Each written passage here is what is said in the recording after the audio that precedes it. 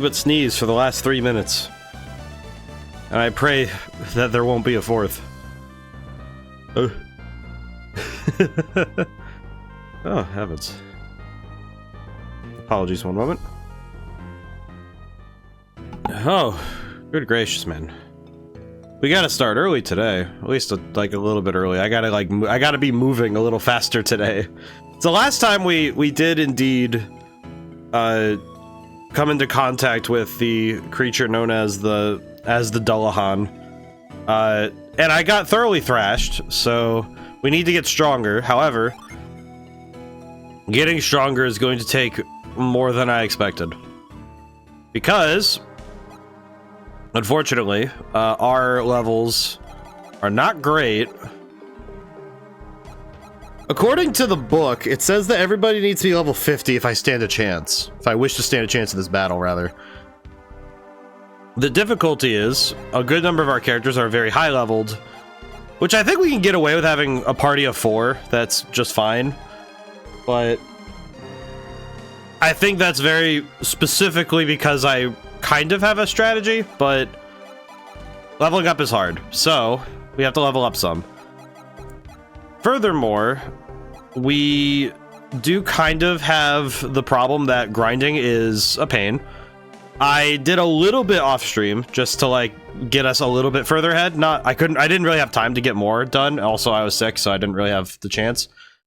The other problem is the best way to level up in this game is by getting a troop of 2 Wonderbirds in the same battle. Now, Wonderbirds are the Phoenix line is already rare to find, which it makes sense. They're kind of like XP farm enemies. That's their goal. But finding 2 of them is even harder. And then finding 2 of them where one doesn't run away on the first turn, practically impossible. Like, it's not that likely that they run away during a battle, apparently, but it's a 1 in 8 chance that their first move is to run. Which technically is the odds of that happening are increased because they get 3 actions a turn.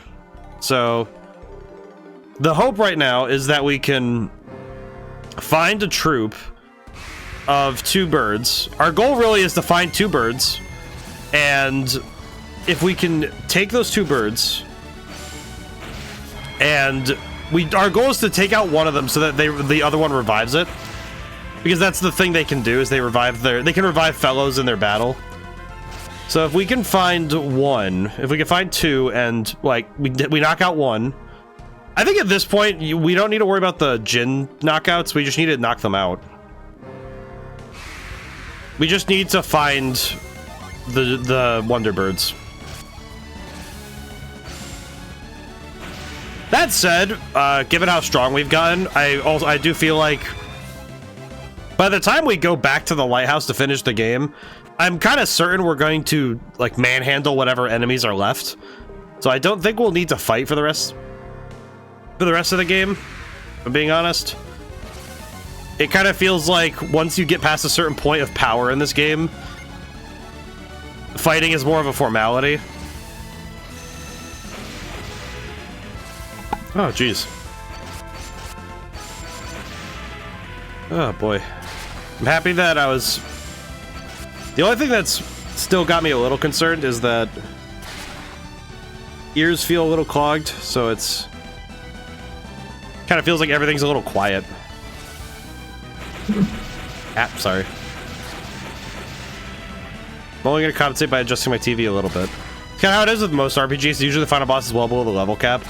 Well, and in this game's case, it's because there's a super boss that requires you to go far beyond it, which I think is very... I think it's a little bit of a mixed bag for RPGs whether or not their end game bosses are going to require more than the... Like, when I say end game, I guess I mean post game stuff. I don't even know if this is post game really, but it's more like the... There's a certain point where you just have to kind of push the game's limits. Also, how's it going today, Luke? Xenoblade's level cap is 99, but you find common foes up to level 98. Super boss max level is 140, final boss 60. Yeah, it's one of those things where I think some games just I think it's just a matter of the. I don't know how to best describe it. It feels like something though that is definitely. It differs between RPGs. Not every RPG does it.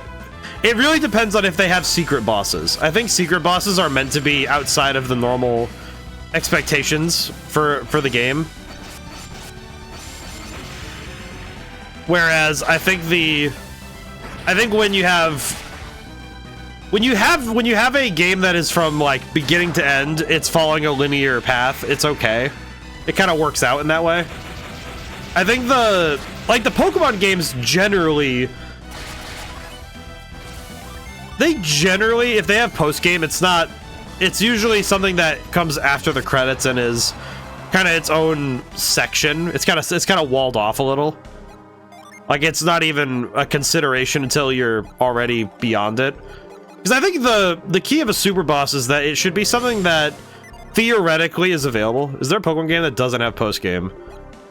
I guess technically the older ones. Technically. I guess it depends, because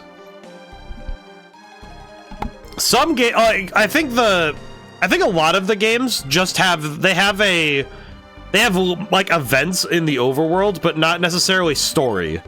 Because I think post game kind of implies like that it itself has like a self-contained story, whereas stuff like Zygarde in like the X and Y games, he's just a dude. He's just a worm in a cave. You don't actually.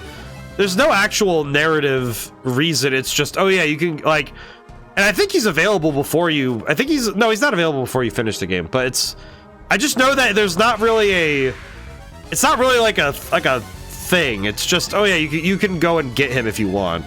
It's not really I don't know, because I feel like post game implies, to me, post game implies either a specific goal or some like contained narratives. I know Gen 4 had the most post-game, because there's stuff with, like, Darkrai and Cresselia, and I think Platinum had the shame, actually had the shame. Oh, it ran away. And that's the other thing with fighting Wonderbirds in this game, is Wonderbirds can run away. They're one of the few enemies that will consistently do so, which is just annoying. Like, they're strong, sure, but it's much more of a pain if they run off. It's like, alright, cool. I guess I don't get to get experience today. Gen 4's post-game story was with Heatran. I don't even remember the Heatran stuff, honestly. I feel like that was one that it was like, oh yeah, you go through these caves and then you get Heatran. I don't even, was Heatran in Diamond and Pearl? Because I know he was in Platinum, but I don't think he was in...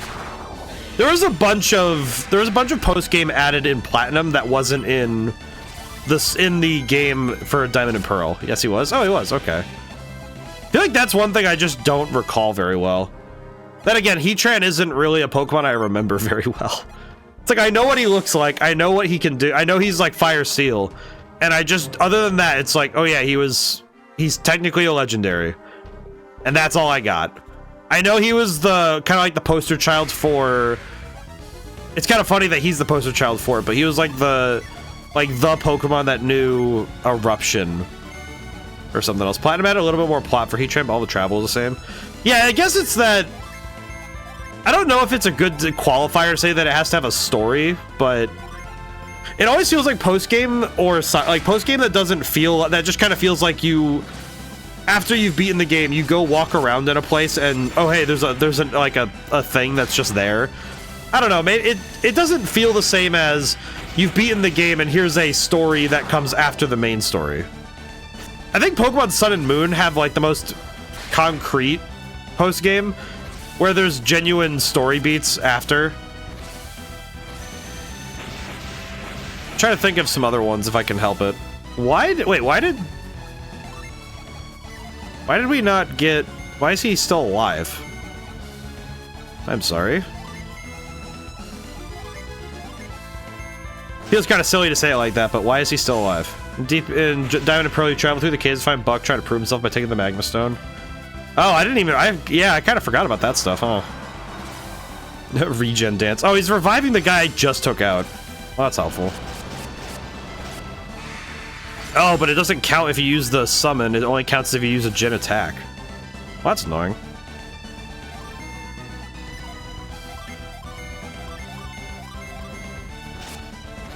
I do not. This place is not great for training. I'm gonna be honest. It's like it's good, but it's not my favorite. I don't think there's any good place for grinding in Golden Sun. I think this is like the place. This is it. This is the best we get. Which isn't bad, but man, I wish we had. I wish Wonderbirds were not annoying. In a platinum buckets outside the caves, and Team Galactic Dregs are after the Magma Stone to get heat train. You try to stop them taking the stone yourself, then whoops, you need to go back and get heat train. Ah, I see. I feel like it's not. So I don't think it's a diss to say that it's odd. That like Pokemon's inconsistent with their post game. But it's like, because in the original Pokemon games, the most you had for a post game was basically the same, but in both cases, but motivation is different. I see. I think because the original game, the post game was just going and fighting, like finishing the Pokedex if you hadn't already, and that's kind of it. Whereas Gen 2, the quote-unquote post game, was going and doing the main game of the first Pokemon. Which is just wild to consider. You know, it's like you're a kid, and it's like, hey, you can go back to the Kanto region again. And that's kind of impressive, but it is a little odd, I think. It's actually something that I saw somebody mention that there hasn't been a case in recent Pokemon games where you just genuinely walk to another region. Because that's what you did in Gen 2, is you kind of took the... Gen 2 also had Red and Mount Silver. Yeah, where it's like... But Red and Mount Silver are a capstone to your story with the Gen 1 region. Which I think feels... It feels very finalized when you go and battle Red. Like, that's a really cool, like, idea. I just remember fighting Red because they have the battle with Red in Pokemon Stadium 2. And that battle is slight amount of agony. Because battling Red, his team is insane, especially in Stadium. Blech. Oh, jeez. Yeah, I think but every RPG has to decide how much they want to put into post-game versus replayability. I think replayability implies that the game, because the game... Hey, Emerald got first. I think when the game implicates that replayability is the more valued option, that usually comes with stuff like New Game Plus or a lot of variety and options, you know, in like branching pathways and all those sorts of things.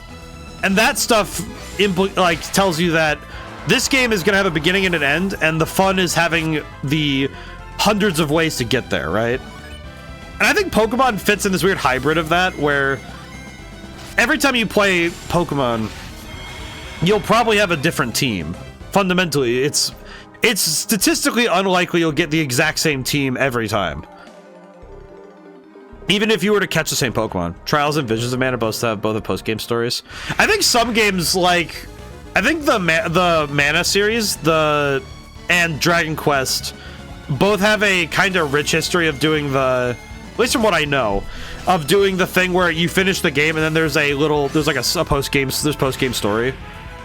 I think I think it really works for some games where the whole point of the game is to enjoy the story, and then, oh yeah, here's your epilogue in a way. I think that works differently than something like... I would say my game falls under the camp of it's better to replay it rather than because it has no post game.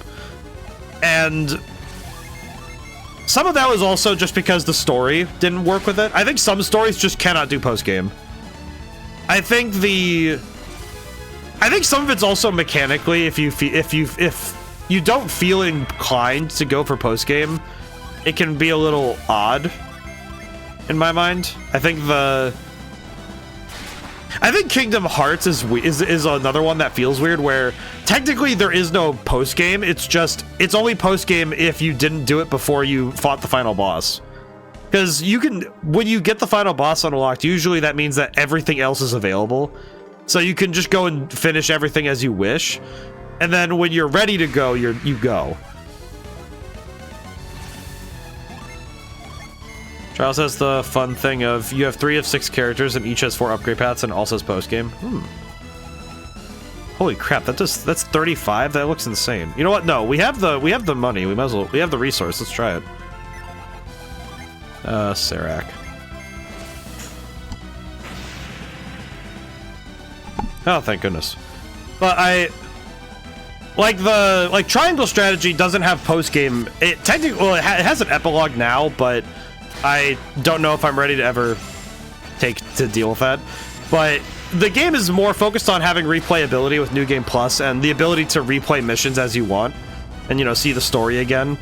And I think that's a better use of it than for that game, personally.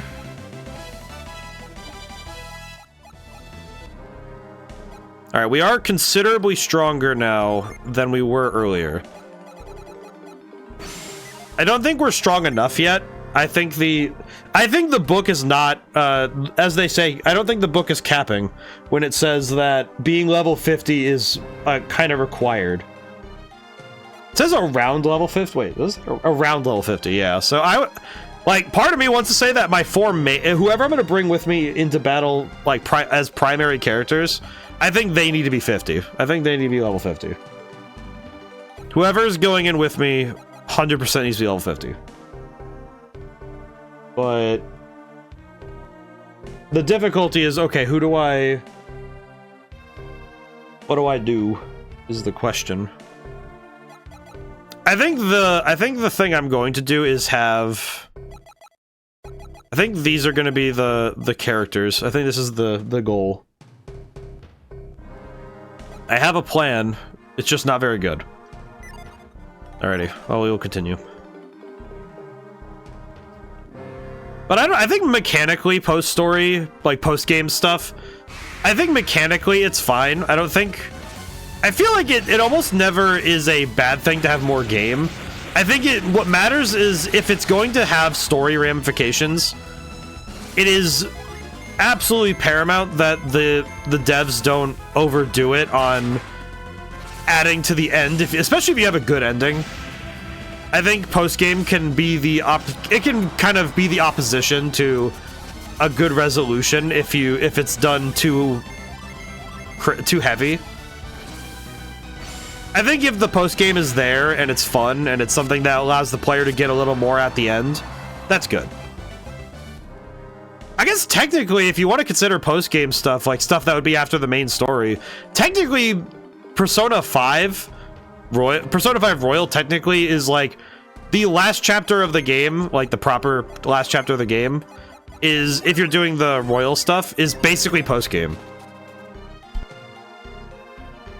Like, it's technically a post-game scenario, but it's meant to be the true capstone ending of the game, which is interesting. It's kind of a curiosity, really, when you look at that stuff. Actually, similarly, Persona 3 Reload, technically, for Persona 3 in general, technically, depending on your ending, kind of depends on what you think, but I think it's interesting when a game gives you a narrative reason for a game extending itself. That's kind of cool. And it's not just RPGs that do it, though, with the post-game stuff. I mean, technically, I think racing games have some of the more curious, like, versions of this idea. At least to me, because I think some of the weirdest versions of post-game exist in racing games, because some of the racing game challenges are crazy. Donkey Kong Country games have post-game. I remember I played Donkey Kong Country 1, and the most I know is that that game has... there's the additional challenge, too, with platformers, where your goal is to try and do better, get better times, get resources, beat the game at a higher speed. I think in some ways the post game is the mastery, the practice. But you have to get absolutely everything in order to get the post game in the older series. Yeah, I did not really 100% Donkey Kong Country. My goal was just to beat King K. Rool. which honestly was enough of a challenge for me, personally. I did pretty good on that end, so I was proud of myself. Retro games, you just need Kong on all the levels. The Retro Studio games, oh, I see. Makes sense. I remember that in a couple of racing games, the thing you needed was just making sure you had certain records. Like certain achievements, as it were. I think my favorite racing game with, like, it didn't have post-game, but it was just 100%, but you could explore the area after the game was done. I liked Crash Tag Team Racing for oh yeah, you have a completed world and now you can go explore it. And I appreciated that. You know, it's one of those things where it's already a nice place to run around in. So then giving you the ability to do so with all the doors open, basically, was kind of nice. Not really, like, the most impressive, but I think on another similarly related category is I like post-game rewards. Like, it doesn't even have to be something in-game, but just something that is a reward for having finished it. Case in point, a lot of licensed video games in the 2000s had like extra modes if you beat the game or like got certain achievements.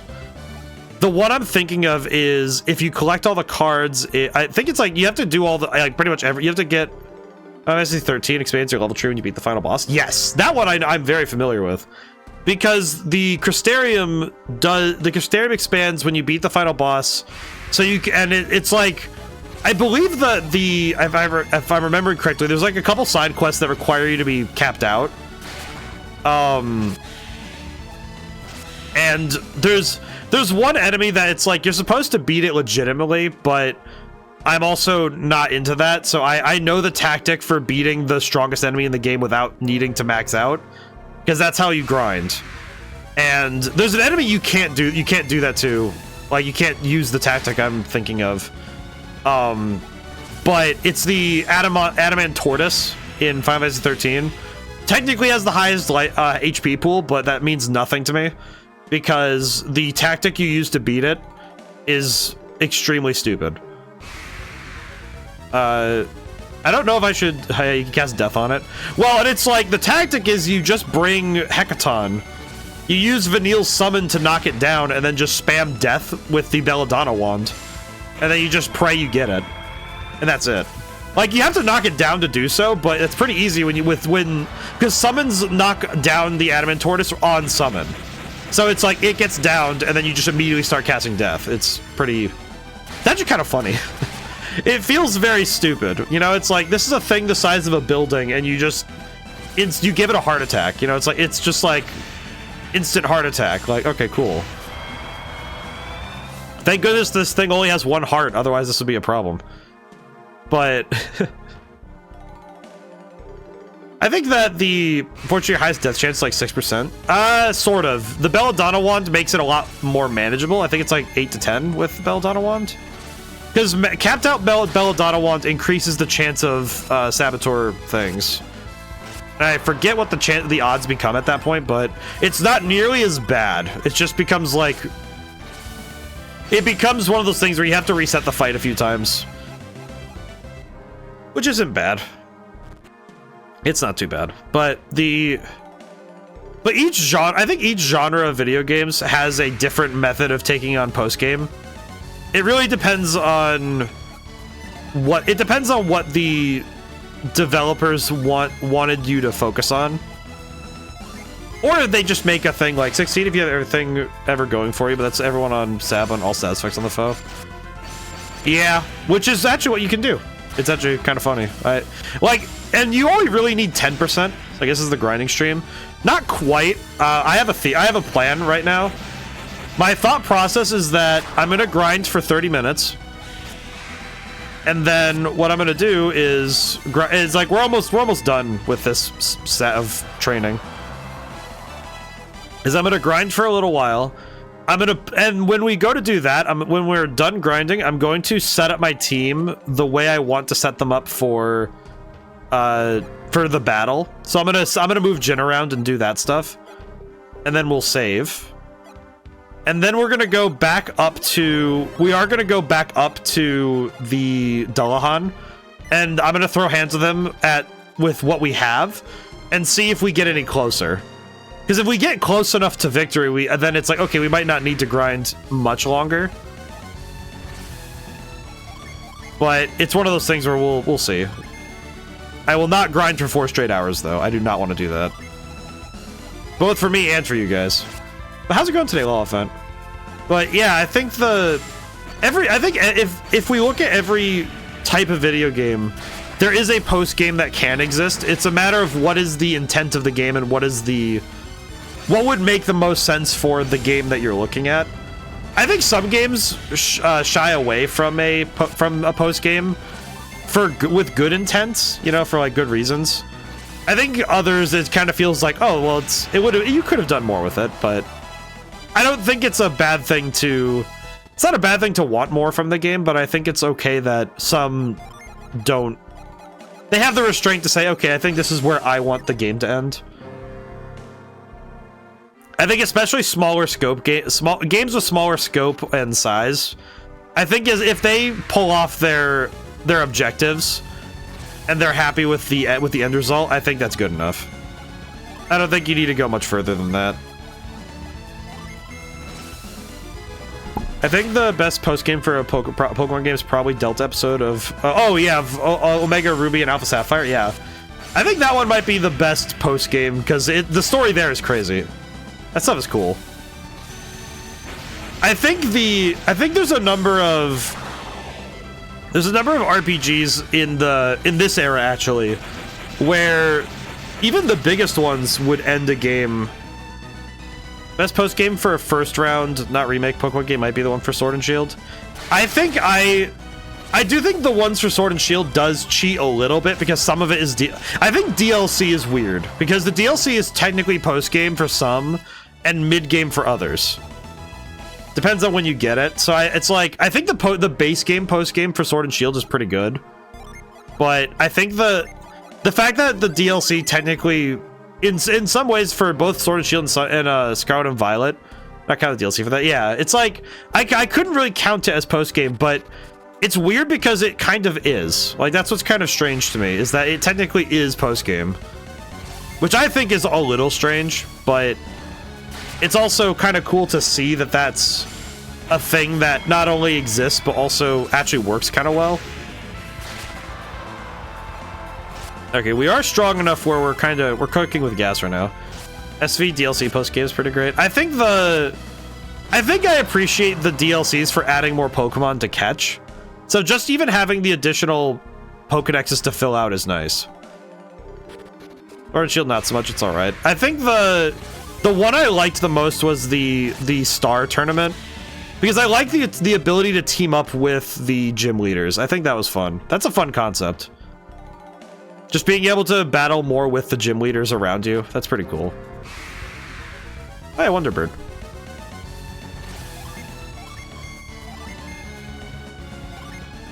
I feel like at this point we have thoroughly had to throw hands with about 1 million birds at this point. And we still have not yet found a second, like a troop of 2 Wonderbirds. I refuse to believe that it's as common as it could be. Like, these guys are hard as heck to find. Oh, God. Oh, boy. I am going in next Tuesday for a CAT scan, so I am going to a place to go get a CAT scan so I can figure out what's going on with my what else is wrong with my head besides the strangeness of my ideas. Oh boy. Alrighty. There's the Black and White 2 World Tournament. I did not actually get to finish Black and White 2. Kind of wish I did, but I never got around. I never got to. Very sad. Let's see. You know what? We're gonna go battle soon anyway. So I can just go ham with the battle. It's fine. It does not matter.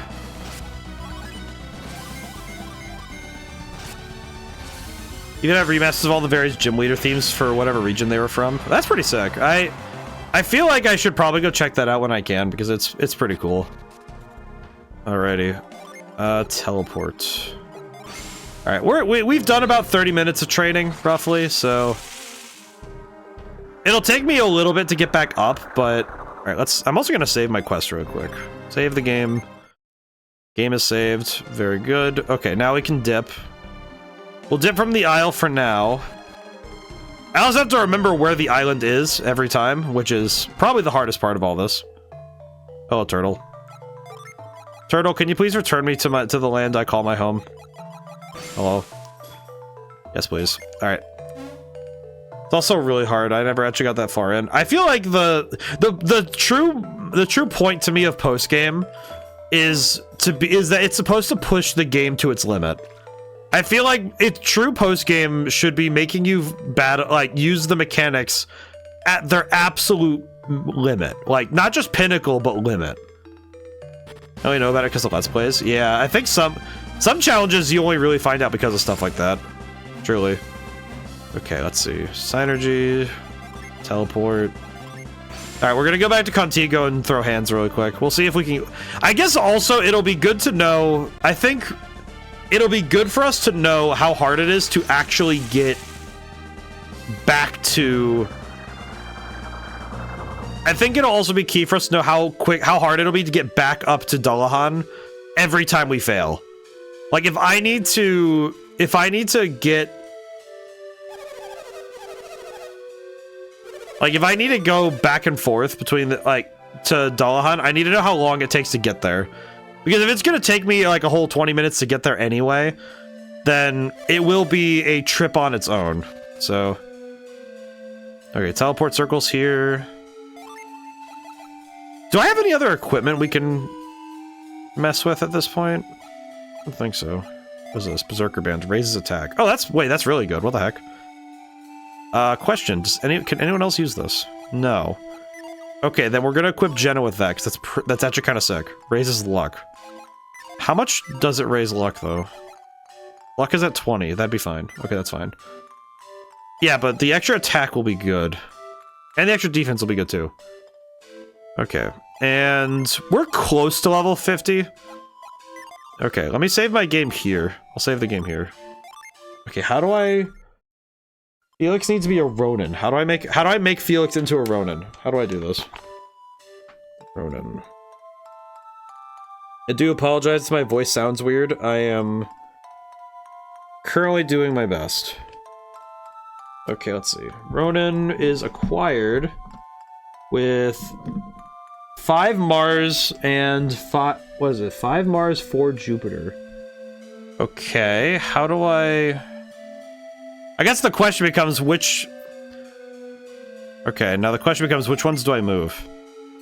So 5 Mars, 4 Jupiter. Okay. Okay.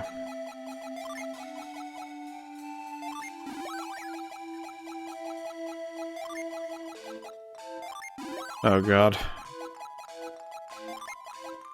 3... It feels so wrong to be swapping like this, but... You know what's bad is my brain just went, which ones are Jupiter? And I have to remember which one, I have to remember what Jupiter is. Oh god, why? Alright, those are Mars. Which one of you is Jupiter? I forget which color. I forgot colors. God dang it. Which color? What are colors? Book, assist me. Fire, earth, water, fire, air. Okay, no, air is Jupiter. Got it. I forget. Why does my brain just do that? It's like... You know what I should do, though? I should probably check to make sure I have the right ones I want. You know, let me look really quick. Is there any other one I want? No, this is fine. Okay. Okay, Jupiter. Now the question becomes, which ones do I want to take with me? Seal foe, synergy, paralyze a foe. Let's see. Grim Reaper. I think I'll take a, let's see, Aroma or... Higher attack would be better, so Wheeze would probably be better. Probably better. Let's see. I actually do need to think about a lot of this. This is gonna be one of those things where I have to just think critically about everything.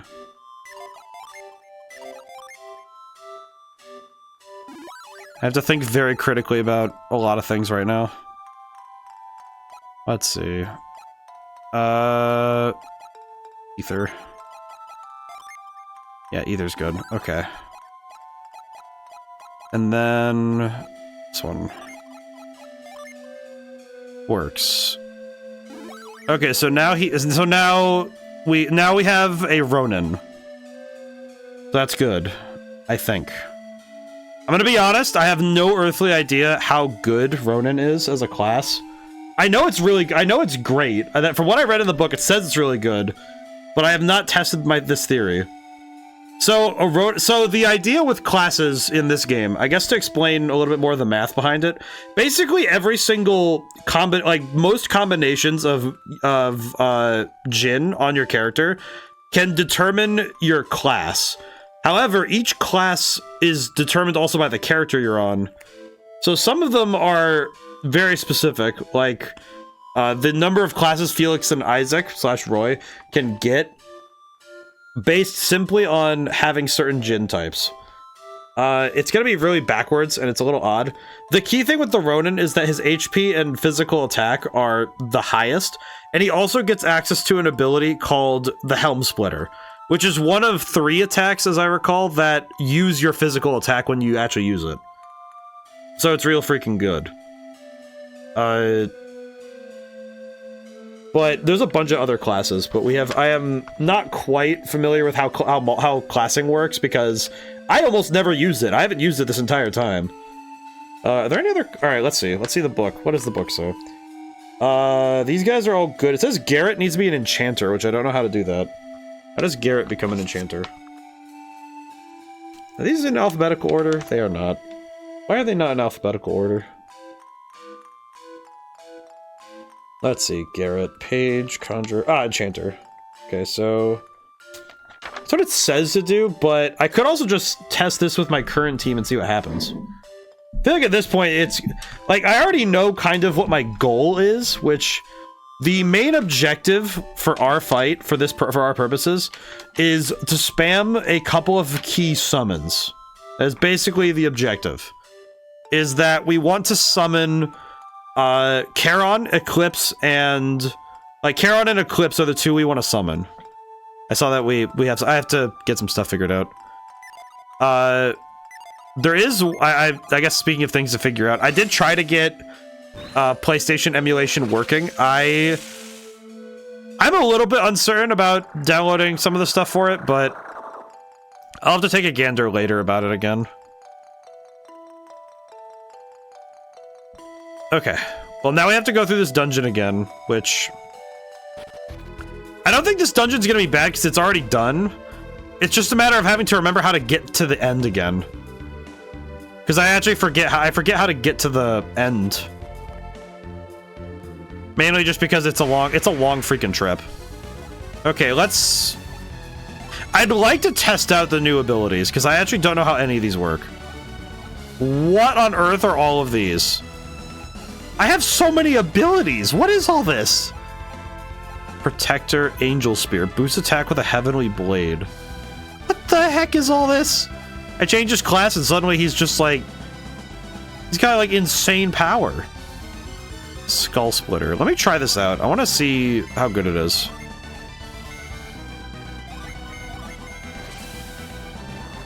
We are stronger too, so this should be good. Okay, this guy shouldn't be too bad. Okay, Skull Splitter was not that bad. Was not great, but it seems like it did okay. Quick Strike. Rockfall. It feels weird having abilities of different classes. That is very odd, I'll be honest. It definitely feels weird to have multiple class types in the same character. I do not understand. Ay. We'll fight some of the enemies on the way up because if we can get a little bit stronger on the way, that'll be worth it.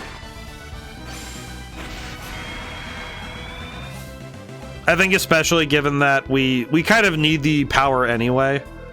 I don't know where I'm going. God dang it. I do know where the end goal is. I just need to remember how to get there.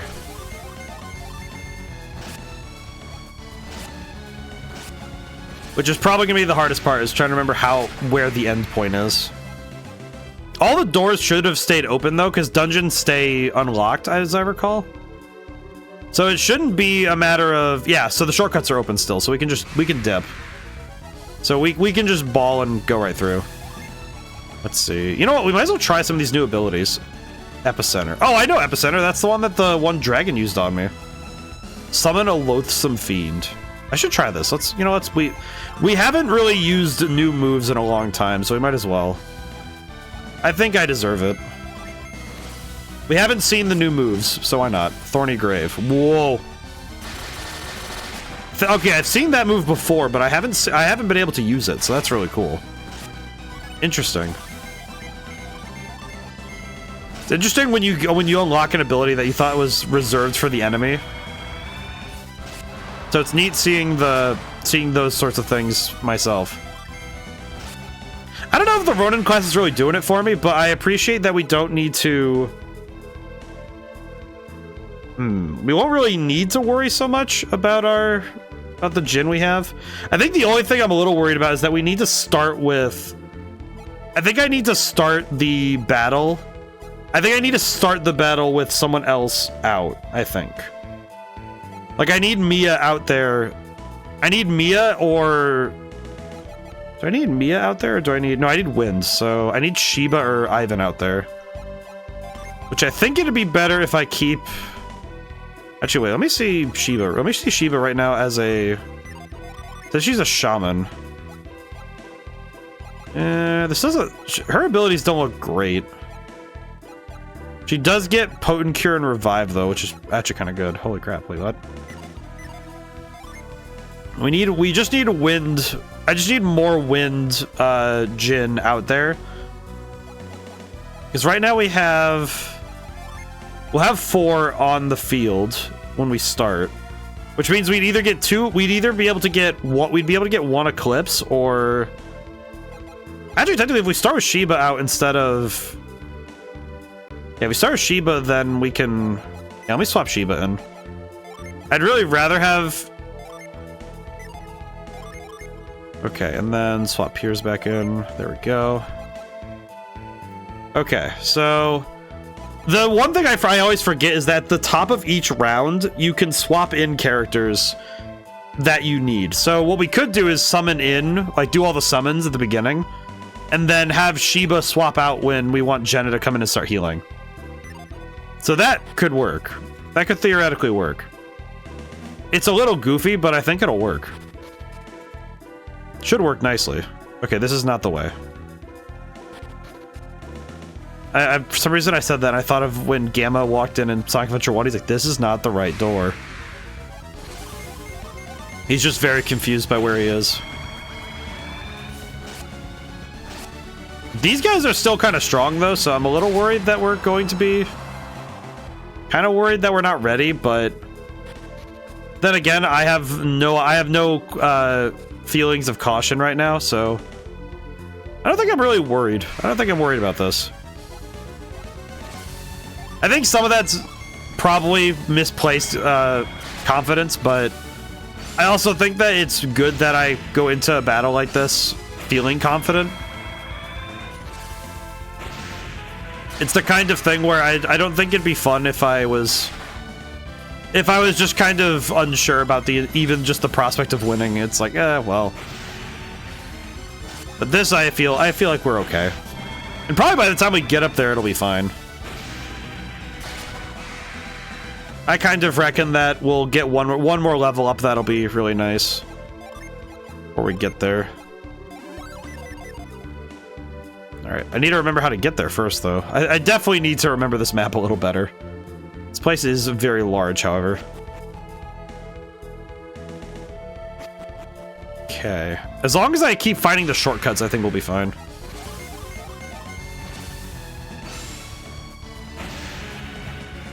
Okay, I really am appreciating that currently our boy Roy here is very fast. Let's see. Okay, yeah, that's the shortcut. I will say, the ability to turn into sand is still a weird one for me. I don't know. It feels like the most bizarre version of the exploration synergy we get here. Ow. I'm gonna drink some water.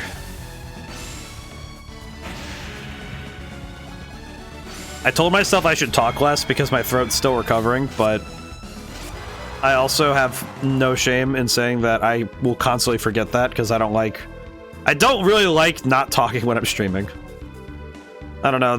It's like I probably should I should be more mindful about my body with that stuff, but it's like, yeah, I'm fine. Okay, now is it this way or is it the other way? I think it is this way. I forgot. It is not this way. Okay, got it. That is fine. Honestly, I feel like at this point, me being a little lost is fine. I mean, if I have to be back here again, it'll be a different story, but... Because I will have to, if I have to run back through here again, that'll suck, but... Okay, that's good, though. Alright, so now we're above level 45.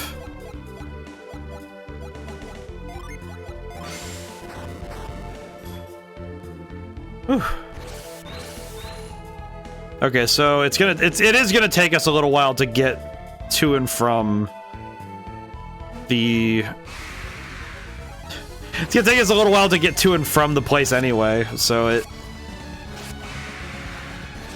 Probably well enough, though, that we are doing the... That we're battling everything we run into. I feel like this place would absolutely be... In a way, I feel like this place will be a lot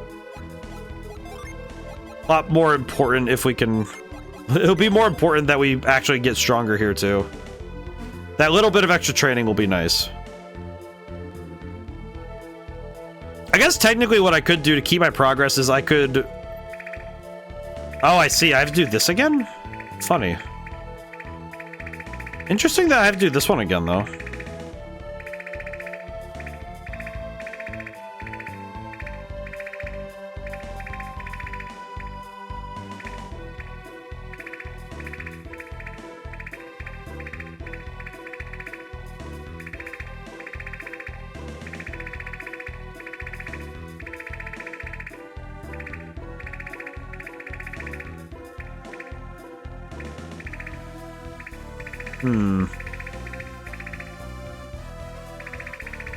Oh, it's for gore.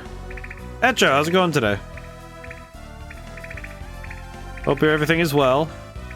Let's see, how do I do this? Ha, there we go. Alright, I remembered. Thank you for the hydrate.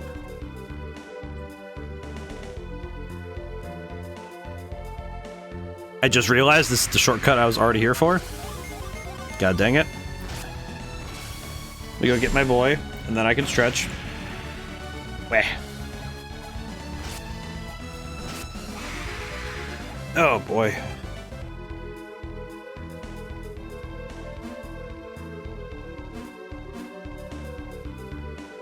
Okay, what was I... What am I doing here, man? Probably should have checked the map. Hope things are well today. I know this week has definitely been... I will say for everybody, this week has been tumultuous, but so I hope that this place can be a place of rest. I think this week has been quite a lot. This week has been quite exciting for many reasons. Also, where am I? This way. Is this the way I'm supposed to go? I do not know where I am anymore. God dang it. All right, let me look at the map. Let's see. Where am I? That's the question.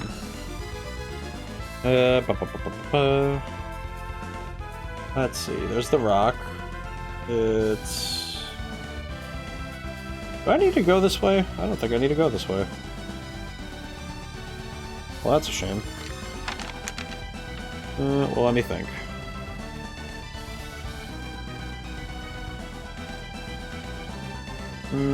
Yeah, okay, no, it is this way. Okay, good. We're going the right way, that's fine. Okay, good. Whew. Yeah, this is the right... So this way is the right way. And then we gotta go... I think this is a shortcut for sand? No, it's just... Okay, we have to just go the other way. That's right. I forgot. Oh, so I just have to do these again. Understood. Which sucks, because I don't actually remember how to do them. I just know that I got them right once. Which is a... Not the best thing to have to say to yourself. It's like, yeah, I figured it out one time, so... It works out. Truly. Let's see. Oh, I see. That's right. I forgot. I do always forget. Okay. Okay, then there we go. I swear these challenges are a lot more impressive to me when I watch them. When I'm sitting there looking at the mechanics of it, it is really cool. A little tough to understand, but I like it. Okay, let's see. Magma Storm. I think I actually would like to see that. Let's see what that does.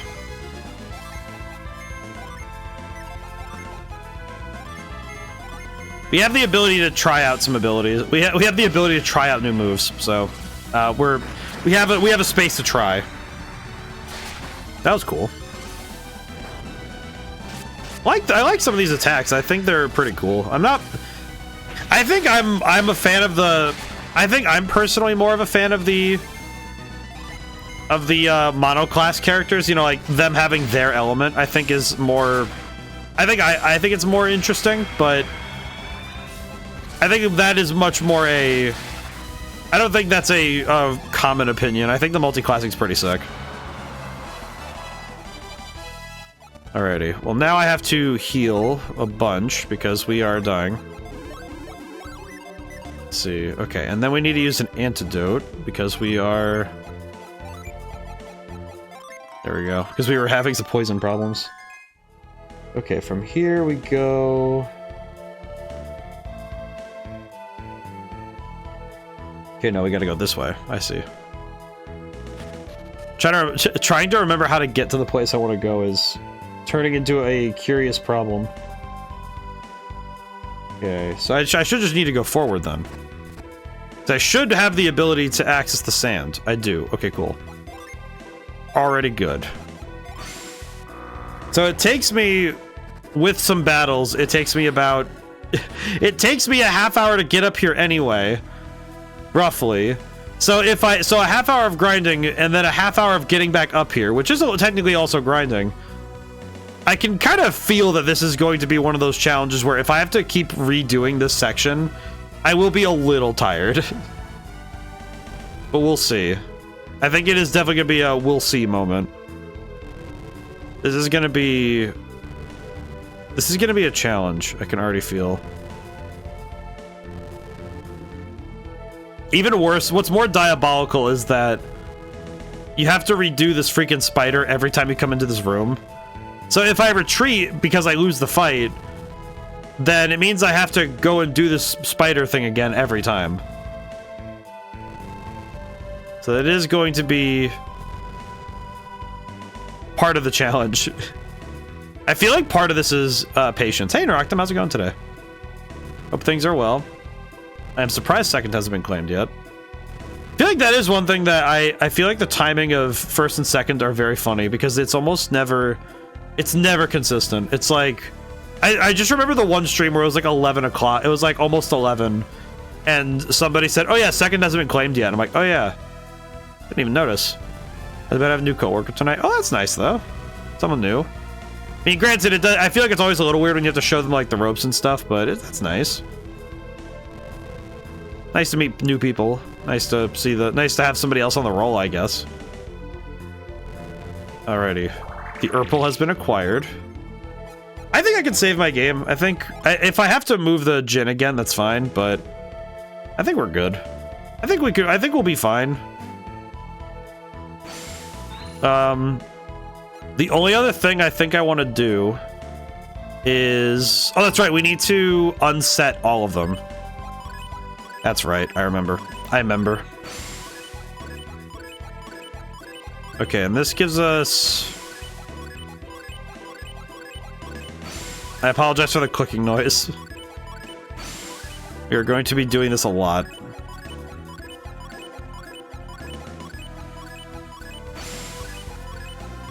Okay. Whew. Okay.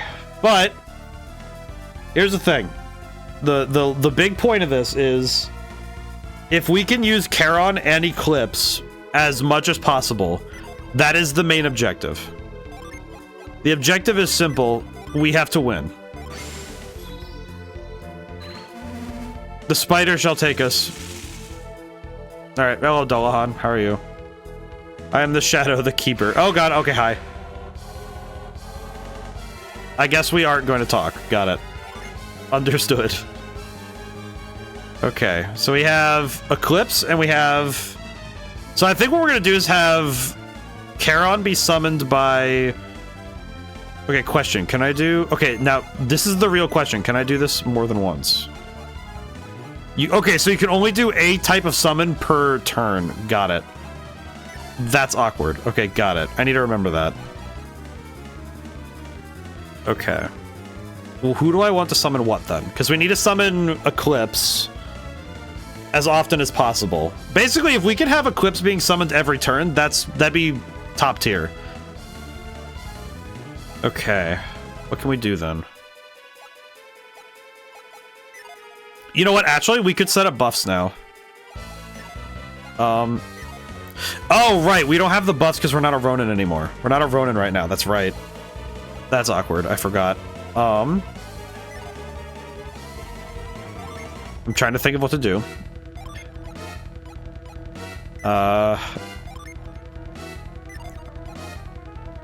Okay. Thinking critically. I think what I want to do is just like send a Ragnarok, even though it's not going to do a whole lot. Summon Charon. Summon... where is it? I do not remember where it is. Eclipse. There it is. Okay. And then... abilities. Diamond Dust, I guess. Or no, I could just attack. Alright, let's see if this works. We just need to mag dump summons until we win. That's the goal. I don't know if it's gonna work, but we'll try it. At the very least, I know that 1900 damage is roughly about, like, roughly is about a tenth of his HP. If I'm not mistaken. So 19. Well, no, it'd be like a fifth, roughly. It's like, it says 10,000 plus, but I don't really know what that means. So if I presume it's like 11 to 12,000, it'd be like a sixth. So that's not bad. Yeah, 2,700. So he's taken roughly about like a third. Okay, Piers is dead. That sucks. Okay. That sucks. What I can do, however, is... Can I pick him back up? I cannot pick him up right now. Okay, I see. That sucks. Summon. We can summon Eclipse again, however. We'll have... Okay. This is gonna be bad. I can already tell that this is going to be one of those fights where I'm just thinking this is gonna be a bad time. We'll pick up Piers with Felix. Let's see, summon... I think at this point... Alright, how much does it cost? We need to get... Let's see, I think Charon is probably our best damage, but we don't need it. But we do need to free up our Jin, because we have... We need to free up more of the Earth Djinn so we can actually get them back. So we can get more on standby. Because we need... To get Charon, we need 8 and 2. I think I'll do Daedalus because Daedalus can... Daedalus does have an attack that goes off later, so we'll do that.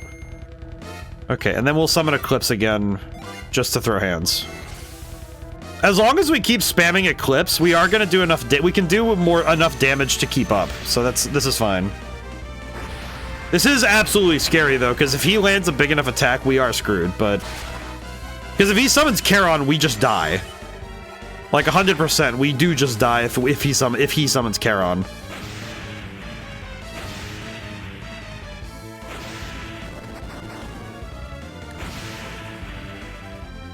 But at the same time, if we can keep landing big attacks, we're fine.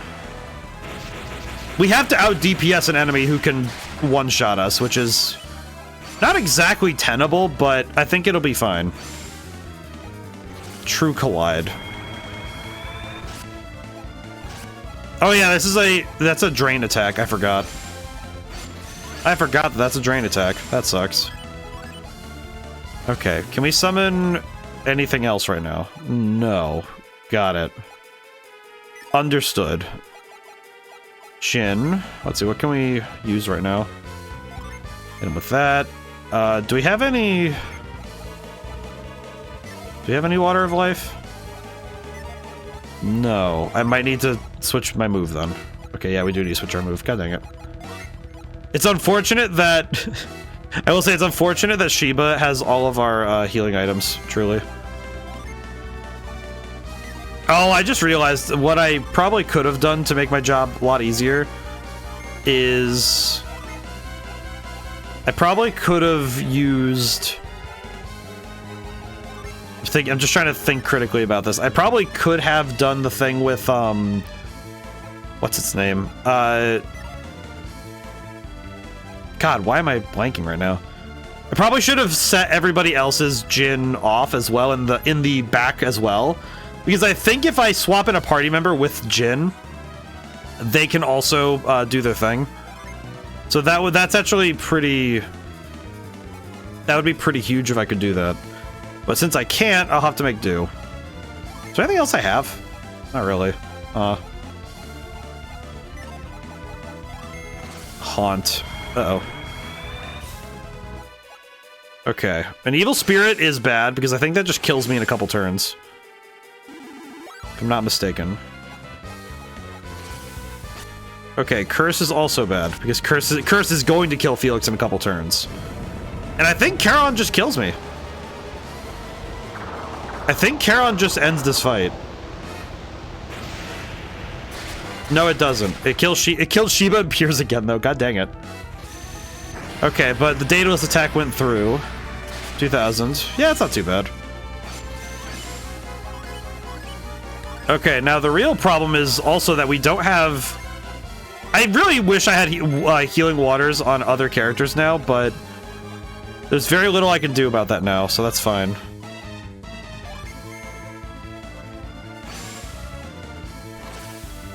Okay, that's fine. I would have been fine either way. Wow, 132 damage really doesn't feel like a lot, does it? Ow. Okay, my boy went down in a heartbeat. My god. Astral Blast. Oh, that's right, because we have multiple abilities now. I do not believe I'm going to be able to get a curse to land on him, so I'm not even going to worry about that. Okay, we do need to pick up more of our team members, though, unfortunately. Unfortunately, we have to pick up everybody. Because we need everybody back up and ready. True Collide is going to hurt a lot. Ow. Formina Sage just... Yep, okay, he's dead again. What was the point? Okay. Secondary question. What can I do? How much more do I... Okay, how much more do I need to get either Eclipse... Okay, we need one more wind for Eclipse. Got it. Good lord. Okay, we need to do a lot of things. Let's see. Poison. Let's see. Waft. I probably could use breath on. Well, I need this. I need this. But I also don't want to die. Yeah, you know what we'll do? We need that. Yeah, this is gonna be one of the. This is one of those things where I just am like, what do I do, man? How do I deal with this in a way that is actually going to work? But I think more specifically, how do I fight at this level in a way that makes sense? Question, did Shiba heal herself, or am I going crazy? Okay, we have Eclipse again, so that's good. How do I do this? This is such a weird fight. We kind of also stalled out a little because we didn't really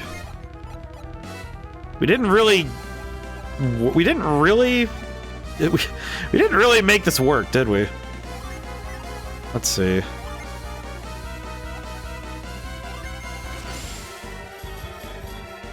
Okay. I hope that works as intended. God, no. Ow. Okay. That sucks a lot. Jin Storm. All of Piers' Jin are drained. Question, does that include all the ones that he... Question about that. Can I still summon... Okay, oh wait, no, all the water one are drained. All the water he had was drained, so now we can't use any of them. God dang it.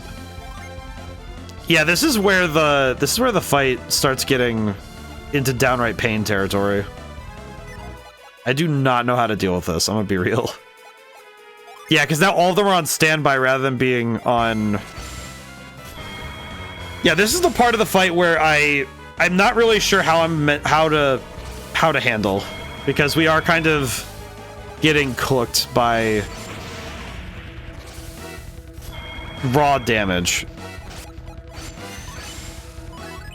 Okay, yeah, this is the end. Okay, understood. Okay. Well, I have a save point, so I'm gonna reset the game. I'm gonna reset the game because we have a save point. I'm gonna load back because I don't think that I'm taking that as a loss, but I'm gonna be honest, I don't really like the Ronin. I don't really like doing the Ronin thing. The most it did for me was give me some options for summons, which was it. But even then, the Eclipse is the only one I wanted. So it wouldn't really matter if because all it needs is water and wind. So all I really need is characters with water and wind Jin out here.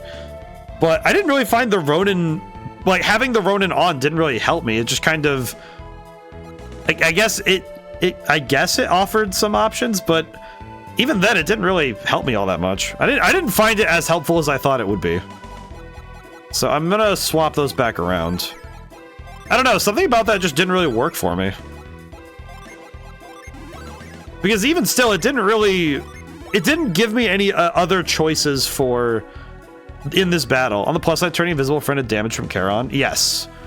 The only problem is only one character can do that, which she can do that anyway. That's like a thing she could. She has haze, which is good, but I don't know, that one.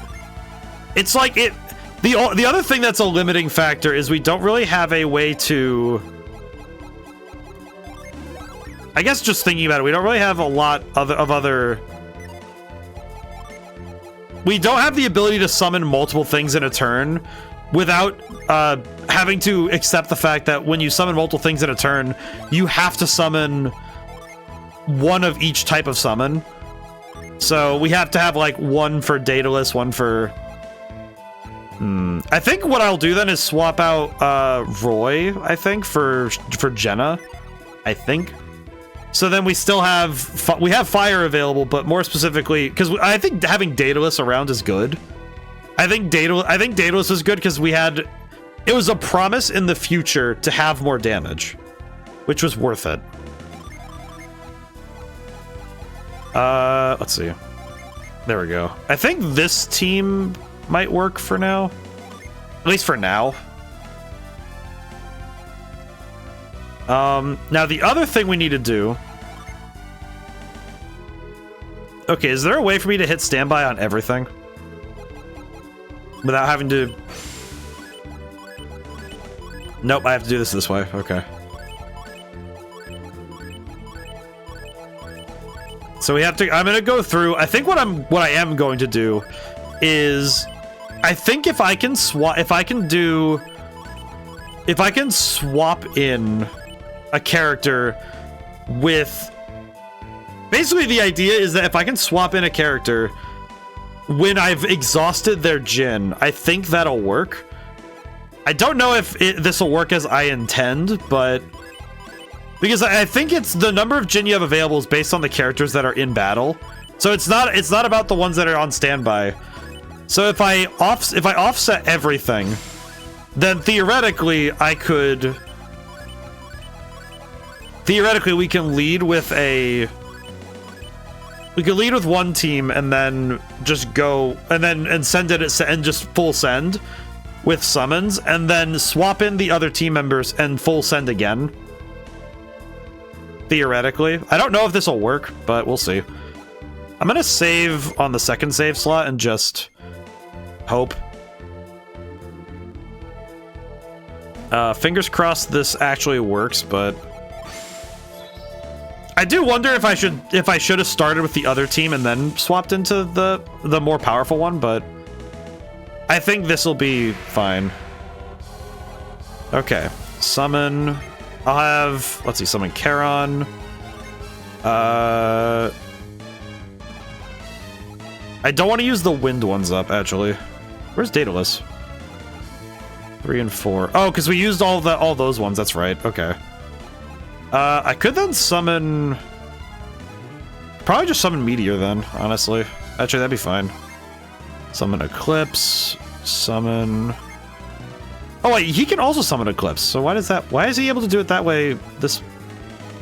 Question, can we summon Eclipse 3 times? Oh my god, I can summon Eclipse 3 times. Why didn't you let me do that earlier? That's weird. Okay, let me... Alright, so I can... Oh wait, no, I can only summon it twice. Okay. So do Meteor... So I can do Meteor and 2 Eclipses and that'll be fine. Yeah, there we go. That's pretty good. Okay, let's see if this... Let's see how much damage this does. Because we might be able to do enough damage where this actually turns the fight in our favor. Alright, 1900 damage isn't bad. Okay, never mind. We are probably... Okay, that's not good. Felix is... Everybody... Okay, 2 out of 4 went down. Got it. Understood. We got the other Eclipse, which gives us 1400. So a total of 3500 damage. And he drained all of our Djinn. You know, I'm gonna be real. I feel like this is gonna be one of those fights where I end up... I don't know if I'm gonna actually do this one. I don't know. Like, it feels bad to say it like that, but I do not like this fight. I am not particularly fond of this battle. And I think in some ways it's mainly... It feels... It doesn't have the... In my mind, it doesn't have the rules that... Ironically, the thing I'm thinking of is that at least with Elizabeth, there were rules. Like, I wasn't doing well, but at least she had rules to follow. And like, her toughness came from making sure you didn't break the rules, and you fought well. And that was fine. I think that worked out okay. But this is just, like, full send malarkey. You know, just... Oh, like, too much.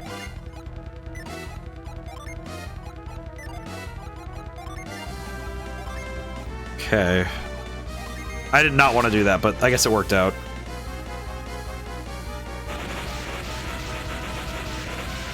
Yeah, it's like, I feel like we could definitely get stronger at this point, but it just sucks because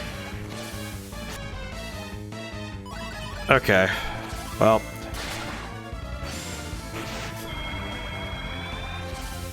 I think it sucks more because we've... Okay, well... Let's see if the second time we do this works. Meteor... Let's see if the second time works, shall we? Maybe if we summon... Maybe if we do this. Reminds me of Final Fantasy IX's Ozma. Or... Is it 9? Yeah, it's 9. Well, let's see if having the second team works. Maybe this will be enough. Element swap. Charon, the round guy. I have still yet to play like all of the other Final Fantasies. I plan on fixing that soon enough, but because I figure once I run out of big Atlas games as my like yearly thing to do. Is it the friendly monsters call them? I see. It's pretty good though. It's a good nickname. You know, unironically, this team was this particular turn was very good for us because we actually got to land the summons. Because all of these summons landed, so that works. That worked out for us. That was good.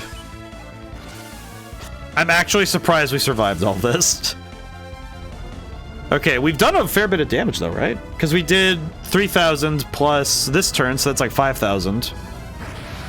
Or 4 to 5. I'd say 4,000, but like, yeah. Okay. Oh, and if I survive another turn, then the Daedalus will hit. Oh, I see, I see. I see the wisdom in this. There is a very slim chance. There's a chance, but it's very freaking slim. You know what? God forbid it actually works, you know? Like, if it works out, we win. If we can make this happen, we do win. You know what? Shine Plasm, sure. If this works out, we have it. But it's... I don't know how likely it is, to be honest with you guys. I'm very scared that this is going to be a very rapid fire... Yeah, this is rapid fire GG. Oh no. Yeah, that's bad. Uh-oh. Alright, how many of us died? Okay, Ivan and me are dead. Understood. Ragnarok did 100 damage. Thank you. Thank you, Ragnarok. Alright, break. Yep. Summon Meteor again. You know, if this works, I'm gonna be pissed. I'm gonna be very angry if I survive this. If this fight is a victory, I'm gonna be very upset. Okay. Oh, is the Daedalus thing not... Does the Daedalus thing not happen because Felix died? I see. Well, that sucks. Or was that last battle? You know what? At this point, might have been last battle. Well. We are in a bit of a pickle now, aren't we? Do we have any... We don't have... Because we don't have the ability to... Hermes water. We don't have the ability to actually revive anybody at this point. Right? Like... Oh yeah, because he's sealed anyway, so it doesn't matter. Oops.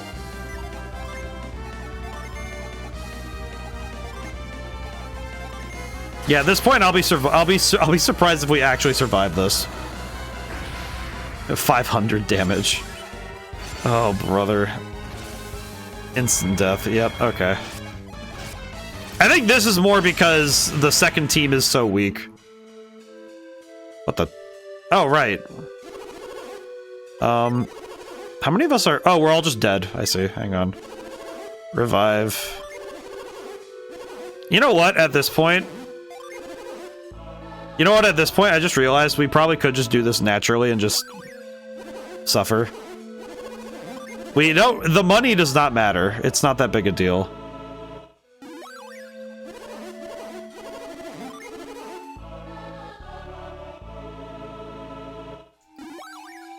Yeah, we kind of got roasted, so unfortunately, we are still not ready to beat Dullahan.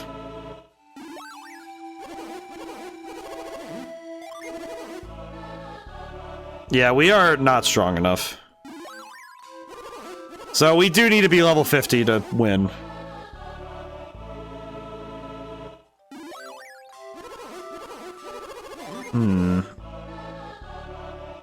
I'm just trying to think of what else. I think strategically strategically I was also I don't think I was at my best either.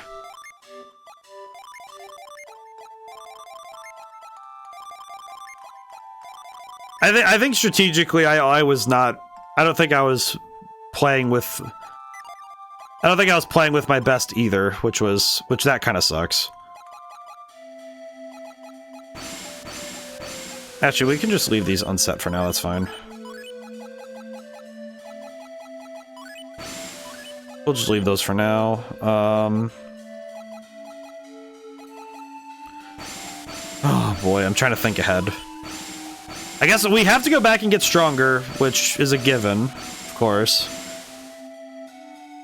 I guess the thing that's a bit frustrating is that he's not really...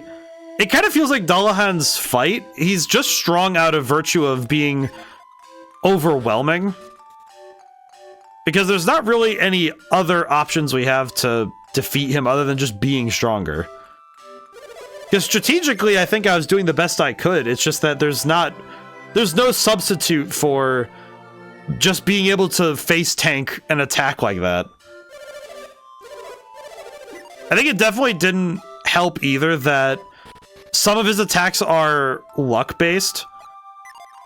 And if we just get landed, like the wrong thing landed on us, we're just kind of out of luck.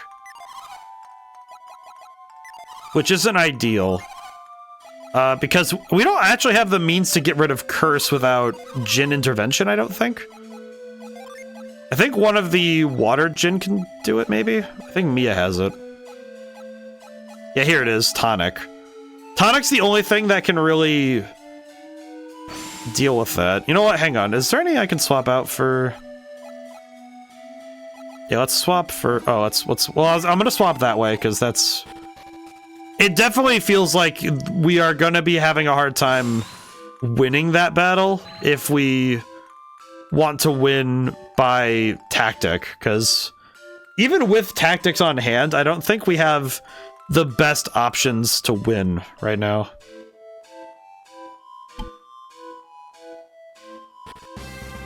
Okay, so I need to go back and get stronger again.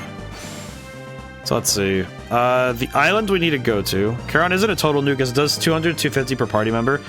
It isn't a total nuke, but the problem is that the thing that happens is that if he does it, whenever he does it, if a party member is within the threshold of dying to it, then it kills them instantly. In some party members' cases, it seems like it did more, which I was a little confused by. Thank you for the hydration Shishnama. Oh boy. You keep our boy on screen. He can stay for the training session too. Oh, let's see. You know what? I don't wear my voice of cards one very often. It comes with its own background. Alrighty. Alright, let's go back to the island. Which I always forget the angle I have to take to get there. There we go. We need to go to the turtle once more. I hope everything's well today, Namaha. Oh boy, here we go. What level are you? I am. Let's see. Let's look at levels. Felix is 48.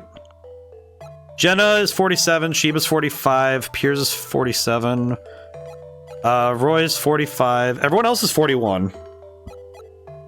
The toughest thing I think is that should the first wave fail, the second one, it's like if these guys go down, like should they go down, these guys will go down.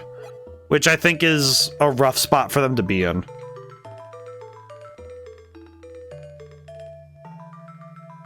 The main thing is that the book does not say how much HP he actually has. It just says 10,000 plus. So it could be anything of like 12,000 to like 30. You know, it's just above 10,000. So I'm guessing somewhere around like... I don't actually know how close we got that fight in terms of damage. He heals 200 a turn, which isn't... In the grand scheme of damage, that's not bad, because we were doing about... With summon rushing, we did about 5,000. So if he healed... So healing 200 wasn't really that big a deal, but... I do think I'm going to avoid... It's like the Ronin class's big pull during this fight was specifically being able to have more chances to use Eclipse early, but that's okay. Go to the special spot. At least the turtle's friendly. But the difficulty is that when Charon uses... When Dullahan uses Charon, the problem is that he usually follows it up with either another attack or he follows it up by removing buffs, which is a bit awkward. What is the highest number in the current bit range if his HP is over 10k? Well, this is the Game Boy, so the number in the bit range for this one would be... I used the wrong thing. Because Game Boy Advance, I believe, had 6 digits. I believe 6 digits was their cap. But... But the book says 10,000, so I'm going to take him at face value and say that his health is... It says 10,000 plus, so I'm going to... If taken at face value, my brain says that this is probably... I'd like to say that it's probably something like... I don't know, like, I'd like to say 12, I'd say 13,000. 13 to 14,000, just because I think anything with the number 4 would make a lot of sense, but 13 makes sense because it's a unlucky number for most people. So that would be my theory, but it's very flimsy. It's just kind of... You know what sucks more about this? Question. Hang on. Let me look at something really quick. How many do you have? No, you... Oh, wait, no, you do. You have 1. Okay, I see. Okay. I have Odyssey. Okay, good. Okay. I see what we can do. We have to only take down 1. Do not run away. Okay. We just need to hope that the one that we don't knock out, it doesn't run away. Okay, that's good. That's really good for us, because that means we don't have to worry so much. Okay, well that does suck, however. That does suck, but we do need to pass the turn anyway, but I did actually look up his HP. I think if we lose again, that would be, to me, reason to check that out. Maybe not the 65k I was thinking of. Yeah, no, I don't think he's like... I don't think he has, like, insane HP. I think it's much more a... Like, it's closer to the number that I have in my head than anything else, personally. Okay, recover. You know what? Actually, we probably want to... We need it to do regen dance, and that's the only thing I can hope for. I think if I wait, though, it'll be fine. I could blind him really quick. Might work.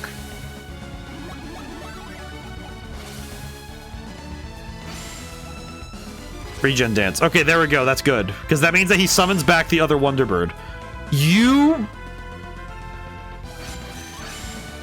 Oh, brother, you've got to be kidding me. You know what? No. Can I just not? Yeah, you know what? No. I don't want... You know what? No. No. I need to think critically about that. That just hurts. You know what? Yeah. You know what? Yeah. I hate doing this, but I get 1. Go back. Go back a step.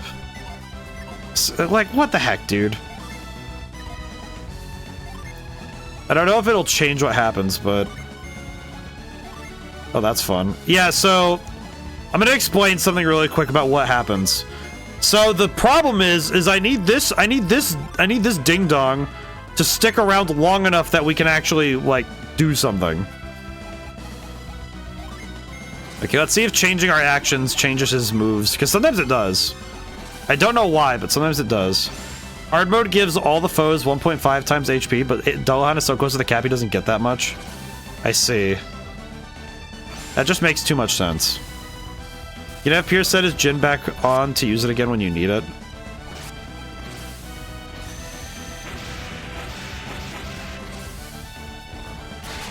Ow. Okay, when you say to set his Jin... Hang on, I need to check really quick. Okay, let's see.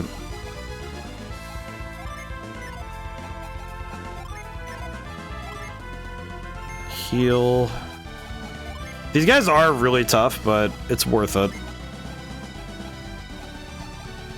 I could calm this one. Okay, do we have the one that can attack? Not yet. Okay, I see. Okay, this should be good. I think.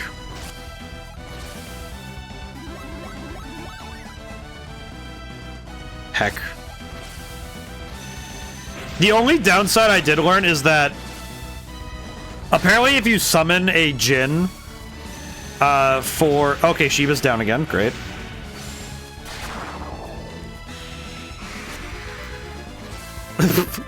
Okay, that one is kind of weird. Dude just immediately said, "All right, let's do it." You can set it by selecting it in that menu. Okay, hang on. Let me see. When I come back, let me see what you mean. Okay, when I go back to that menu, let me see what you mean. Okay. Oh wait, no. I need to revive.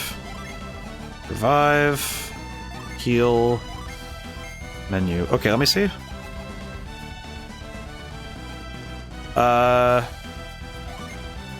Okay, I see. Okay, good. Understood.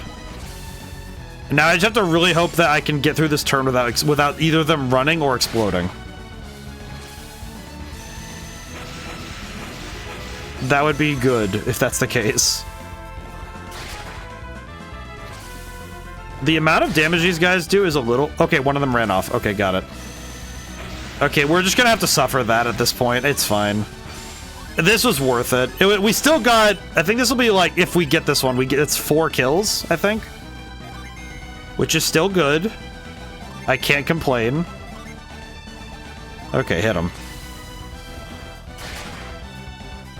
Okay, never mind. Okay, 22,000 experience. Was it worth it? Now that I think about it, no, because Shiba got nothing because she was down. That was not really worth it, I'm gonna be honest. Unfortunately, these guys are just not worth it to me. That was not worth the work. Part of that is the strength of them. They are like they are Wonder Birds, but they are insanely tough to deal with. Okay. Well, we did get some leveling up, so that's fine. We can take it.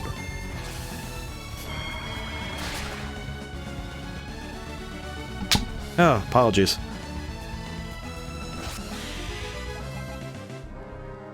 Okay. Yeah, this is gonna be something that's interesting because I'm not really sure how. I'm not sure how well we'll be able to work with leveling up here. Like, more specifically, I'm not sure what the best practices are for leveling up in general in this game. It seems like this place is the best one because the Wonder Birds exist in the first place. But that's kind of it. Like, there's not really anything else here that's a big incentive. The Wonder Birds are kind of the thing you hunt for here. Because they give you such a astronomically stupid amount of experience points anyway. Because they give you 9,000 per knockout, which is frankly a bit silly because it feels like such a large number compared to the 300 you get from other enemies. So I'm not sure what the deal is there precisely, but It does work. It's decent leveling, but that is a heck of a lot of work for... It's a lot of work for what is essentially a kind of like relatively small reward, all things considered. Tougher still because the backline characters get half XP. So they still get experience from fights, but it's less, which does suck a little bit. Because that means that I have to train way more for less result on their end.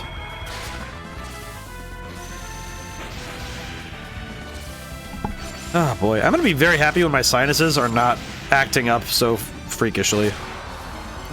Like when my face stops revolting against the rest of my body, I'll be very happy. We are past the hour mark. I hope everyone's week is going well so far. I know that there's a lot of tumult right now. There's a lot of things going on. I think the end of the first month is also just a time for some good self-reflection, you know, figuring out if things are working, see what resolutions are sticking. Kind of difficult, I think, to make big sweeping changes. I think it's always good to make your steps one at a time. My birthday's tomorrow. Hey, happy birthday. Happy early birthday. And I get to say it tomorrow, too. I get to celebrate your birthday tomorrow, too. This is most excellent. It's like, I feel like it's great when it's great when a birthday rolls around, because I'm just like, oh yeah, I just get to get excited. I think birthdays are supposed to be our days for joy. I think it's like, I always feel bad for people when they don't get to or don't really celebrate birthdays, because it's like, well, it makes an occasion, you know? It's like, it's an occasion, it marks an occasion, it's a special day to celebrate. And I think having reasons to celebrate in every day is a good thing, but the fact that some days do that work for us is excellent, right? Like, oh, cool. I get to celebrate. It's like, oh, what are we celebrating today? It's like, we have a birthday. It's like, birthdays are immediately exciting. Like, then again, I was also that kid where every time somebody was like having a birthday at school, I was always like super excited for them. Because it meant like, okay, cool, we get to, you know, we get to hang out, we get to talk. Everybody gets to be cool and happy.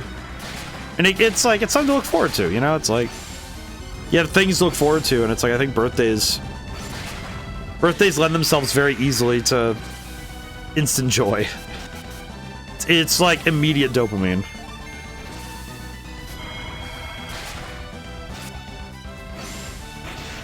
That's good. That's gonna be fun. All right, let's see. 48. Alrighty. Set that back. Yeah, at this point, we're gonna probably be just dealing with the Wonderbirds this way. Wait, I just realized we only got like 20-some thousand from the other Wonderbirds, so that means we only got 2 knockouts. Man. Kind of sucks. It's like, I don't know how people... I saw more recently, because I looked up like, okay, how do you actually fight Wonderbirds like that? And I saw somebody had like 170,000 experience from a battle with 2 Wonderbirds. And I was just, and now I'm looking at that, I'm looking at how I did, and I'm thinking, how did you do that? Because the chance of them running is so high. And I saw online that they said, oh, it's only it's like a 1 in 8 chance that they run away. That's not that bad. It's like, do you have any idea how easy it is to land an 8 on a D8? It isn't that hard. Maybe you can stop them from running. Is there a method for it? Because I don't really know what... If there's an item that halts running, then that would be probably the method, but I haven't really heard of or seen anything that says that you can stop enemies from running. Because even in those forums, they didn't mention that. They just said skill issue, really. Don't remember the name of the Djinn, but apparently there's something to bind. Oh, bind is... Okay, that one... Good eye, though. Good eye, though. However... Not sure that edge prevent running though. Yes. So, where is it? I know there's this. Yeah, here it is. Oh, there's blind and enemy. There's the blind one, and then there's sealing synergy, which is good, but doesn't slow them. I don't think there's one that specifically stops them from doing things. But... Well, wait, no. Technically we could, because paralysis stops one action.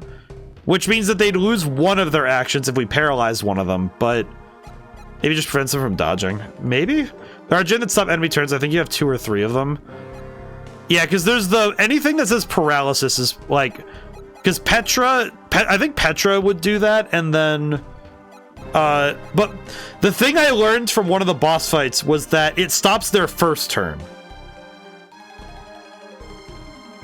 Basically, what it does is if it's a multi-action character, then... ow.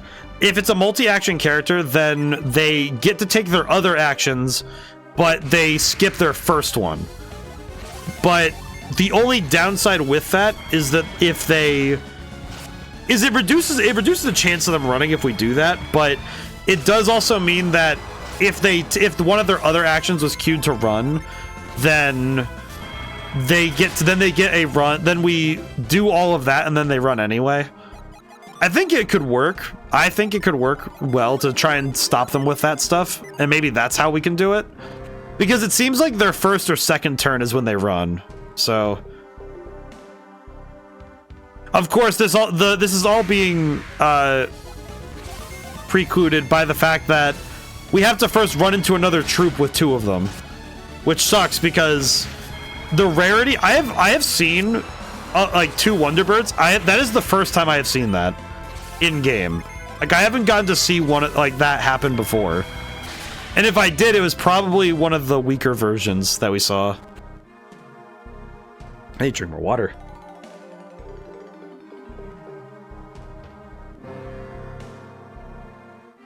Definitely need to stay hydrated today. Holy crap. Okay, at least we get another Wonderbird. That's fine. Ground is the name of the Jin. Oh, Ground? Let me see. Ground. Oh, it's probably on Roy. Hang on. I'll check that in a moment. Oh, let me see. I'm very curious to what you mean. Let me take a gander when I can. I'll take a look really quick. I'll take a look after this battle because this one is going to be a quick 11,000 if nothing goes wrong. I will say every time that every time these birds take action, I'm worried they're going to run away. Alrighty, there we go. Ow.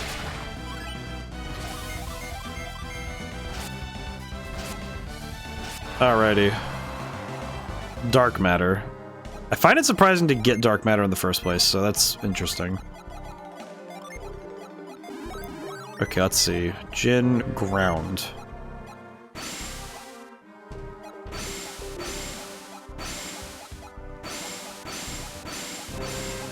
Use gravity to hold a foe. It might work similar to the other ones that hold in. Let me see. Let's see.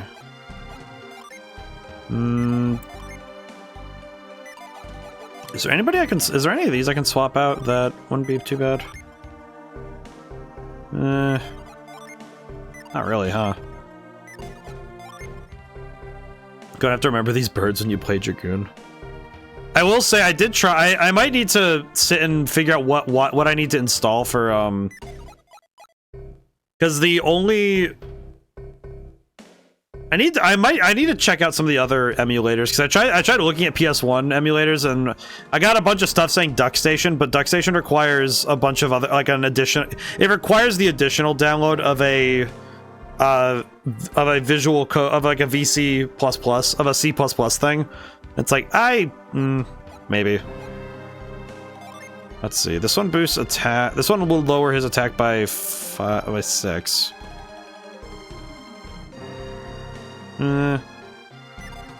I could, you know what I could just do instead is swap in. Here, hang on. Let me swap in our boy here. I could just do that instead and just swap him in and see what happens. Let's swap in for... yeah, swap in for Shiva. I'll just test it. I'll test it really quick and see what it does. The next time we see a Wonderbird, I'll lead with that and see what happens. And that should be enough to work with. At least theoretically.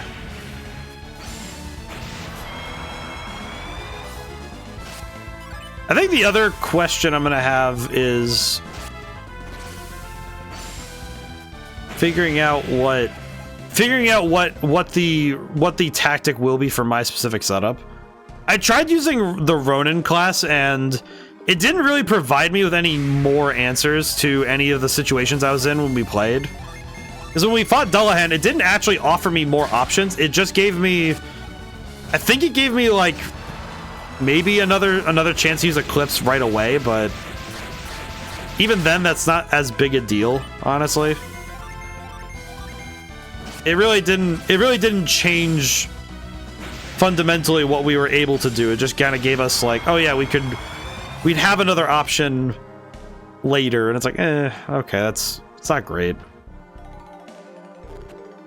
There are some things about the way that Ronin works that I don't really like. It's a good class, but I think the problem is that with what it had, I think because its skill set is good, but if you're gonna come in and swing with summons first anyway, it doesn't really matter. Which was the problem I ran into, is that because you're starting the battle with all of your Jin off anyway, so you're not buffing up right away. But so it doesn't really lend itself to mattering too much by the end of it. I think the most it does is it gives it can give Felix more HP, but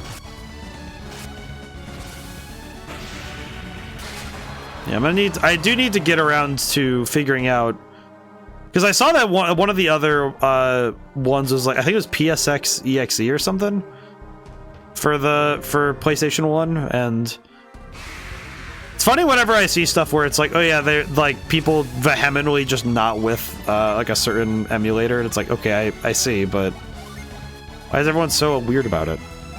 Okay, let's try ground really quick because I want to see what it does. Did it ever use Jin Storm? Yes. Actually, come to think of it, it used Jin Storm basically. It basically used it every single time, at least once. Like both of the times we've attempted to fight it, and this last time it used it specifically on both parties. So because Shiba tried to land an attack, and that did not work very well. Okay, I think ground works similarly to.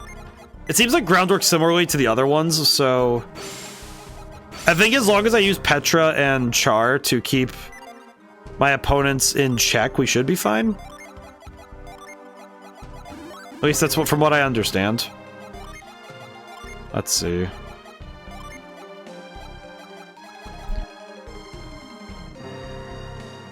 Oh, good heavens.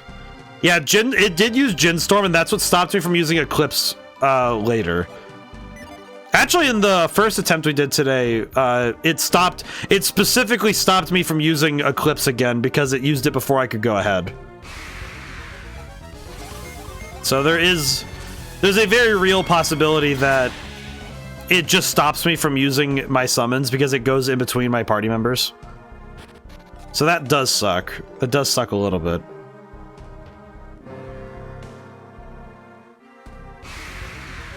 Okay.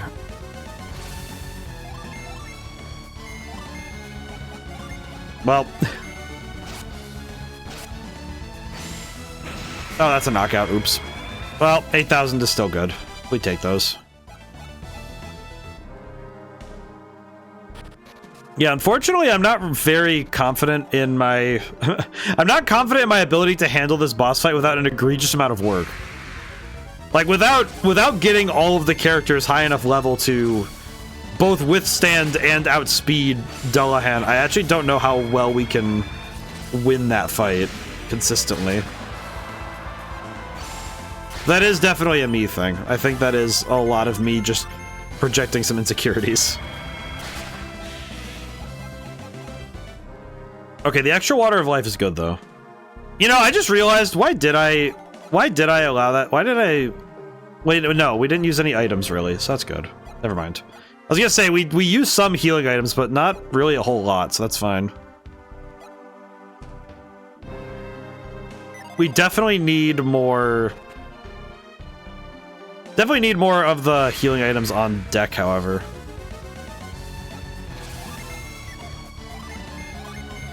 Actually, thinking back on the fight, one thing that is possible, we could do it if we wanted to, was that if we lead with Roy out front, if we lead with Roy out front, then we realistically could do 2 instances of Charon and at least I think at least 1 instance of Eclipse, which would be solid damage. Not really fantastic, but solid. You know what we could do is I could put resist up so we don't take as much damage.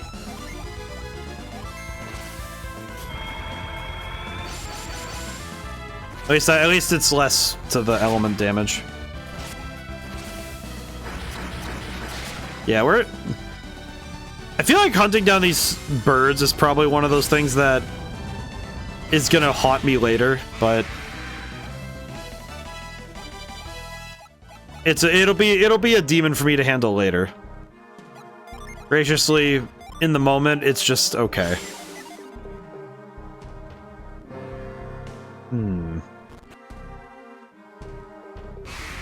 Yeah, but I don't want to be here all night doing this though.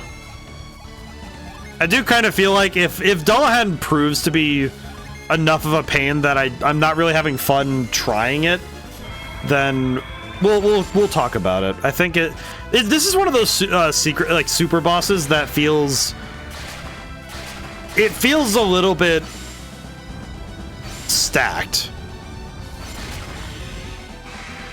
I think it's interesting that Deadbeard didn't really feel like this. Deadbeard felt like because I had done the work to get the Djinn in the first place, I was prepared and ready. And I was already kind of strong enough to handle most things in the game, so it wasn't that big a deal. But I feel like Dullahan's a larger step up. Don't know if it's bad though. Let my stove on to heat up the cast iron. I set to 9 instead of 3. Oh god. Oh wait, we have 2 birds. Okay, hang on. You know what? I'm gonna create a point. I'm gonna create a freaking point. Let me create a point. That is a little bit scary, especially with the cast iron at the heat of 9. I'm gonna create that. I'm probably not gonna use it, but I am gonna create it. I forgot to reset the water. God dang it. I could set it later, however. A little... Oh, wait, no. We need to do... hang on. Need to do Petra. Hit this one. And we could do Char on this one. And then... I would say I could do Tornado. I think Tornado and then have... Let's see, where is it? Strike. Here we go. I think Tornado into this will be fine. I think. Maybe. Maybe. It's a solid what if moment. Did it work? Okay, 1 down. Not too bad. Not bad at all. That's good. Okay, regen dance. Okay, that's good. Okay. Reset Petra. And then reset Char. Oh, wait, no, we need to heal. I need to heal. Because the other one's still paralyzed, so that's fine. Okay, cast resist, I guess. Could also put bind on... Oh, wait, no, bind would stop it from trying things. Okay, reset. I'm very uncertain if this is gonna work. Mainly because I'm a little scared that this is going to... Oh, it didn't get away. Okay, that's good. It wasn't able to escape that time. Thank goodness. Okay. Okay. That's not bad. We are taking a lot of damage, but since I put my resist up, we're good. Okay, they are angry that I decided to... My god, why? To what end? To what end does this need to be done? Really? Okay, we need to heal. And then I need to pick Shiba up before the fight ends for sure. Okay, Serac, hit this one. Hit that one with Petra. Hit the aura. Unable to move. How? Okay. This is definitely going a lot better than the other times we've done this, so this is good. You know, I will say, given how angry these birds are, I really wonder what evolutionary path brought them to be this aggravated. Okay, and then Jin. I think this is a turn where I can resummon the... I can set the other two. Okay, get Shiba back up. That's good. Brother! Okay, regen dance. There we go. Holy crap. This is a lot better than the last time we tried this, though. This is good. I can live with this. Okay, let's see. Do we have anything else we can do? You don't know. We'll just set and heal. Let's see. Oh, wait, no. Wait. Yeah, no. We need to reset summon.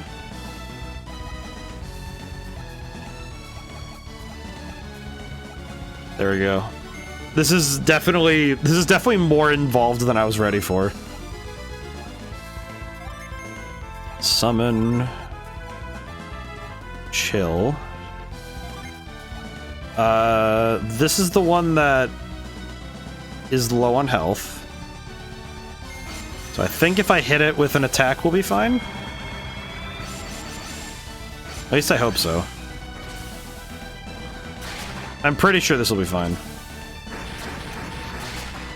As long as Shiba doesn't get knocked out again, we're fine. Not a knockout, however. Okay, that sucks. Granted, I don't need to knock them all out with Jin, but it's preferred. Like, specifically, it's just, like, we get more experience if we do that, but it's not required. Okay, I need to pick up... Pick up again. Pick up again. I keep screwing this up. This is fine. At this point, I just feel bad because Shiba has gotten knocked out, I think, a total of, like... I think Shiba's the first one to get knocked out in every fight now.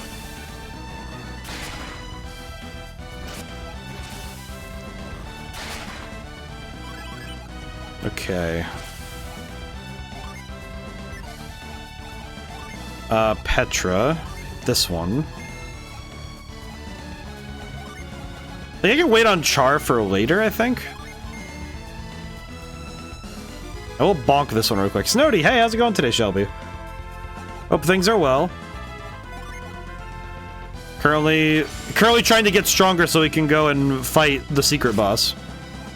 That is the objective right now. Alright, land the attack. Perhaps. There we go. Okay, another one down. Alright, another one down. That's good. This is gonna take a while. I can feel it. But we're doing well, so this is good. Reset Petra. Do we have Char on hand? We do. Okay, very good.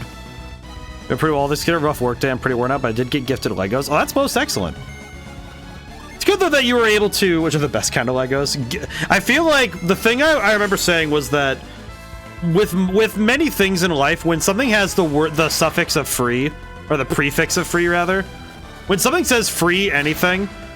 Usually it's a nice thing to receive. And a gift is the greatest version of free. Because that means someone was thinking of you. Which I think that's rather nice. Or they thought of you and said, hey, we need I should probably...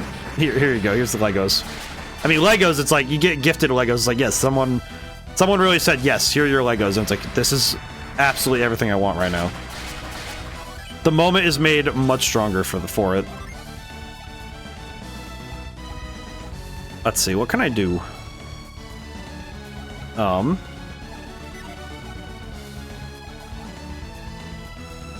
Okay, I think I can use Petra on this one again. I'll heal really quick. I might be able to bonk one. It was that my partner saw us feeling down, surprised with Sonic Legos. That's amazing. That's just astounding. That's just nice, you know? Just like... It's nice too when it's like... Because, you know, it's like when you're down, it's like a gift is just truly like one of the best things you can receive. Okay. It ran away, but we did get 40,000 experience. Which is not bad in the slightest. Piers is level 49. Sheba did not level up at all. Ice Missile. Very good.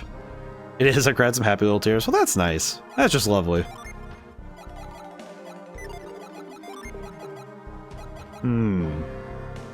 Reading these numbers makes my brain consider. 42,000, huh?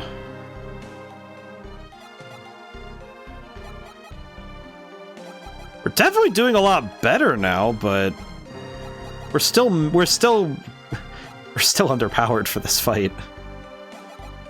I think that's what's really getting to me, is that this fight is like, for the battle we're preparing for, we are still not ready.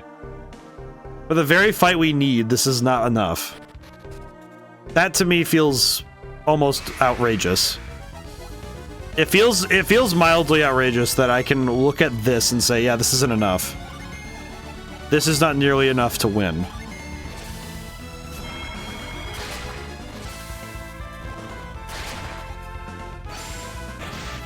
I think the act of gift giving is also like the art of good gift giving takes an amount of empathy and understanding that it can be quite a challenge, I think, for some to be able to understand how to gift. Not all. I think many people are good at gift giving, but I think it takes a pretty good understanding of the person you're giving to. Because I think that's something that I think it's very easy to forget, is that like a gift made for, like, crafted for a person, not necessarily made literally crafted, but it's one of those things where a gift put together for somebody is very specific to the person. So I always find it a bit odd when somebody goes for the very impersonal. At least to me. Oh, it ran away. I think anytime a Wonder Bird runs away at this point, I just get sad. Just that little bit of sadness because you get nothing for it. There's no gain. Ah, God, I'm looking forward to when my sinuses stop reverberating my voice in my head, because it like feels like TV. It feels like static in my brain right now. Every time when I talk too loud, it's like a static right behind my nose. But yeah, I think it's good to understand what you're doing. I think when it's like, I'm not against the gift card, because I think gift cards are good if you know what somebody likes doing or what they have, but you don't want to make the decision to get them something that they might already have. Like, I think the deadliest thing that happens is, oh, I want to get them a video game, but you don't want to ask them, like, hey, can I have a picture of your library or something? And so it's like, okay, you get a card because, okay, well, then they can go get the thing they want. And it also means that you knew their interests well enough to say, hey, I know you like getting stuff for this hobby, so I want to get you this.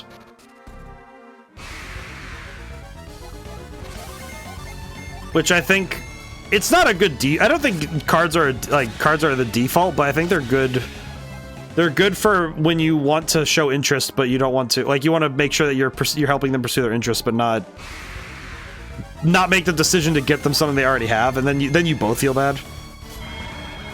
Like, that's one where, like, amiibos, like, if somebody were to gift me an amiibo, it'd be like, they'd have to know my collection, and it's like, it would be like, I'd probably spin it as fine if I got a duplicate of one. Like, if I have a second, I don't know, like, if I have a second Mario amiibo, it's like, it's not, for Smash Brothers, it's like, I don't think it's that bad. I'll just train it and give it a new name.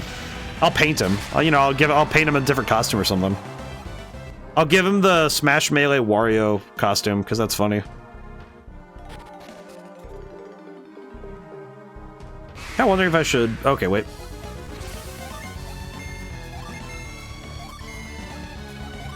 All right. Hopefully this one doesn't run away.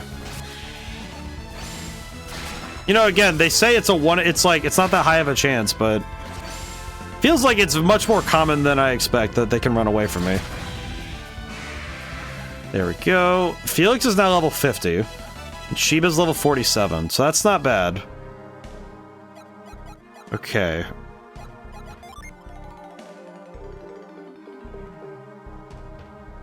Oh, jeez. Jeez Louise. Okay, so... Remember being gifted Skylanders? It's weird. I missed the ride. I didn't catch the ride on Skylanders, but I knew a friend who did. And I remember he was...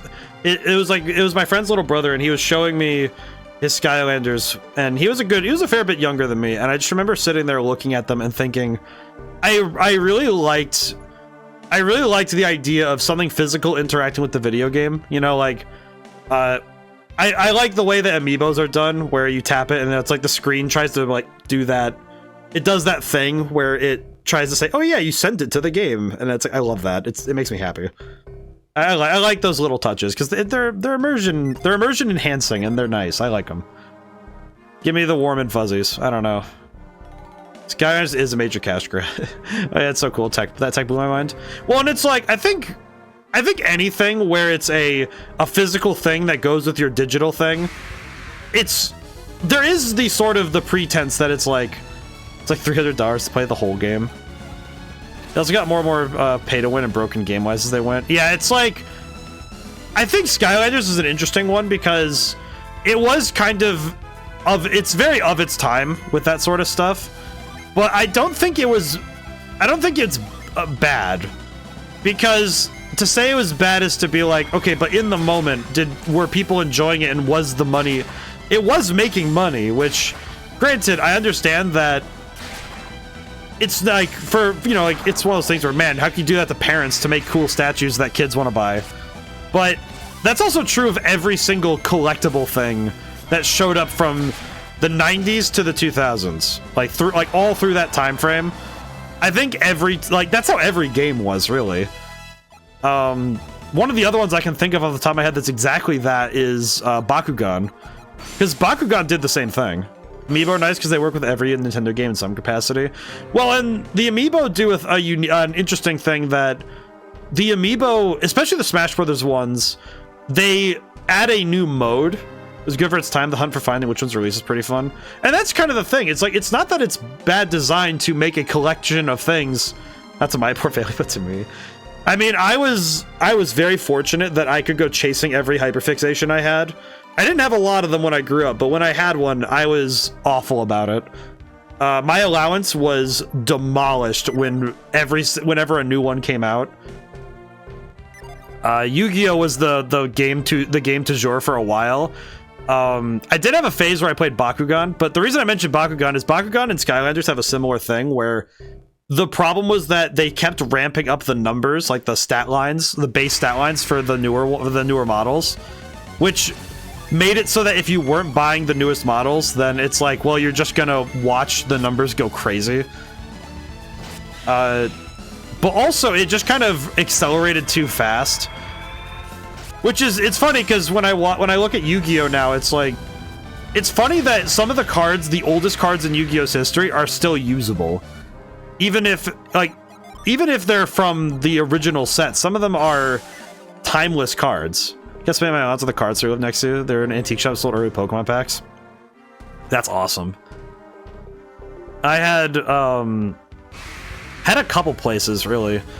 There was a couple of local shops, and then there was obviously like Toys R Us, where they had like they just had the Yu-Gi-Oh section, and I would be there all the time. I was very much a trading card game kid. I that in video games, so I was. It's funny because I pretty much picked up every game I saw. Pot of Greed is actually so overpowered. It's been banned for tournament play. Yes. Pot of Greed is one card that will never exit the ban list. Like, it would take them making like, they'd have to make a specific reason for Pot of Greed existing in the first place. Which is funny, because Magic the Gathering has many cards that do the same thing, but they don't limit those because most of the time in Magic, if you can draw 2 cards, it's not that big a deal. But in Yu-Gi-Oh, it's like draw 2 cards for free is just insane. It is a really impressive effect.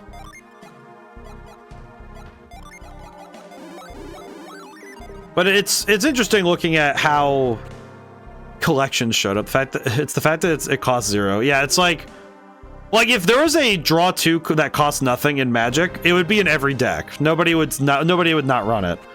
Technically, there's, I guess if like, okay, well, here we are again. Okay, here we are once again. We did it. Okay, let's see. Petra and Char and Tornado. Actually, we could use Tempest. Why did I say it like that? I caught myself that time. Why did I say it like Tempest? Like, my brain, I thought about it and I was like, why did you say Tempest? It's Tempest. What do you... That's weird.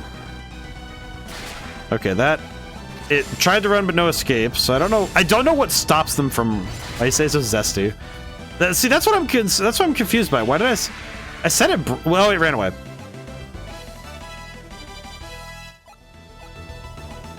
I do not like these birds. I do not like these birds, man. These birds suck. But in any case,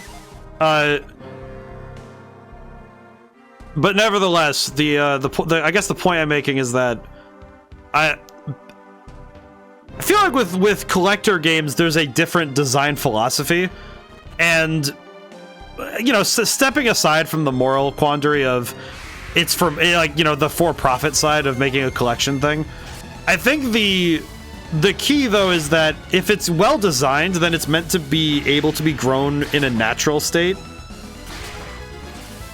I think the tough thing with the statue stuff is that it's not like you're growing a player base of players who are playing against each other with Skylanders, not to my knowledge at least. Because I don't think there was a multiplayer function. It was just like, you just had characters, really, but... So it doesn't really actually add anything to your game, to your repertoire to chase more, except for... Oh, there was? Okay, I didn't know that. I know Disney Infinity didn't have it, which... Or did it have it? I know it had co-op multiplayer, but like... Again, it's one of those things where it just doesn't seem like...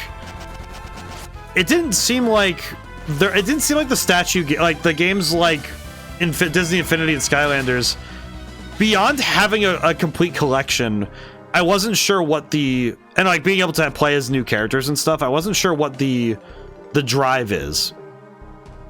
But it's not... I don't think it's a bad thing. I just think single player it's harder. I think making collectible like TCGs and makes sense because you have a large pool of options, and then you buy that half of all the printed in the last 2 years. Well, and I know that. Well, I guess, Luke, that one's a bit deceptive. That factoid is deceptive because scalpers are buying loads of cards. Well, and sort of. The main thing is that Pokemon does what Magic does, where they have what's called basically a modern setup. Technically, you needed Skylanders of each element. There was 8. Stars had 3. Ah, I see. So you needed all the elements. I see. So getting all of them had like a gameplay mechanic. Okay, I see. I need to look into Skylanders so I learn. Yeah, I know. But it's like, but I guess just for everybody's to explain for those who don't know, you know, these cards released in the last 2 years. Yes. But a lot of the people who are buying cards nowadays, it's not really about play. Because I almost never, like, the conversation never, I don't think the conversation really steers often towards, and I would love to be, I'd love to be enlightened on more of this, but it doesn't seem like the tournament play are the people who are buying hordes of cards. It's mostly the collectors who want to make a profit, which doesn't really make sense because the only people they're profiting from are other collectors. Which, doesn't really make sense, in my opinion. I think that's just me, but it does feel like, well, a lot of tournament players are probably going to be doing, like the shiny cardboard collects. That's for my binders. It ran again. Oh, brother. Okay. Don't play the TCG much. It's like, I actually do have a couple of play-ready decks that are older. The thing I do is, at home, when it comes to each card game, what I like to go by what's called playground rules. People are selling tournament cards for $200 when I was in middle school. Eh. Yeah, I wouldn't. My rule is if it's over $5, I'm like, dude, I'll just fish for it in a pack. I'd rather fish for it in a pack of cards rather than buy the card outright. Because it's just not worth it to me. Like I recognize it. We fished for ours. Yeah, it was always about. I think opening packs is more fun anyway. I buy singletons for when I play Magic the Gathering because it's when I play Commander, it's nice to get exactly what I need, but I'll just go to pull it yourself. Yes, 100%. All right, we're gonna go. I'm gonna go try fighting again. I don't know if it'll work, but I'm gonna go try it again. We could just retreat actually. Hang on. There we go. But I really like pulling cards more. I actually built at home. I built a couple of decks that were play ready for Pokemon. For Magic, I have a legion's worth of Commander decks at this point. But what I like doing at home is I like playing what's called playground rules, where I like if somebody brings over a deck, they're like, hey, I brought my Pokemon cards. It's like, all right, well, we'll just play with what we have, because I'm not about to check like, oh, did your cards release the last few years? Like, and if you're using older cards anyway, most of the time you're dealing with power creep anyway, so it doesn't matter. So it's like, whatever. Same thing with Yu. For me, it's also the same for Yu-Gi-Oh, where it's just I'm not about to like fact check, you know? It's like, unless somebody wants to try and run like a whole deck of banned cards, then it's like maybe, but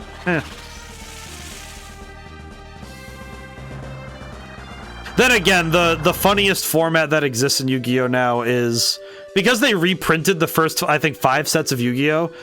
I believe it's the first 5. There might be another one in there, but because they have the reprints of those, you can buy older cards and you could do drafts of older sets, which is really cool. Also means you could end up with like Graceful Charity and Pot of Greed, but it's really cool. I'm gonna change to, you know what, I want my box. Something I realized is updating my old deck to the new ban list doesn't necessarily even make sense. Well, and it's like, if you're playing in person, there's a term called Rule 0, where you basically ask if it's okay to do, like, to play a certain way. Like, I had some structured decks that I bought a few years before Synchros came out. Yeah. Where, as long as you ask the people you're playing with if it's okay, I think it's fine. You know, it's like, as long as everyone's okay with it, you can play with what you want. But it's also funny when you see how older cards and older strategies interact. It's very funny. Brothers Elementary School, when we played a competitive TCG, and it was when EX cards are the OP ones. Use a deck that is Shuppet immune to EX cards.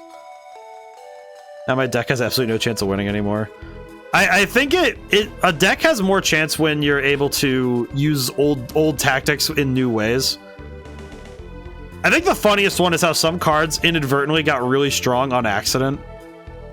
Because there are some cards that just got stronger on accident in Yu-Gi-Oh!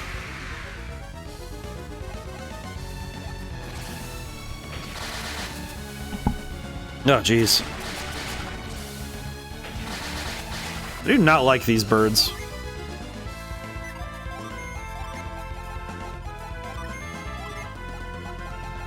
Hit him with the tornado. Although the little kids are using their strong EX cards, our brother kept winning because Shuppet was immune. That's kind of awesome, though. Well, and it's like, I think for every single meta, there is an anti-meta. It's just the truth of playing a card game, is that as long as there is a dominant strategy, there will be somebody trying to specifically get rid of the strategy. One of my friends is even worse than me, had some really old deck. They had Graceful Charity, Pot of Greed, so it's fine, because it's a bad deck from 2003. I feel like it's funny when you see strategies, when you see cards like that show up again, like Cyberjar, or it's Fiberjar. It's Cyberjar and Fiberjar. Both of those together in Yu-Gi-Oh! It's like, if you see those, you know somebody's on some nefarious nonsense. They are 100% there to make you regret playing the game. The jars. See, you know what's funny is I built decks using the morphing jars as like in Master Duel because I understood what I could do with that, but for me it was much more about just the slight amount of comedy of playing those strategies sometimes. Thank you for the hydrate, Echo.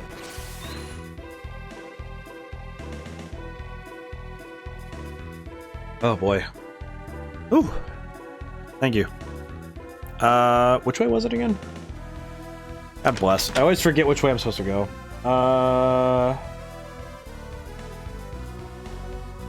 ODaM, you can read a map. Where are we going?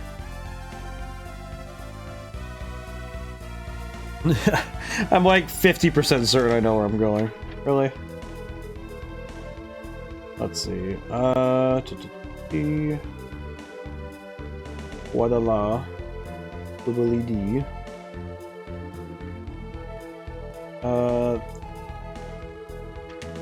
Pretty sure it's this way. Love to Gravity Bind.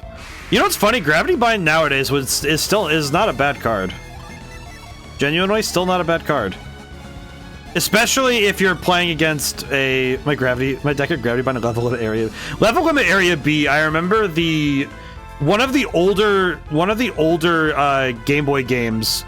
There was a deck that the whole strategy was they would play Gravity Bind, level limit area B, and then the card that said, and then like a card that increased defense.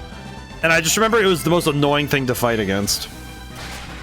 Low points reduce my monsters to level 3 instead of 4. Ah, very clever.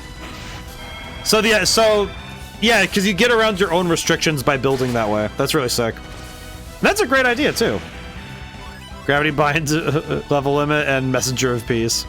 The triage of making somebody want to slap you over the head. A really powerful combo. Will make somebody lose their mind trying to get past it. Like, if you don't have removal, it just sucks. It just sucks to exist at that point. Here, I'm gonna send the lads back for right now. Oh boy. They've had to listen to me hackle and sniffle all weekend, and it has not been fun for them. They do not like it when I'm sick.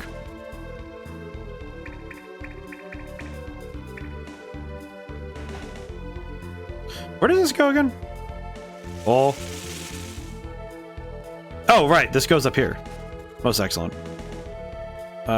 This way? No, this way. Solar Flare Dragons. Oh, man. I actually remember using Solar Flare Dragons a lot. That was actually... I guess... I don't know how surprising it'd be for you guys that I actually was like... I would build based around elements, really. I like doing the attribute stuff. Oh, wait. This is just the stairwell okay. I understand. My foolishness is known. The rest of the fire deck is pretty bad, but the Solar Flare Dragon lock was sick. Yeah, no, the Solar Flare Dragon lock is good. You could do a similar thing with the Soul Absorbing Bone Tower, which was basically the dark version. But it was every time a zombie was special summoned, it makes your opponent mill 2. Like send 2 from the top of the deck to the graveyard. And I remember those two cards with Zombie World.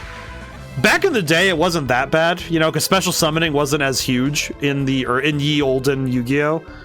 But nowadays, it is almost a death sentence to see it on the field. Like, if you can get 2 Bone Towers on the field and Zombie World before your opponent starts special summoning, you'll watch them mill most of their deck. It's wild to look at.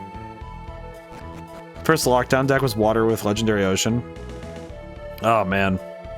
I might have had a zombie deck. It's like I've gotten around to playing, I think, pretty much every strategy that did exist in ye olden days. Although every deck we've brought up is actually one I know.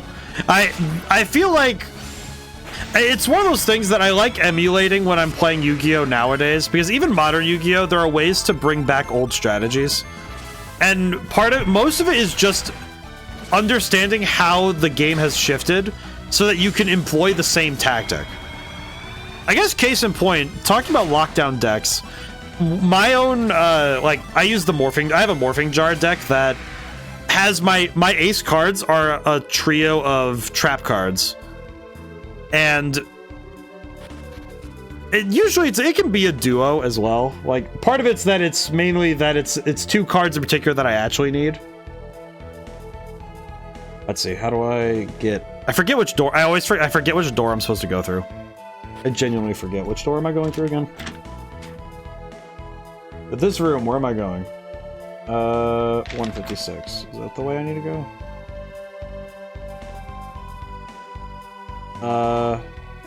That is the way I go. Okay, cool. This is the way I go. I also have Fake Trap because it protects against Heavy Storm without a cost. That's pretty good. It's funny because Heavy Storm got unbanned recently, actually. Heavy Storm has been banned for a while, and it actually got unbanned recently, which is... I've been kind of scared of playing recently because of that. Because I play a very back row, like, spells and traps heavy strategy. Starlight Road, hold my beer. Oh, man. But, I guess to wrap this back to RPG game design, and, like, also to collector games, one of the things that is, like, exceptionally true with these types of games, though, is that they've existed. I think, especially when a game has existed long enough where the meta sort of singularities, you end up with a core that is, like, maddening to look at because of how crazy and how wild it's been. They've been back and forth on the list except pot. Well, and it's like, because a lot of cards sit for a long time, but it's funny because as these games have grown, you can actually see how they've changed and evolved, but you also see how they stayed the same, because some strategies just never died. They just became pillars. They stay there, but they're not gone. Like, some of the cards that I really love when I'm playing, let's get... Anyone else upset that laser eye surgery doesn't make it so you can shoot lasers from the eyes? Honestly, I am kind of upset by it. I feel like the fact alone that we haven't like figured out how to do that yet, it concerns me, frankly. Okay, I just did this too.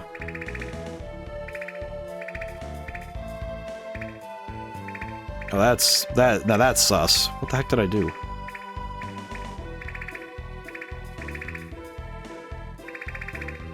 Oh, new solution. Okay, that's funny.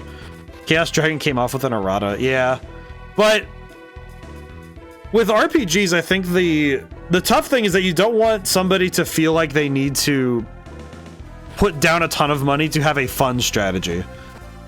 I feel like if you can pick up a game relatively quickly and have fun with a strategy that you come up with yourself, I think that's the best case. That's why I think the roguelikes, the deck builder roguelikes have been really fun lately. Like Balatro, and I need to get around to it because I finally have the understanding that I need to play this game. Inscription. I feel like deck building roguelikes, that's why they're very fun. And deck building games in general really can be really fun because you end up creating a strategy that is yours based on what cards you find are the most impressive and fun to work with. I kind of wonder if Yu-Gi-Oh! I don't know if this is me just being weird, but I kind of wonder if Yu-Gi-Oh! Would ever do that. Like, I don't know how exactly it would work, but if they ever made a Yu-Gi-Oh! Roguelike, you know, just like, okay, you have like a base set of cards, and then you open some, like, you draft a deck at the start of a run, and then from there you go and duel, and then, you know, it's like as you go you get more cards. I don't think it works quite as well, but it could be funny. But I don't really know. I don't know if that's I don't know how viable it is. You heard of the board game Dominion? Yes. Okay, let's save our game really quick. I'm gonna cough really quick.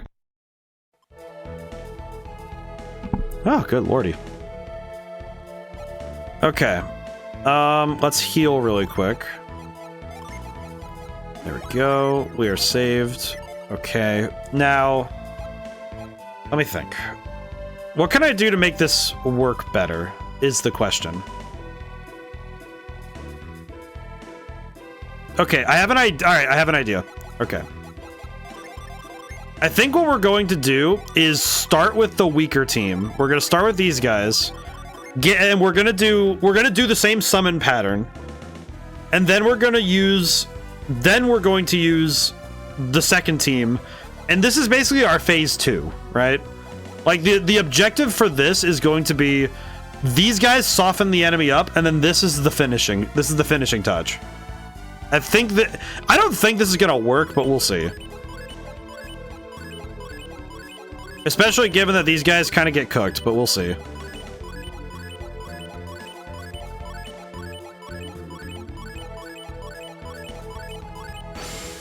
Now, other unfortunate things, I have to hear this noise a bunch of times.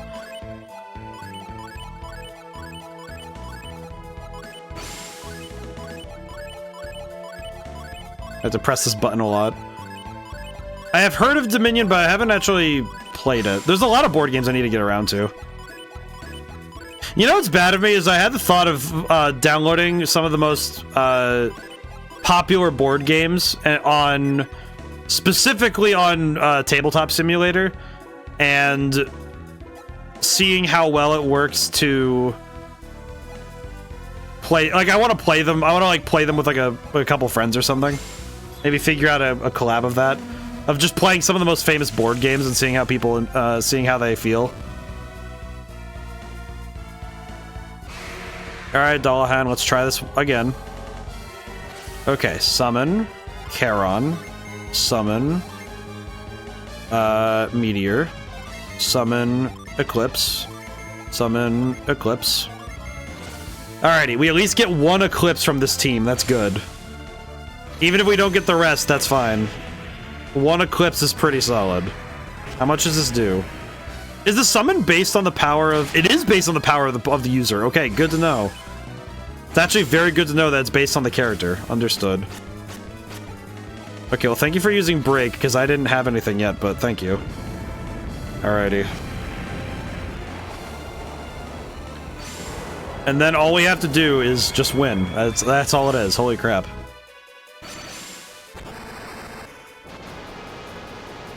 Whew, I can drink some water during this animation.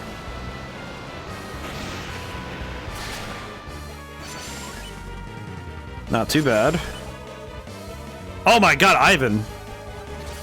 What a king. Good job, buddy.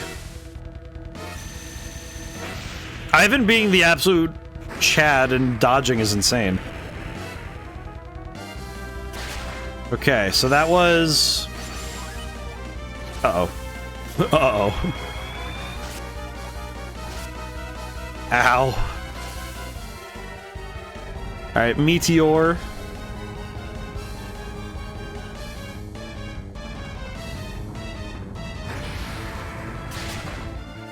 Okay, in terms of damage, that was not that bad. Damage-wise, I'm kind of surprised. That was pretty good.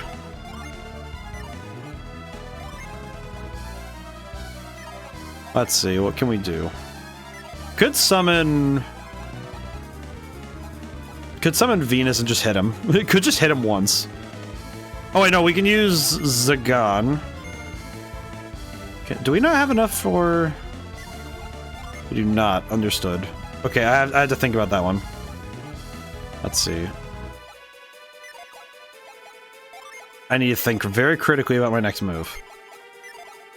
Meteor a second time will be good. We do not have the means to do water, so... We're in the same position from earlier where we have to just make it work. I don't think Bind's gonna work, so we'll just do Shine Plasm, and...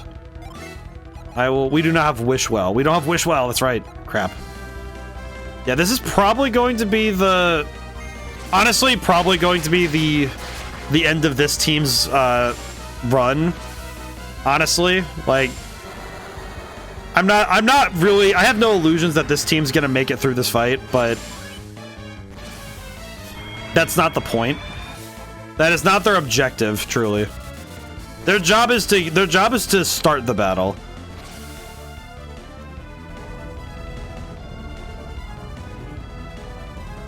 I mean, honestly, I probably could just leave their health. Like, if Charon gets summoned during this would be fine. Because then that means that we don't have to worry so much. Okay. Flint. Yeah, now we just need to start summoning again, which is fine.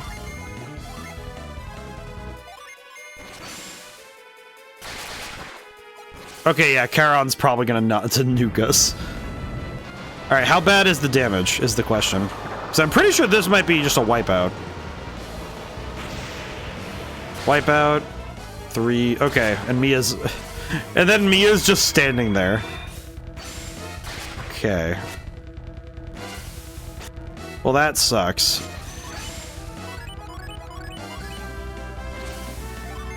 Okay.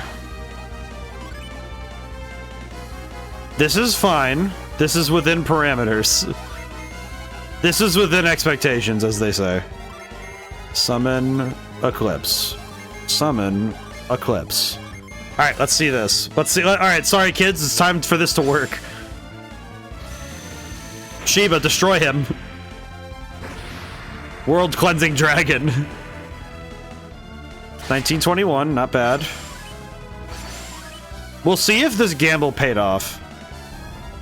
I kind of doubt that this was a worthwhile sacrifice, to be entirely honest with you guys, but if it works, it works. So I'm not going to be upset with it if it works, but if it doesn't work, then it's just kind of like, well, what's the point then? Truly. Why go this hard if it's not going to work?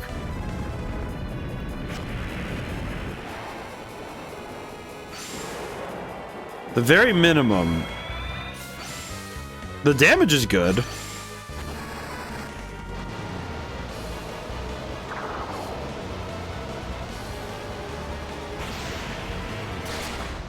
Okay. I still don't have a good idea as to how much damage this guy, how much life this guy has. I still have no earthly idea how much damage we have to do to win. All I know is that we have not reached that threshold yet. Like, whatever the threshold is, we have not reached it.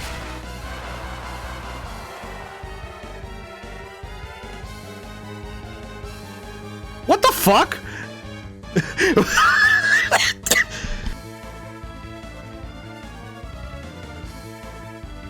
Oh my! Oh my god! I almost gave myself a headache. I took in a deep breath and almost died. Why? And what? How did I win that? Well, thanks for the experience, man. 28k. Signed 15-bit integer for HP. Interesting. What is the max? Is 16,383. So, if I'm understanding properly, Dullahan has 16,000. Okay, so what I'm understanding then is that somehow I did 16,000 worth of damage within. Okay, you know what? Hard mode gives him... Oh, so hard mode caps it. I see. That makes sense. I mean, it does check out. I'm just more... I think I'm more upset that that worked. Like, I know it doesn't make... I know it doesn't make a ton of sense. But for some reason, that bothers me. Like, in a weird way, it bothers me that that worked. Alright, what is this? What did I get from this again? I actually don't know what I even gained from this. All I know is that I got it. What did I acquire? Give me the item. Iris. 9 Mars, 4 Mercury. I like that. He just looks tired. You know what? Me too, buddy. Me too. Let me just get out of here. The best summon in the game. You know what? I want to be the judge of that. Let's go find out. I'm gonna go find out really quick. I would like to see it. before I make any judgments as to its efficacy, I want to see it myself. I'm gonna go use it on the first thing I run into outside of town after I stay at the inn. I'm also gonna save my game. Can I just say I was not actually expecting to win? I was kind of like, I'll be honest, I wasn't actually thinking that that victory was within reach. I was kind of under the presumption that this was going to be, I was going to be doing this for the whole stream. So, all right. You know what? Actually, I just realized I could probably... Oh, right. You have to get revived at a freaking priest. That's right. You know what? No, I'm just gonna use water. Where's my water? Water, get up. You know what? Get up. I'm just using water. We have 9 of the things. We're fine. I don't think whatever the final boss is going to be able to do as much to my mental as Dullahan did, so we're good. We just take those. His defenses are also the highest in the game, and he regained... Yeah, I saw he gained to 200. I think that's crazy to me. He did like 2k per summon roughly on average. Yeah, it's like...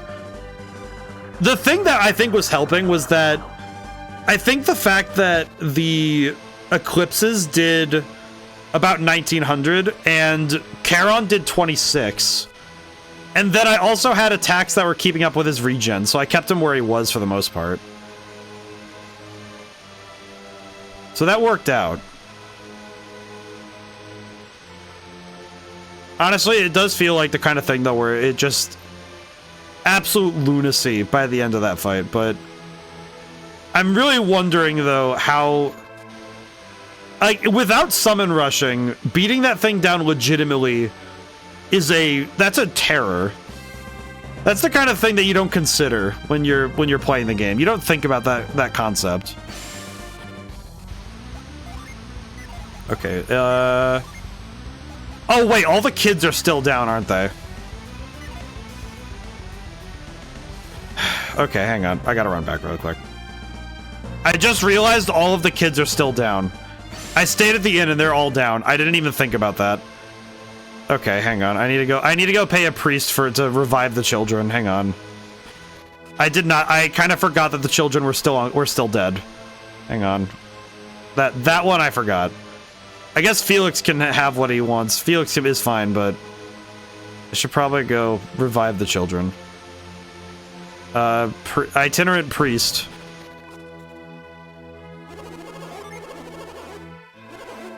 Equipped and shipped. I forgot the children. This is unfortunate. A shame, truly. Oh boy. You know what's funny is I feel like that reaction and the... I need to go post it on the YouTube, but I did grab the one when we met Nama, or Nama in Shin Megami Tensei 5 Vengeance. Because my reaction was, and I quote, just saying Jesus when like the camera whipped. Because I'm like, I know where the camera wanted me to look. And I was trying my best to be respectful, but also, good lord, man, the game understands. The problem is that the culture is very strong. As I understand it. Okay, we need to... I need to set all the Jin back.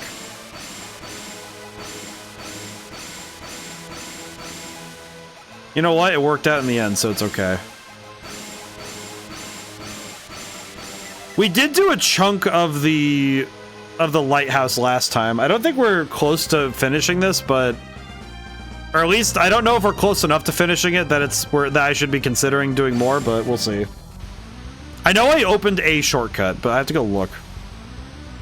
What was I doing here last? Map. Map would be nice. We beat the flame dragons. We opened up the things. Oh good lord. Now the real problem is trying to remember where the heck I'm going. What about testing the new summon? I'll test it. You know what? Actually, wait. We can test it. We can test it on our way through here. So, what was it again? It was 4 Mercury, 9 Mars. I'll test it on the way through. Should be good. Maybe? Alright, I need to find my way towards... I need to make my way to the... Wherever the... I need to make my way towards the objective. Which is the top of the lighthouse. Are there any enemies up in here? Hello? Oh, there they are. Good. Okay, my good man. That was 8 Mars. Oh, well, that's... Well, you know what? It's fine. Oh, okay. It was 9 Mars, 4 Mercury. Why can I not... Why can he not summon it?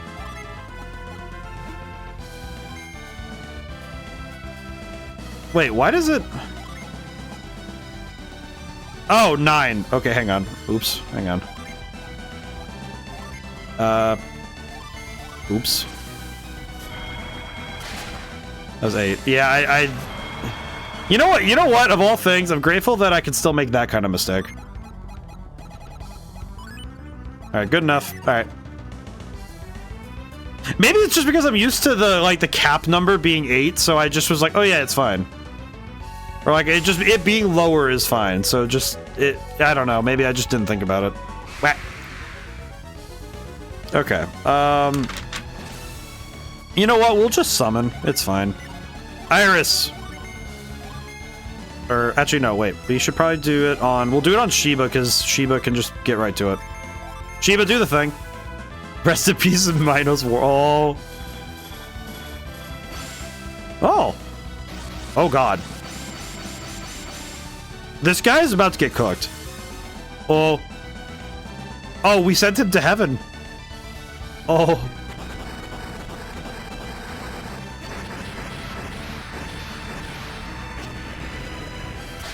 $835 damage.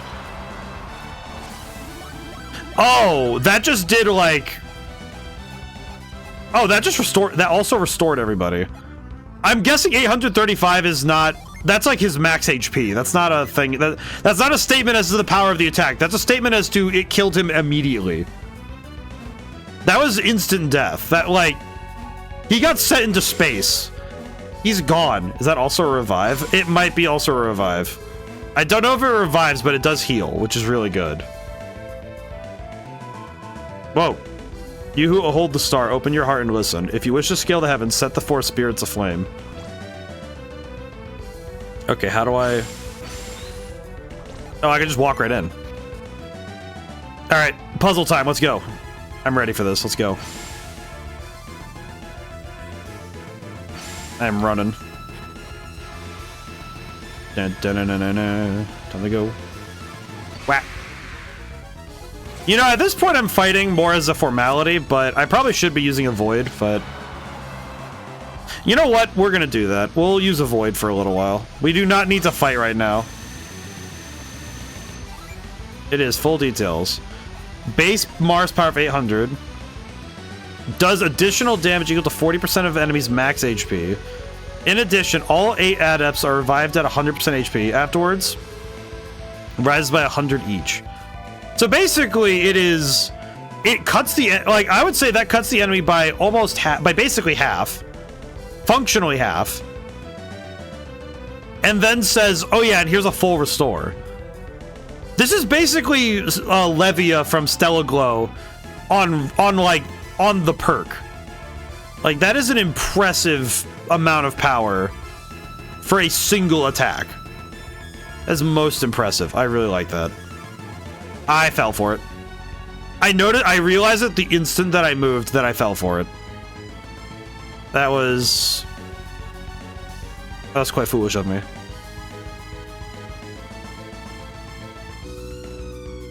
Okay.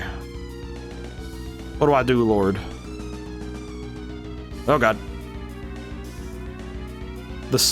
You know what though? I appreciate the sliding floor puzzle that does something a little different. I can accept this.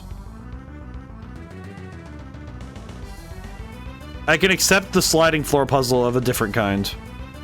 This is interesting. I am doomed. I like that you can spin in place while you move. That's a lot of fun.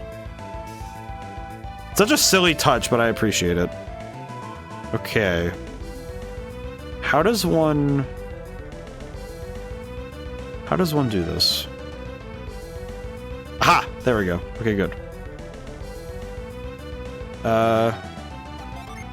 Blaze. Swoosh. I beg your pardon? Alright, no, it's not it's How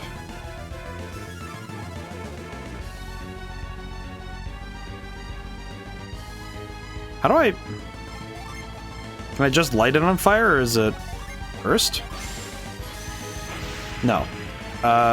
Brain, work with me here. What's up?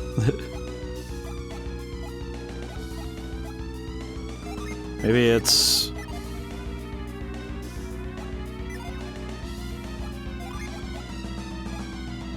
Blaze. No.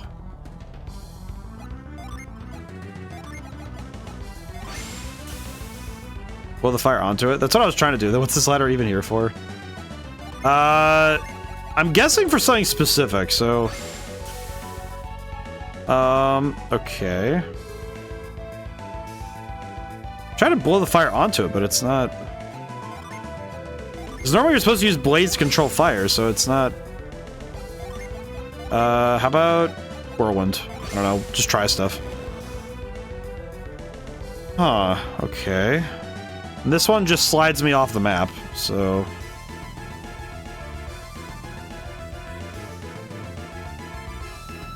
I mean, I meant using the moving flame and blowing that onto it. That's what I was trying to do, but I couldn't really... I couldn't quite get it to do the thing as intended. Come on.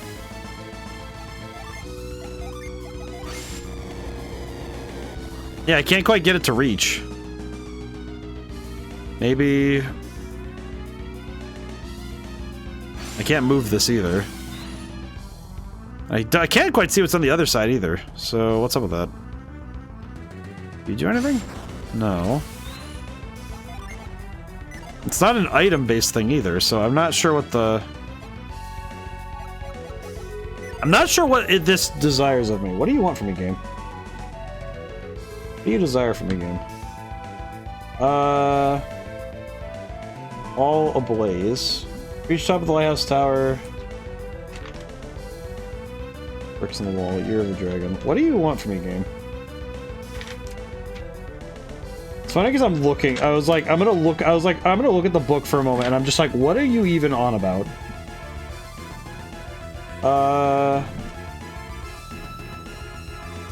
Where's the one I'm in right now? I'm really curious what is this one's ask? What is this one asking for?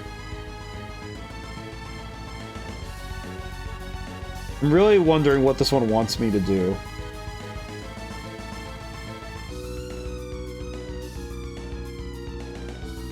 What does it want from me? What do you want from me, game? It's like I can't really find what it like how to move the fire here. Like, unless I'm missing something, I don't think... Do we have to hit it? That's stupid, but... Very confusing.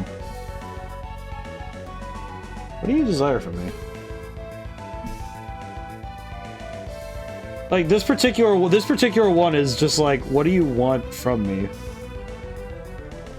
Oh, I see. It says to use blaze right there, but it doesn't work like that. It says to use blaze. Oh wait, no, I see it now. Okay, I understand what it wants me to do. Hang on. Okay, I was like, I'm looking at the book, I'm staring at the book, it's like, what do you want from me exactly? Okay, that was a lot easier than I thought it was gonna be, I'm gonna be honest. Oh god, what is all this? Why is all this? Oh, I see. I understand. I grasp the concept. Hang on. We are now moving and grooving. Hang on. I think I see the concept.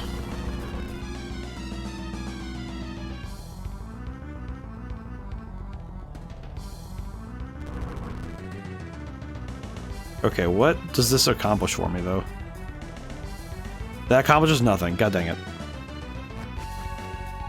Understood. That accomplishes nothing.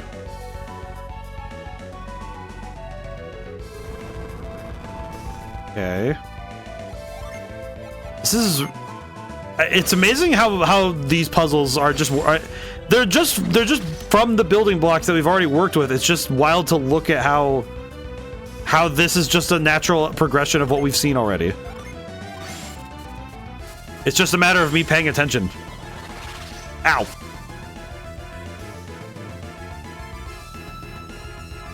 Okay, push this. Push this. And then if I go back down, I should be able to push the other one. Now it's in place. Oh, that's why, because this isn't a fire yet. And the other thing isn't a fire either yet. Because the... Okay, because the other thing that's on there isn't a fire yet. I understand now. Okay. Okay, I see now. Because that's not actually a fire, that's just gas. It's just hot air. Okay, and then blaze. Yeah, there we go. Now it's a fire, and now it can shoot. What did that do for me exactly? Oh, it made it so now I can cross. Okay, I see. Ow.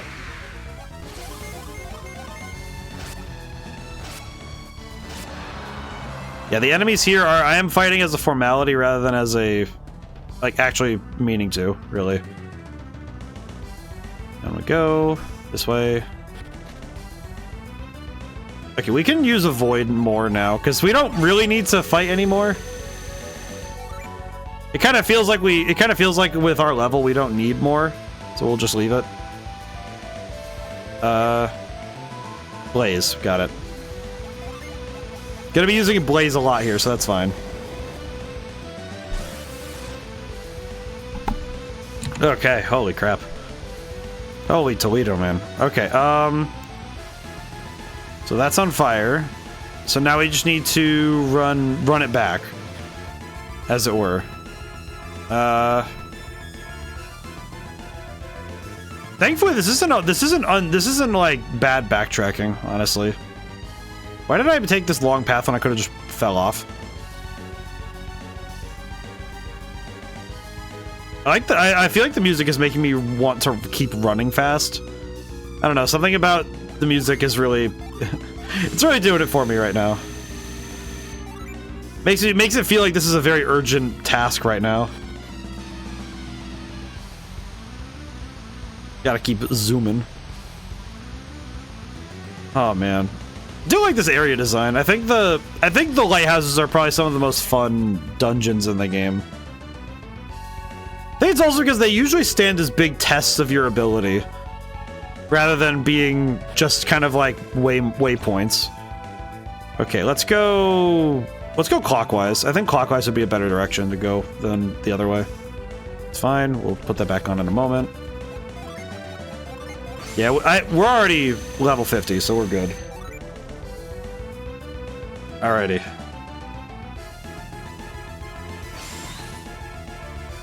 I didn't need to use reveal. Okay, I see.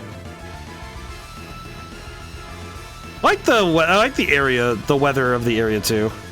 What is going on over there? Look at the background. Look at this parallax background. It is just waves. That looks crazy. Wonder how they do that effect on the Game Boy. That is one thing I've been I really want to go and do some research and look up. I would really like to find out what the methods for doing like backgrounds like that are. You know, how many of them are just like, you know, animated sprite sheets, or how many of them are just like GIFs, or... Let's see, which way do we go then?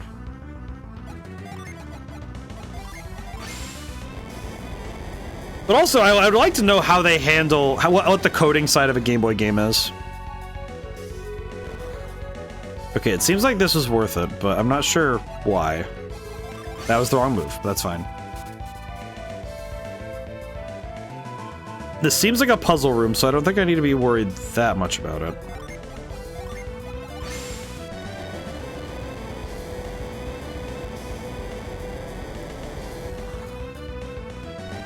This certainly doesn't look like the right way, but then again, I don't know. This place is probably going to be a little confusing. I was correct. Interesting. Nothing there.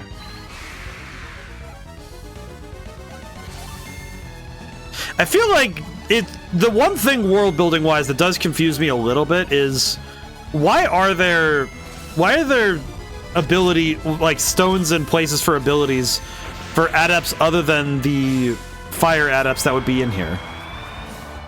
Because I know all the other lighthouses were built with those like particular adepts in mind. So it's interesting that this one is built with this one's built with all 4 in mind. So I find that curious. Because it does make me wonder to what end were the lighthouses really built if in terms of their internal defenses. You know, it's like if they're meant to be tests for adepts, then how does that really function? Ow. Cool, thanks game. There's something in the middle of that, but how do I need to use avoid again.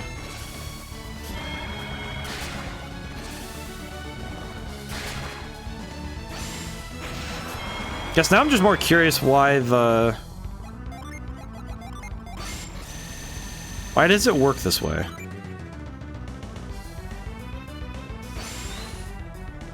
And I don't really, nothing's been revealed to me yet that's told me what to try next. I'm guessing I need to use reveal in the other room and just, there's probably one in the middle that I missed. That's probably what it is. Given what has happened so far, I'm pretty sure that's all I missed, really.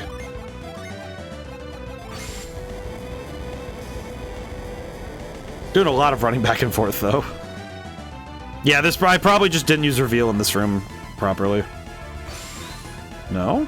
That's funny. Can I blow up this wall? No. Okay, good to know.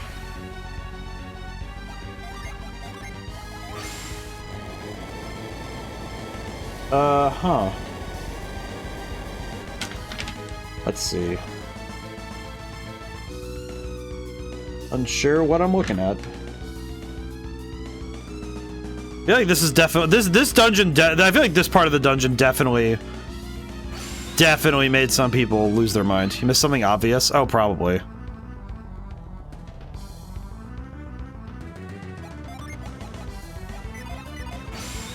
Let's see.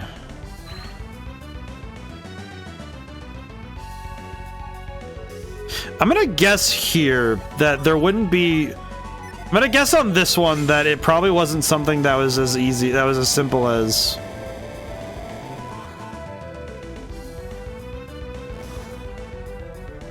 Oh, yep, I see it now. Yep, there it is.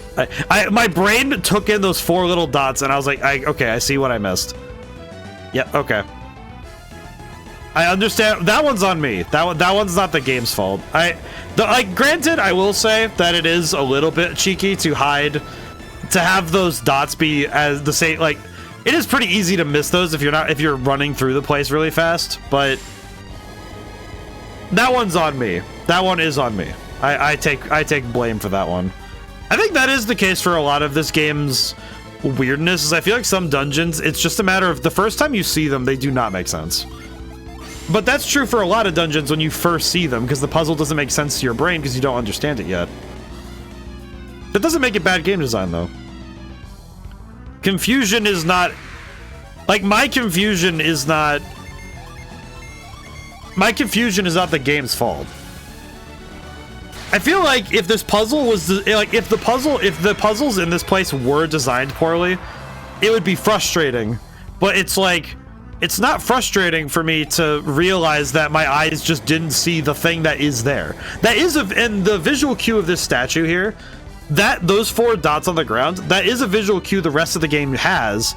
The only reason I didn't spot it was just because my brain is... Put it nicely, I think my brain sometimes just a little bit silly. Like, I do not have I do not always have the observational skills that I wish I did. Like, to put it nicely for myself, sometimes I really just don't see the obvious. And I think sometimes it's because I'm waiting. I'm looking for the trick. That there must be another trick. But the obvious ones will go right by me sometimes. At the very least, we did find it, so that's good. Okay, so... Oh. Yeah, whatever. You know, if nothing else, I'm grateful that the... I'm grateful that these little bits of experience might end up doing something later. Like, I doubt it, but you know what? Who knows? Maybe we will get something out of this. Okay, push. Alrighty. And then up we... Oh, we should have to... Ow. Okay, and then... Hello.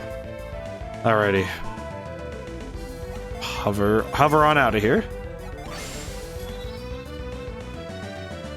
Okay, there we go. Very easy. Truly.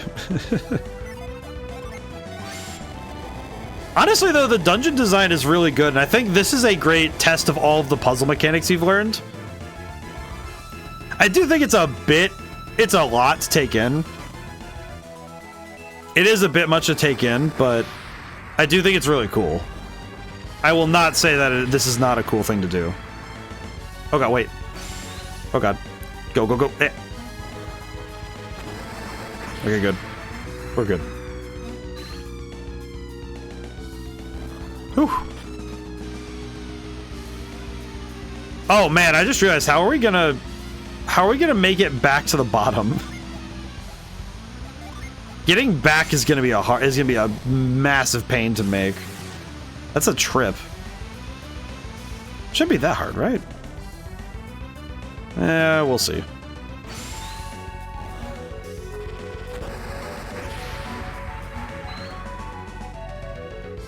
Just wait a step. There we go.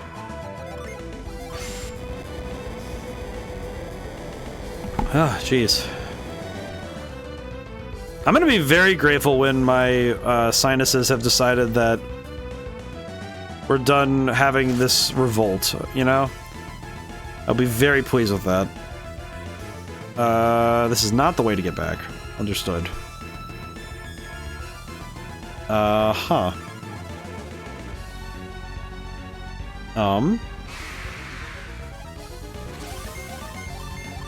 Just occurred to me that I don't actually know how to get back to the... it just occurred to me I don't know how to get back.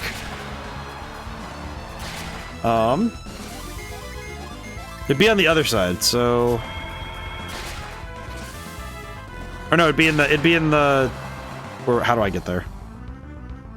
Not here. Part of me wants to just use retreat, but that seems like a bit of an excessive move.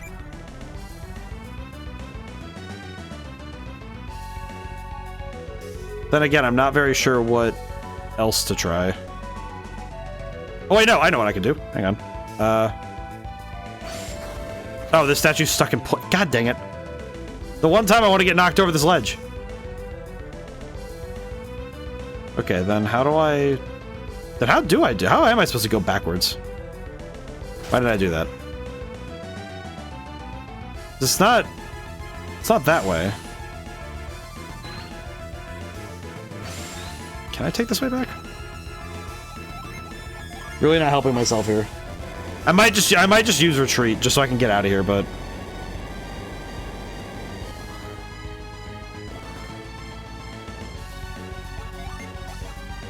I might just use retreat. Even though it's a massive pain, it's like this area does not correlate to... Yeah, this doesn't actually correlate to getting out of here. Am I meant to do it that way? Yeah, let me use retreat then. Because we already lit this one, and we can... I don't know a good way to get backwards. Okay, well... Okay, well, that's fine. You know what? Honestly, I kind of deserve that. I deserve this one. Okay, up we go.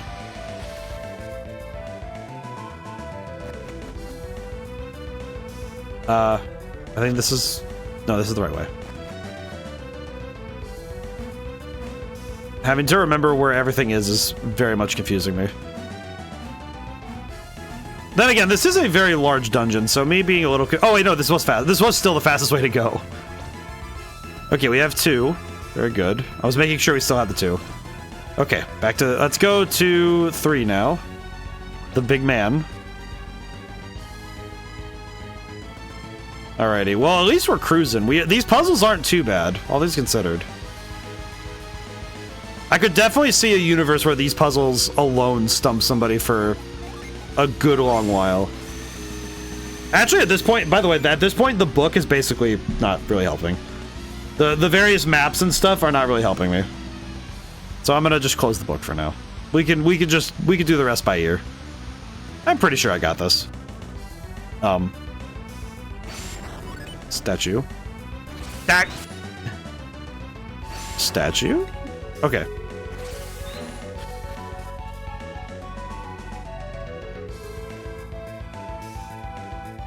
Statue. Oh god, no. Ah. Well, you know, I appreciate that I consistently make the same problem. The same mistake will happen. There is no problem. Where does this go? Huh. This tells me a lot. I will be back. Do the other statues have other better doors? How about we try the furthest one? I messed up. Oh. I'm surprised to be rewarded for my efforts on this one, I'll be honest. Okay. Using carry. Alright, slide this over. Interesting. Okay. Interesting.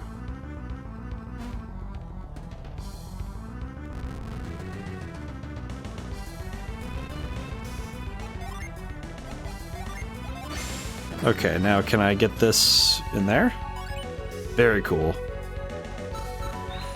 Very good.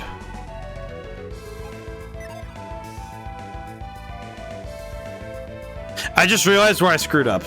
Hang on. It just occurred to me where I screwed up. I got this. I'm also gonna use the void again. However, I caught it that time early. I caught it that time. That was good. Okay, I understand what I did wrong. If anybody wants to say what I did, you might be able to see what I saw. But it's cool.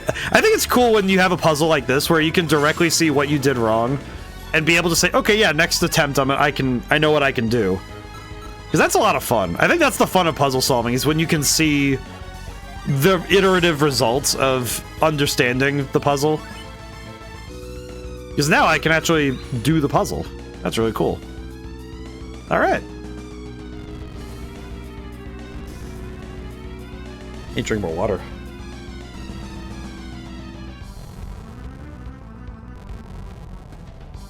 Oh, good lord. You know, I remember I used to get, when I would get sick as a kid, I would sleep for like 18 hours and then just wake back up, and that would be it. That'd be kind of the end of the conversation, as it were. So it does hit a little sadly when I ow. Okay, well that's up there now, so that's good. Okay, what am I missing here is the question. Okay, well, either way I have this open, so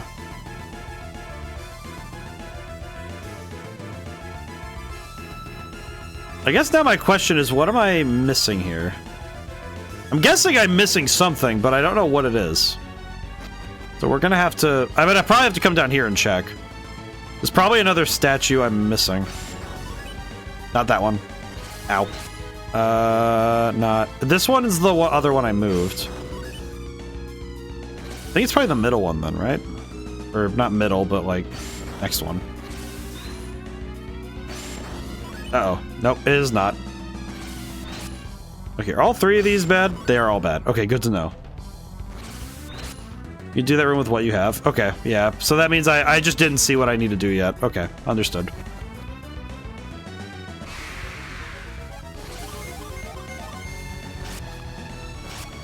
I do seriously wonder what...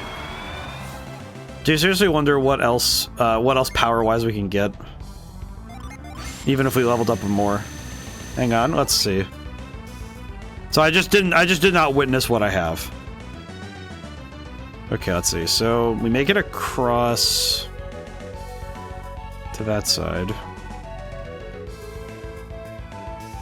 Oh, it's sand. It just occurred to me that's sand tiles. Okay, that makes more sense. Sand. It was like I was staring at those squares like, okay, what are these? Why are they making a there's a fuss about them. What are they? It did not occur. I think that this is one where it's like, okay, I haven't seen a tile like this yet, where it's just a straight up tile of sand. But okay, I can appreciate it. I can dig it. Alrighty, there we go. It did not occur to me right away that that was what it was, but we ball. We're good. We make it happen. Alright, man is lit. He is gold. Some may say he is of an acid type, of the uric variety. Very cool. Thank you, game. Alrighty. We're doing good. I'm feeling very confident in... I'm feeling confident in our in my speed right now.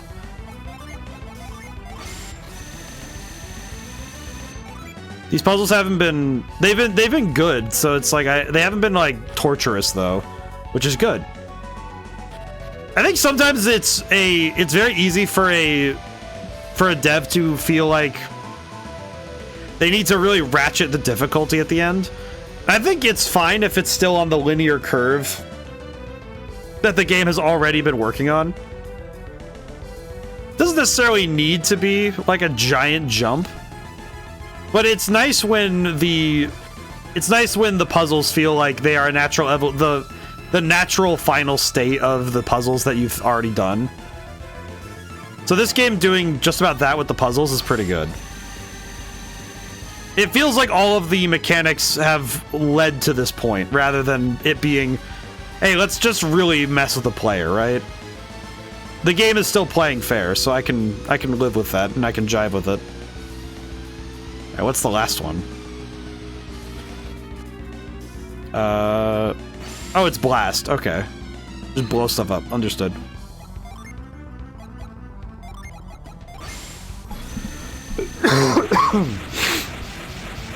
Oh dear, I coughed on the mic, didn't I? I coughed like, well, the sound came through the mic. I apologize.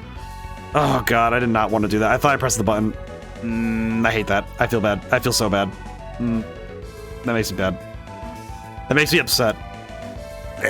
Thought I pressed the button. That's my bad. I have like a mute button on my microphone, and I try to press it when I'm coughing. I do not like being sick. I feel like the sensation of being sick is probably one of my least favorite things, alongside the sensation of being dehydrated. It's like dehydration and generally those, like, the two sometimes go together, but not always. But I think also intense vertigo. When the last bosses to the first game came along, everyone just summon rushed through both of them. I feel like that makes sense though, in a weird way. I feel bad for doing so, but it's like I think it's sad when that the summons do feel kind of like the propped up way to do so.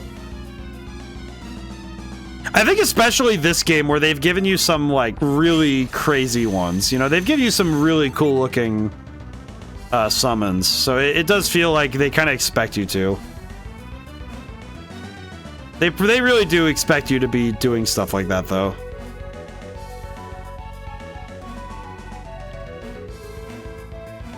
But I think it is also just a matter of personal preference in battle. I imagine some people probably wouldn't be all that interested in just spamming, and you know, like just spam summon rush, but It does feel like it's kind of the method, you know? Like that's the thing that people like doing. Because it's usually the strongest method. I think with Iris especially now. I think especially with Iris in our repertoire, it is kind of not required, but it certainly feels like if I don't do it, then I'm kind of missing something, you know? It feels like it almost feels like I'm shorthanding the game. So they coded the last boss in this to have each head act as its own boss fight if you summon rush, making it a much longer fight. Ah, I see. So what that tells me then, because that is kind of what my brain has interpolated that as, is that what I'll probably do is just work my way up to getting Iris, and Iris will probably be the end of the fight. Because that makes more sense. It makes more sense to use Iris as a final attack anyway. Because by the time you need Iris, you'll probably want to have your HP recovered anyway, so I probably will just do it that way. Because personally, that seems like a more fun idea anyway. I'd rather work up to... I prefer to work up to summons anyway, so this will probably work out. Oh, jeez. I hope I didn't scare anybody when I coughed into them, coughed like that. Yeah, hopefully... Oh, God. Ugh. Let's see. Alright, this way. And then around. It's very funny having to just do all this extra running to get to places.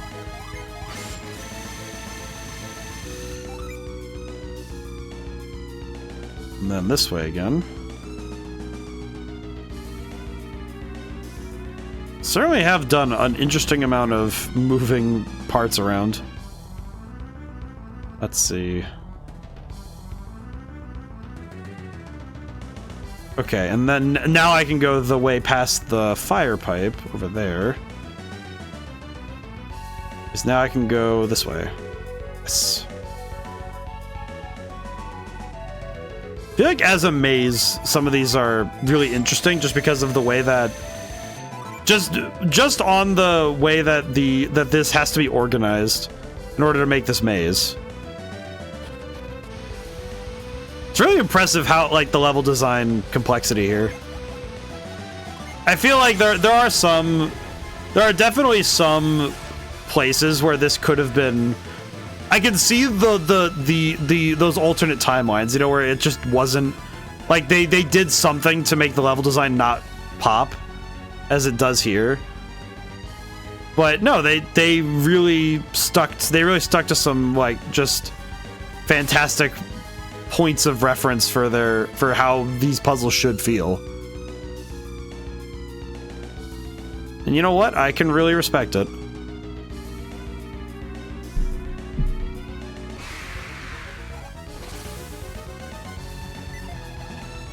You know what? I just realized I can just retreat again.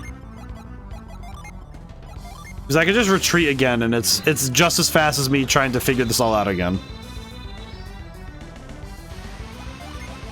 Feels kind of silly to use retreat in this manner, because it does send us outside of the lighthouse, so we just keep bamfing in and out of the lighthouse, but that's fine. It works. So if it's stupid and it works, it's not stupid. You know, it's a little inefficient in some ways, but honestly, I don't really care. I think this works. You have proven your worth. The heavens await you.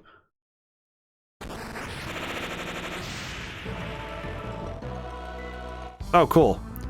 You know, I'm grateful that it's not, that you didn't say capital H heaven, because if that was the case, I'm pretty sure I would have been a little bit more scared. You know what, let's heal really quick. I'll heal now while we're here. And now we can teleport. Up we go. Whee! Up we go. Hey, so what's going on up in here? Whoa. I have the Buzz Lightyear platforms once again. I missed these. Betrayers, you have arrived. Huh? Who said that? Wind's too strong, I don't see anything. Betrayers? There are two, but I don't see anyone else up here. Do this quick, cast the Mars star in before anything has a chance to stop us. You're still intent lighting the beacon on Mars, the lighthouse. Who said that? Have you forgot me so soon, Roy? And you, Garrett. Seems to know you. Do you have any idea what it is? Insert your heart, boy. That voice. It's the wise one. Oh, it's you! Alright, since when are you on a first date basis with the wise one? Must have been... What happened to Soul Sanctum after we were kidnapped? When Satoru and some minority stole the elemental stars, they also triggered a volcanic eruption. The wise one prevented Mount Aleph from erupting so that Garrett and I could escape. Wait, but Mount Aleph did erupt. There was a huge explosion. We saw it all the way in Vault. It still erupted, but it would have erupted with us still inside. We could have escaped in time. Wise one held off the eruption until we could escape, even halted the lava flow. Nobody has enough power to do that. No, it sounds weird, but I was there and it happened, so you have to believe us. So if we do all that, it seems more like a god than an adept. Did not just save you, also tasked you with recovering the elemental stars. Why have you disobeyed my command? Why have you come to light the beacon? This prox will be destroyed if we don't. We can't let that happen. Oh, wow. I did not realize the wise one would actually show back up. Bro, this is disaster puzzles. They say we should abandon and die. What would they do to deserve that? People prox have committed unforgivable sin. They must pay the price. For lighting the lighthouses, is that their sin? Does that warrant total destruction? We don't have to light the beacon. Gaia Falls eventually rode all of Wayard. Offer so long to save all the people of our world, now you would stop us. Gaia Falls is growing, it's consuming more and more with each passing day. How can you just allow the world to crumble to nothingness? The seal needs to be broken, and the world will be destroyed if it's not. You have learned far too much. Why is it? You can't continue to protect the lighthouses, you know what's happening. It's your duty to protect all of Wayard. If Wayard is destroyed, you'll have failed us all. Why don't you answer us? Alchemy is unleashed, mankind may well destroy all of Wayard itself. We can combine our strengths, ensure that alchemy not be used for evil. It is inevitable. In time, one man will seek to rule over all. It is human nature, inescapable. And it'll come sooner than any of you think. Why do you say that? The water adept who climbs towards the peak of Mount Aleph even as we speak. Is he not a friend of yours? Alex's name, surely you have not forgotten him. What does he do on Mount Aleph? He understands far more than you do. He knows that when the 4 beacons have been lit, their light will gather at Soul Sanctum. What will we gain from being there? When the final beam of light reaches the peak of Mount Aleph, the golden sun shall rise. Oh! Holy crap, the name?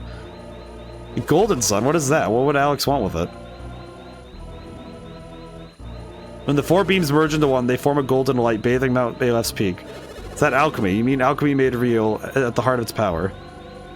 And it's that light that gives shape to the Stone of Sages. This has been Alex's one true desire from the very start. Alex planned all of this. They must have been after this power all along. You've been duped. He used us all. He better not believe he's one of my own people. I feel sick. None that matters right now. We still have to light the beacon. We don't have any choice. If we don't do it, Prox will be destroyed. I feel like we have to, right? Why does one have to deal with Alex on his own? I cannot interfere in the actions of mankind. You can't interfere, then how about getting out of our way so we can light the beacon? Oh, good one. I know exactly what Alex wants, but it looks like we've got no choice. I like how the wise one's like, I can't interfere. Didn't you just say you're not allowed to interfere? That is correct, I cannot stop you. But what if some miracle were to occur, one that prevents you from igniting the beacon? Miracle, what are you talking about?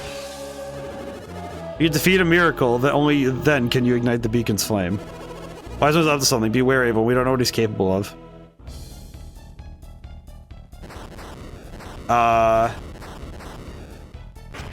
He summoned a dragon. 3-headed dragon, that's your miracle? You have us fight for a future. Right, then fight we shall. What's he thinking? We already beat a 2-headed dragon. How much tougher can this one be? Not many heads it has. Nothing's gonna stop us now. Wait a second. Wasn't that 2-headed dragon actually... That means this 3-headed dragon must be... Yix, no, you mustn't fight that dragon. It's... Like, great, we can't get away from it now. Yix, don't. Oh, this boss is gonna make me sad, isn't it? Uh-oh.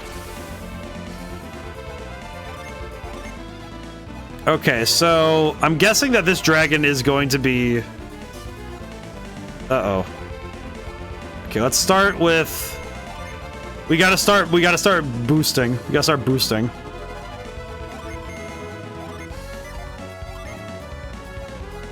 God, the music's good though. Holy crap. Let's see.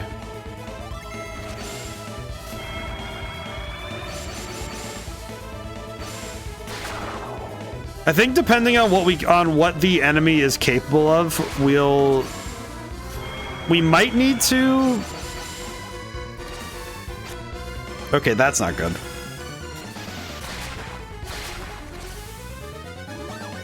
Okay, so you can recover HP and heal and do a bunch of other stuff. Okay. Okay, this is gonna be a tough one. I can see that already. Let's see. I'm trying to think of how best to handle this.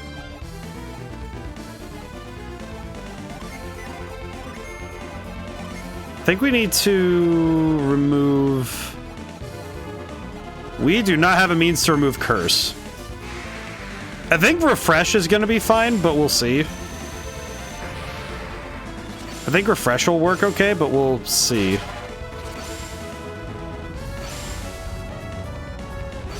Alright, main objective is just get enough Jin down so that we can actually make some big damage. For some reason, this music really reminds me reminds me a little bit of the Sonic the Fighters soundtrack a little bit. Like in terms of the sound design. Okay, actually, you know what? We're gonna use Cool Aura and I'm gonna use Tempest, and then could use Mega Cool, see what happens, but I need to get down to 4 of these so that we can specifically. Main goal right now is to get 4 water so that when we have enough done,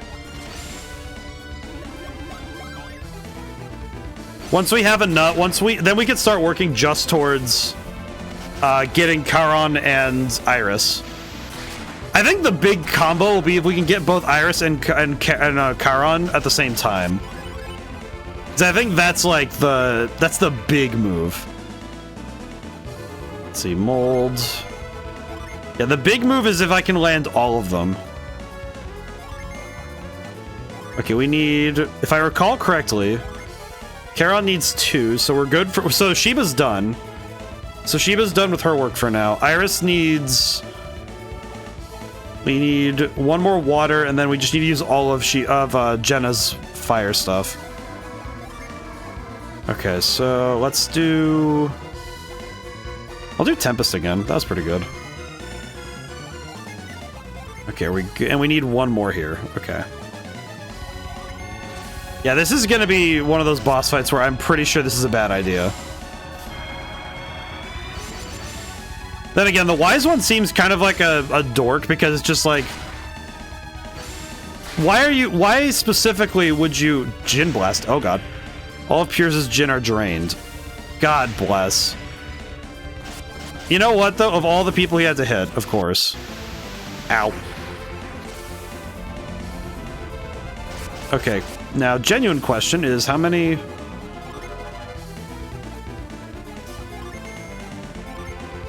Okay, I need to just start spamming these though.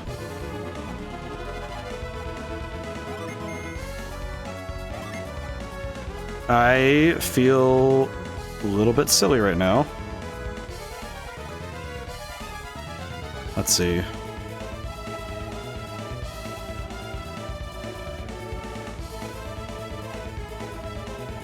Kind of curious. Yeah, okay, so they're all gone. Okay, got it.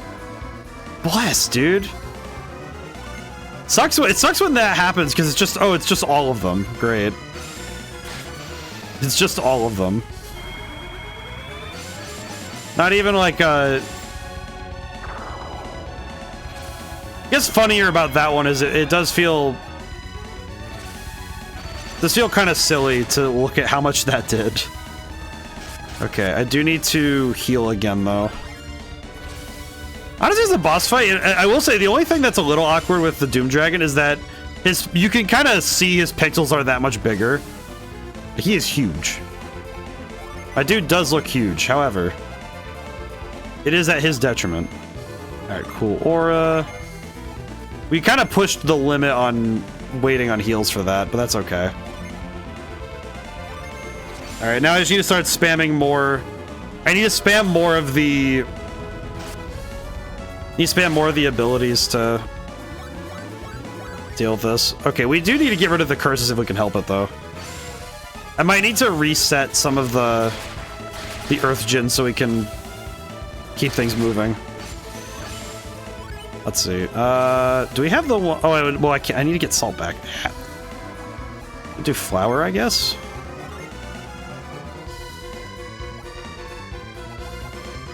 This is definitely a boss fight that I was not really prepared for mentally.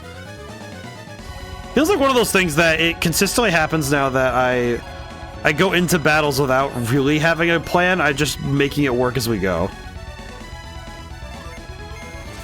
Which seems to be working okay, but it comes with some drawbacks when I try to fight an enemy without properly reckoning what it's going to take to beat them.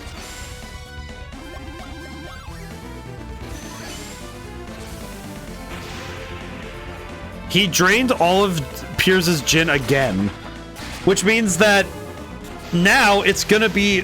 Oh my god, it's like... all this guy has done is make it so I can't use Iris consistently. That's all this guy has done this entire fight. What is this guy's major malfunction? And also, why specifically Piers? Like, does he know? Does he understand that I am trying to go for something specific?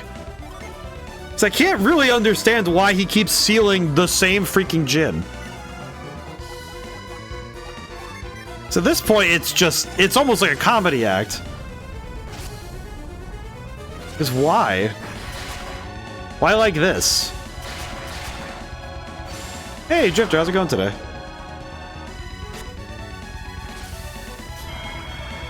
Howdy, howdy. Alright, at the very least, this next turn I do get to cast Charon, which is good. Like, it's not what I wanted, but we'll take it.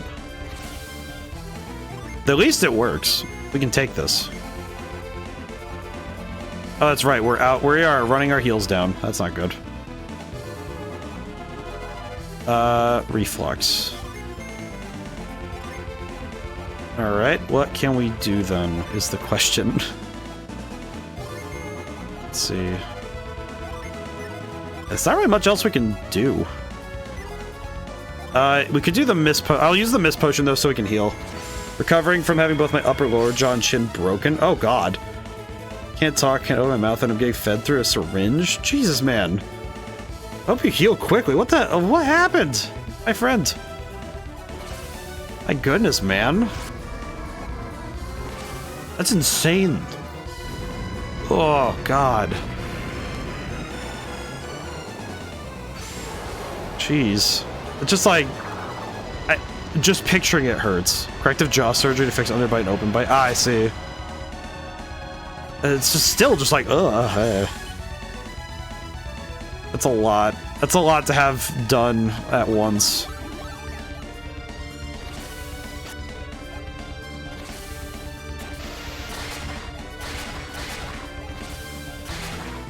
Oh, let's see.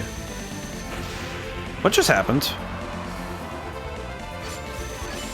Oh, one part of the Doom Dragon is dead. Okay, I see.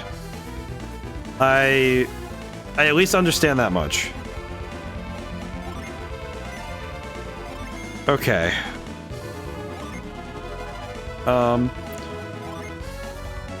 can do that for no effect because we just need to get that going.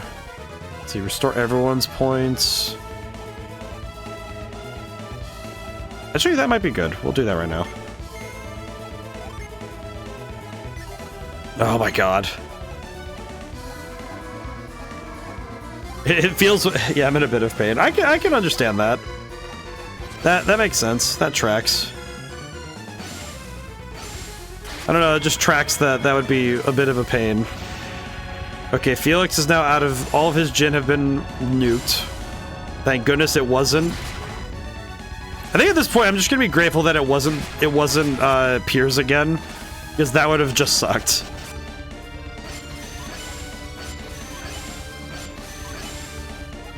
We're in the middle of a. It's like the book says it's the final boss, but I don't trust it because I don't until Alex just kind of gets cooked or whatever. I'm not gonna trust that this is the end. The end is never the end is never the end. Like truly. Question. What do I do now?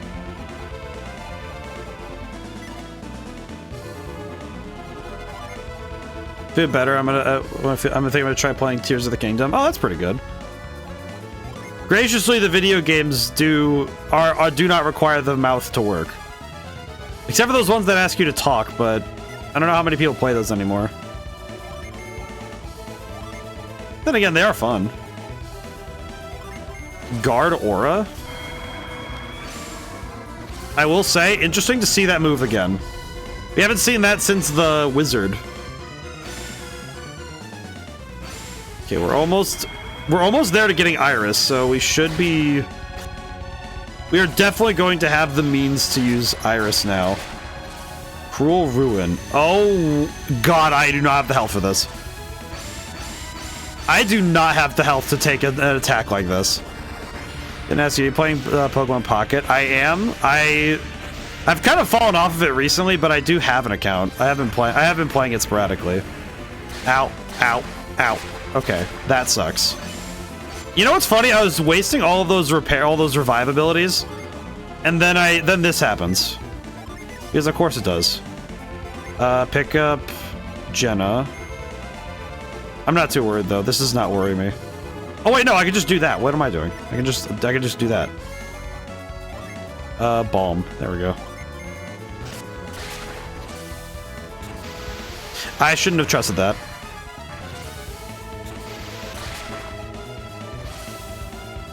Piers, for the love of God, just... Piers, why did he do the thing? He didn't do the thing, why? Why did you... I literally clicked on the thing, why did you... Use Balm, why did you not use it the first time, you dork? Okay, we're good. Why did he not do it the first time? I clicked on it. Oh, because the target's changed. Oh my God, that's how that works? That's so weird. Ow, ow, ow, ow, ow. I hate that. I don't like that's how that works, because if the targets change, it goes nuts. Okay, that sucks. Thing on him makes him skip turns once in a while. I see. The thing on him? Wait, what thing on him? What thing are you talking about?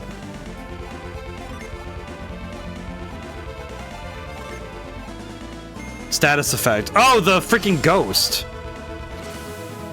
Oh, the ghost. I didn't even realize that that's what that did. Oh, God. Okay, this is bad because now we are just getting cooked. Which one of these is... Which one of these is the one that gives the revive? Which one of these is the one that gives the revive? Because there's one of these that has a revive, and the others don't. Oh, God. Oh, God. He was haunted or something? Yeah, he was haunted. Iris will revive. Do I have the ability to summon Iris now? I do, you're right. Oh my God, I almost didn't check for Iris. Okay, we can use Iris, we're good. We're so back. Good God. You know what? I'm grateful that Iris definitely fulfilled her entire function. I forgot that I had Iris ready. I think I just panicked, but that's okay, we're good. We're so fine. 2,000 damage. Everybody's been revived.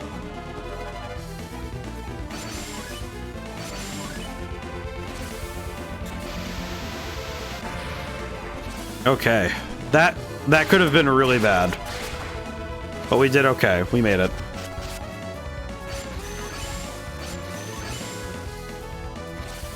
Okay, we just need to hit this fool as hard as we can.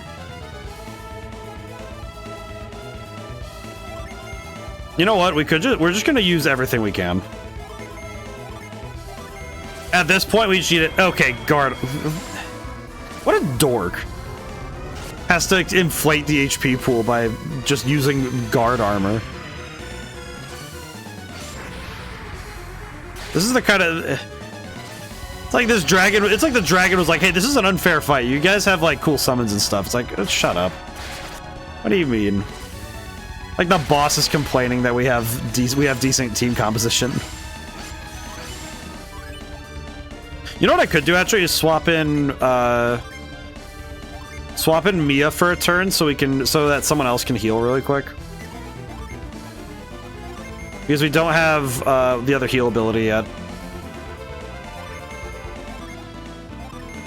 So we can do Wish Well. There we go. Mia looks so confused.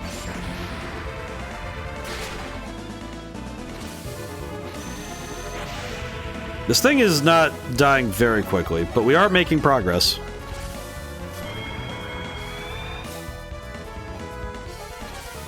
I guess the question becomes, if I swap them out, do they lose the status ailment?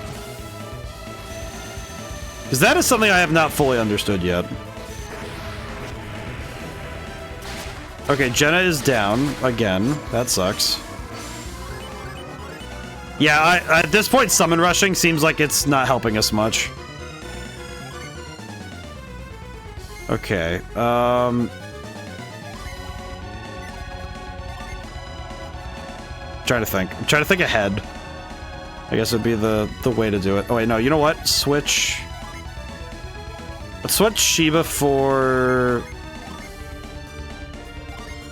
our boy. Can I use Revive? I can. Okay, good. How much HP does this dragon usually have?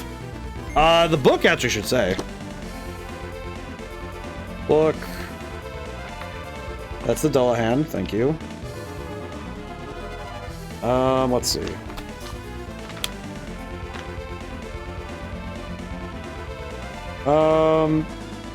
It says 10,000 plus as well, so I'm gonna presume it's similar to the Dullahan, where he has just high HP.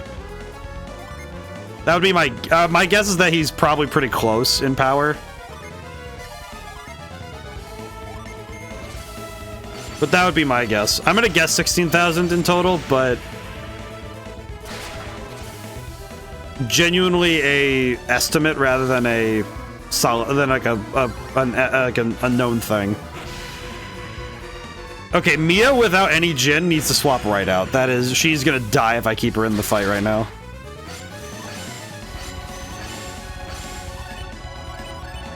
Okay. Tell you the number after you win. Honestly, fair.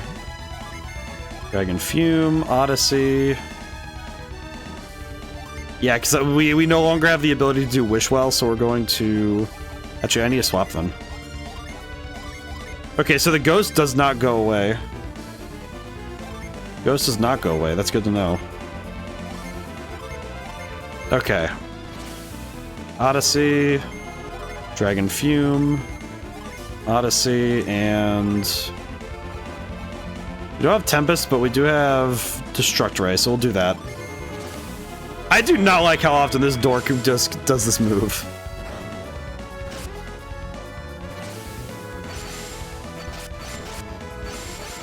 Oh, man. And then multiply that by 3 because you use summons. Wait, so if you use summons at any point, it multiplies? Is that really? So, like, if you use summons at all, it multiplies it? Yes. Okay. That seems a little weird because it does kind of feel... That feels kind of weird that it's like, it's only if you do it in general. I kind of thought it was like, oh, it's going to be like... I thought it was going to be something like when you use it, if you use it in, like, at starting the battle. But, yeah, I'm kind of, I see now that this thing is clearly just being lovely. It has 3 stages and each have a certain amount of HP. Okay, so yeah, that lines up with what I understand. Okay, where's the Mist Potion? There we go.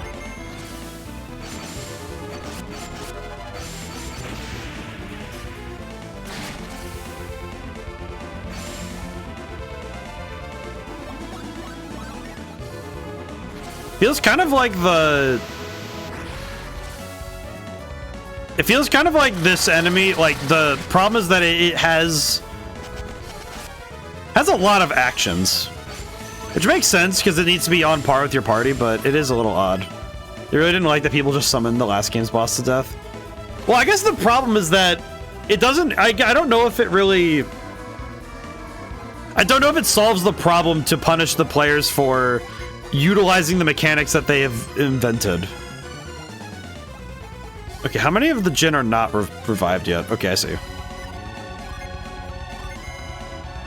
Okay. Like, I get why they would want to, you know, try and help with it, but I do think this is a... I don't know if this is the option, really. I don't know if this is really the solution that works. Like, it's a solution, surely, but it's not a solution that... I don't think it 100% works.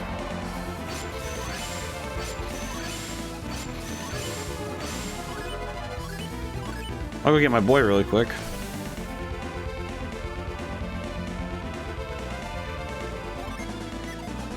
Let's see. Summon boy. Let's see. And then we could do Mega Cool. Yeah, I don't think we're gonna summon anything else. But I don't know yet, because we still haven't really settled back into the battle yet. Nice thing is you only have one head now. Yeah, so it's not too bad.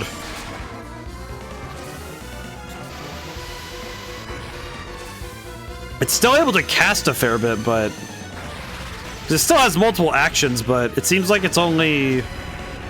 Let's see, how many actions does it get in total per turn? Is it 2? Okay, so its actions are 1 plus number of heads. Okay. That makes sense.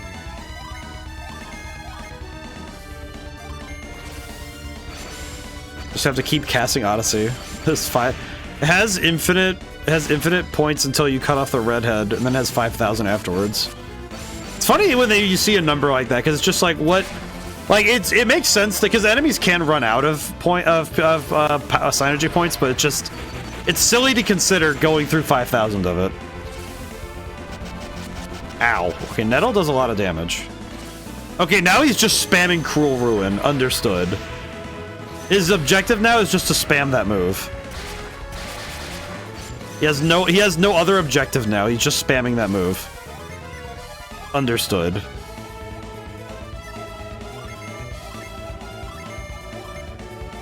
It's very funny watching him just go through that move over and over again. He really said this is the favored move.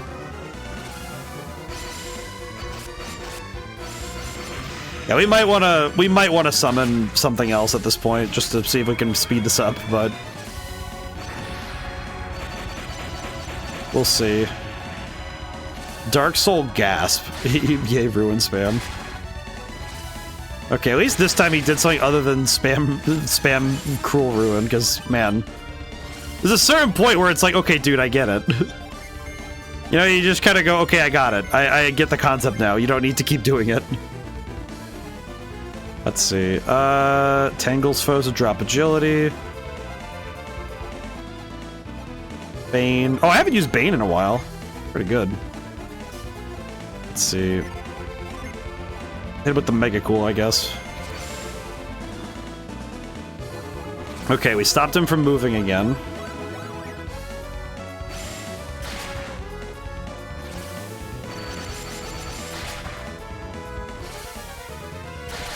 Technically, if I wanted to, I could swap... I could probably swap Sheba back in.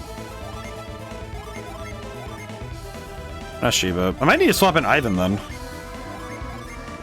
Yeah, but Ivan's defense is somehow worse, so we'll swap in Sheba. You cut off heads has your... Yeah, it does. What is the thing that does a nuke and full heal? That is Iris, and I don't know if I can get it again this time. Loses the less powerful ones. Yeah. Unfortunately, I don't know if I'll be able to get Iris a second time, just because I think this battle's specifically, I think the ability for me to do that might be limited. There we go. At the very least, we've whittled down the boss by a considerable amount, and we've also brought the enemy to heal, so it's not bad, but this is definitely taking a while. Okay, I might just want to have those two attack. Okay, never mind. He used the thing that I was curious because Dragoon does similar. Okay, well, he got rid of every single Jinn now. Of course he did. Well, now the entire plan kind of just goes... The entire plan kind of goes when you watch something like that happen. God dang it.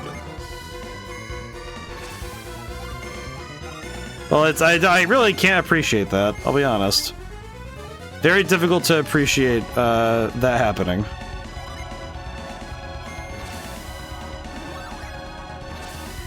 My god, this thing... I feel like the fact that he used the AoE version... Only now did he use the AoE version. He waited on that one.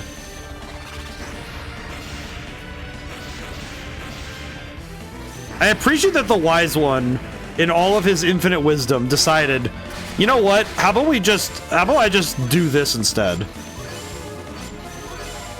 Though it does kind of feel like he said, oh yeah, I can't interfere with mortal affairs, and then immediately proceeds to intervene in mortal affairs. Like, I think you're lying. I think you say that so you feel better when you actually intervene in mortal affairs.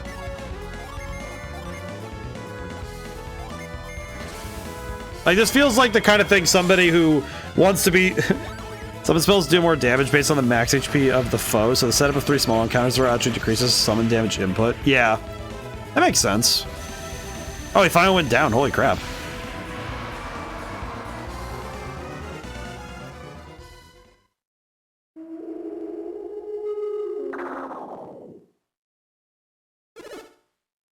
That I was trying to warn you about. Wasn't just the dragon you killed.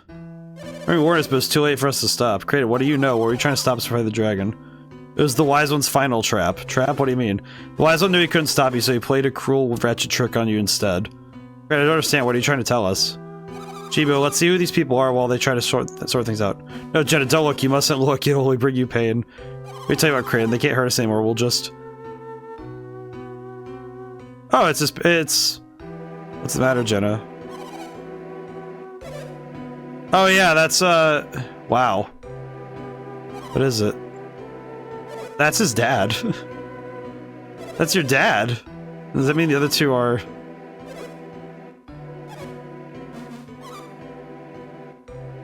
I'll heal Jenna's parents quick, Mia. Tend to Roy's father. If only I had realized it sooner.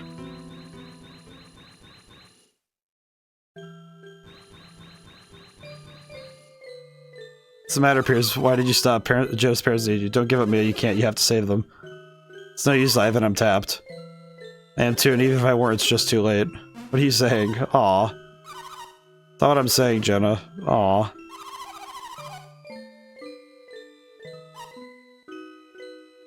Can't be.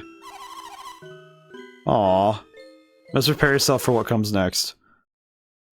Being transformed into a dragon, fighting in that form, this requires tremendous power. What are you saying, Kraden? In fighting you, your parents were forced to use every last ounce of their energy. They don't have the strength to. Even if they had won the battle, they would not have survived. You cannot blame yourself.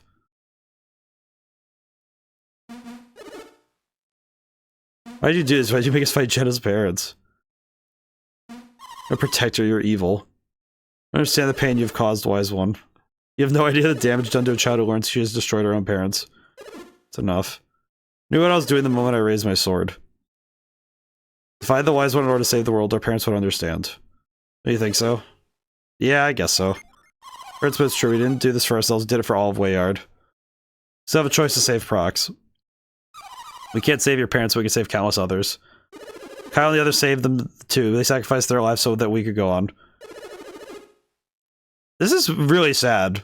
Never imagined my action would help to save the world. The light of the beacon may create wars and strife. I regret none of this. Little time left. Use the Mars Star and light the beacon.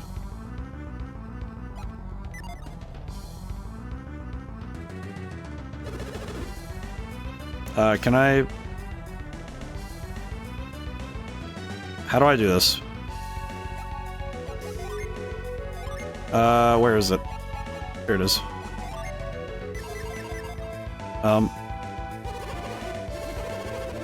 Why isn't it letting me... We cast in the Mars Star, yes. That was weird. I don't know why I was being weird like that. Alright, in it goes. Man, we really did just watch the parents die a second time.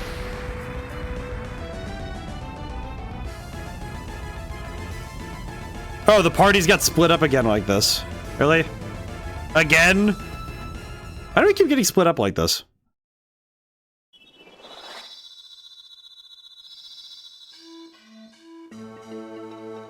The beacon is lit.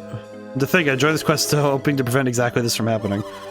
I began this quest as a prisoner taken against my will. That tidal wave hadn't sent me far, of course I wouldn't even be here now. Many lives have been taken and changed forever just to light this beacon. I'm dead, Wayard is safe now. Right, I hear voices too. I told you I could hear them. Who said that? Where are you? We're in email. We're at the base of Mercury Lighthouse.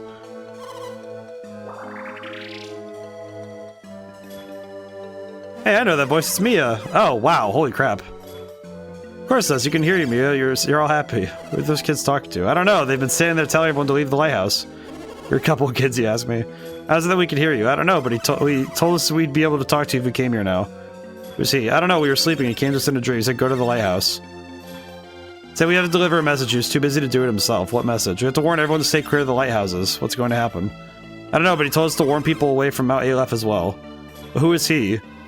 You're Meanie. You don't tell Meanies anything. Don't pay attention to him. It's me, Mia. Can you tell me who spoke to you? Told you I don't know. You looked like a big rock with a big rocky eye. The wise one.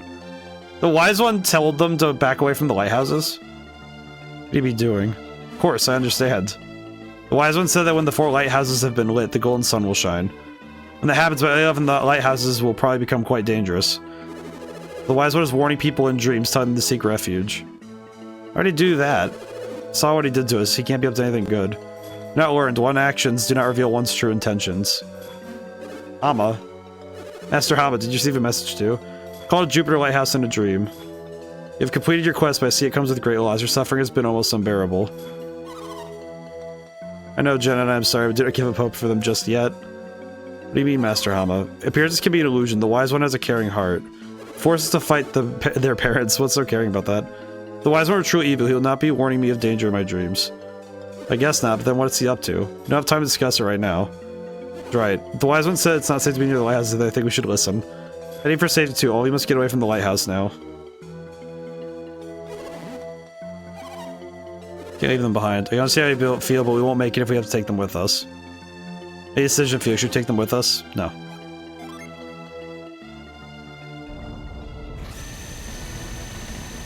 Too dangerous. The golden sun is forming. Power of alchemy will be unleashed upon the world. We must take their parents and flee. Here, get a grip. No one's touching you. I'm serious. What's happening? There's no time for questions. Just carry them. Carry them and go. Well, no, it just happened. Thank you, Felix, and you too, Roy and Kraden. Igniting Mars Lighthouse, you stop Gaia Falls from devouring our town. Just glad to have helped save Wayard. Been through many trials, more than any of us could ever know. Had no idea what to expect when we lit the final beacon. We saw the flash of the beacon, we had no idea what you suffered to light it. We thought we were done for, there's no way we could escape with our parents' bodies. At least, if not, we hadn't pulled together and overcome our sorrows. Right. You know, I should always regret that I didn't get to look upon the beacon's light from afar. I say regret, as a scholar of alchemy, you would have been most impressed. So the beams of blue, red, and purple streaming out towards the southeast. It's the direction in which Vale lies, is it? Was the light headed for your hometown? It was. The wise one said the beams are going to merge into one above Mount Aleph. The orb of golden light we saw, that was shining directly over Vale. Yes, that was the golden sun forming over Mount Aleph. Remember the details correctly, the golden sun is the blast of light emitted at the very moment the Stone of Sages forms. The judges exist even here, I wish I'd known that sooner. Fear for Vale, think all the energy is being released right over your hometown. We're all worried about that, we're hoping to return to Vale as quickly as possible. There's nothing we can do to convince you to stay. We might stay in prox for a while, but that sounds unlikely. Don't worry, we plan on returning as soon as things quiet down. Okay. Village will not soon forget that you saved us from the edge of destruction. Do visit again. Don't say such things, I'm sure a long life awaits you. Very well, I suppose we should be departing for Vale soon. You're right, Creighton. If we don't, you know who might start causing trouble. At least some of your cares have been remedied. God knows you brought all three back from the brink of death. Would not have thought it possible had I not seen it. I not fully understand, but there can be no doubt. The fire synergy released by the beacon rekindled their spirits. I didn't expect so much synergy to be released by the lighthouse's beam. I have no real explanation other than their light force had not been fully extinguished. It was a miracle, but the fire synergy seems to have recharged them. Had your parents not been adepts, the wave of synergy would have passed them by. We're late. Do I know we're leaving now? Yes. Sorry, we're almost done. Can you wait for us at the village gates with the others? I'll wait outside with them. I'm intrigued. This ending is interesting. I think they want to wait anymore. We'll all set to head home. May your journey be safe and uneventful. Never forget what you've done for Prox. Okay. Time to get out of here. We'll take you so. Mom and Dad are tired of waiting for you. It's not true, Felix. You take as long as you need to say farewell to the people of Prox. Don't worry about us, Felix. Puella and the others took care of us. Until now, we'll be stuck here forever. We'll get you back to your old self, Jenna. Maybe such mournful tears after the battle. As if you can't prove anything. You have to remember, she thought both of her parents had died. Oh, were you crying, Jenna? Said I wasn't. Aww. I think about my family. I didn't think I'd miss them this much. I hope they're all safe back in Vale. Just want to be home again. I want to see how my mom is doing. Don't worry, son. I'm sure Dora's doing fine. She's a strong woman. As I saw her, she looked so sick, so weak. If nothing happened to Vale, I'm still worried. Don't worry, I'm sure she's in wonderful shape. I think she'll be surprised to see me. I keep you all waiting. Let's go back to Vale. As soon as we leave Prox, we'll head towards Angara and from there to Vale. Can't wait to see that winged ship of yours. It sounds incredible. I remember so little of my trip to Prox. This is really my first voyage on a ship. Remember that the wind and waves make the boat rock. I hope I don't get sick.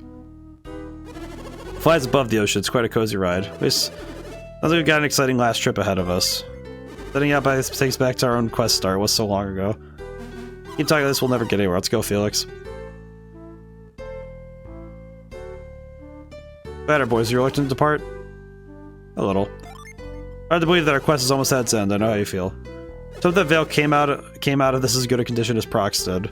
We'll know until we get there. Alright.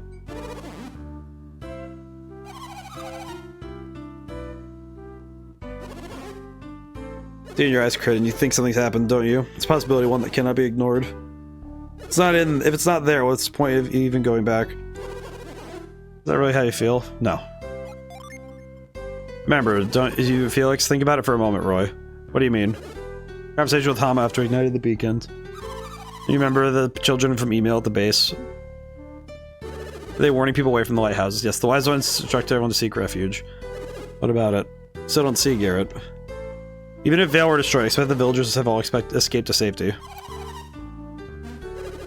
Okay. Forgot about that. Thanks, Creighton. Make sure everyone else knows that. Let's go, the both of you. We have to catch up. Creighton. Why did the wise one change our parents into a dragon? Why did you make us fight them? And we almost killed them. We tried to make us kill our own parents. Why?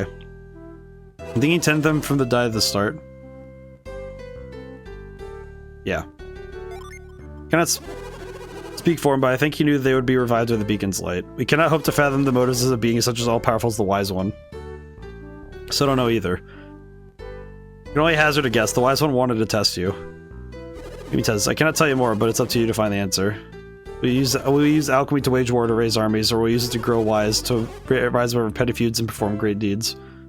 You're willing to sacrifice everything for your quest. Say you've risen to this challenge.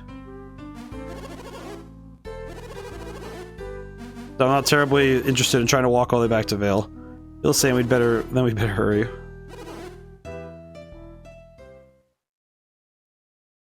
A little fist bump. Holy crap. Well, we beat the game. I was not expecting to actually beat the game today, but we did. I see. Well. You know what? I feel like... Oh, what the... Why is Alex is just climbing the rocks? Golden Sun, the quintessential, very quintessence of alchemy's power. It's beginning. Wait for me. Please wait. Wait until I reach Summit about Aleph. Now the DS one. Not anytime soon, but someday. Someday, perhaps. The only reason I say not soon is because I think this is a good spot to end, because these two games form a cohesive story. But I think more so, to me, it's that I don't know. I think I'll wait for a time. But someday I will. What do I think of this game? I think Golden Sun 1 definitely, I think in terms of the game beginnings, I think it is very obvious that these two games are connected. But Golden Sun 1's introduction and the quest was really, I think it was very well defined. I think this was an excellent conclusion to that story, but good spot for a break, at least for Golden Sun. And I think this game definitely, it improved in some places and then it stumbled in a few. I'll be honest. I do think that there are parts where I was kind of like it was a little bit shaky in some, like across both games, I think. And I think the big one was setup and payoff, was, you know, like plant and payoff was sometimes really far apart from each other. And in some cases, I think that meant there were times where story beats took a very long time in between spots. And sometimes those payoffs weren't, it didn't make the payoff any larger for being so long in between. And in many cases, it tested my memory more than anything.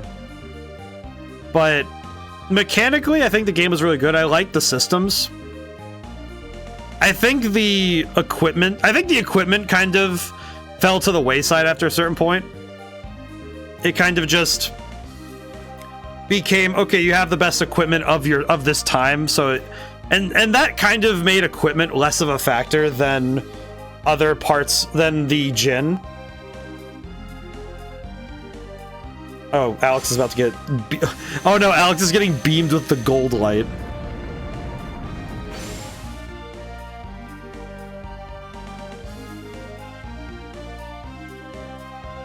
I have it. Eternal life and immense and limitless power.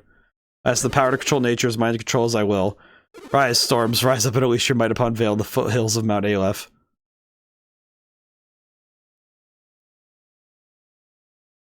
That's odd. I should have limitless power. Why can't I call up a simple storm? What is happening to him? Who are you? He just flies in. I am called the Wise One. The Wise One, Vale's protector. You wish to have limitless power. Wish to, I just got it. No, your power is nearly limitless, but it has boundaries. Nearly limitless? You speak in riddles. Casey, the power is mine. Yes, you also have nearly endless life, and your synergy is somewhat stronger. Try to anger me, then have a little taste of exactly how much power I've obtained.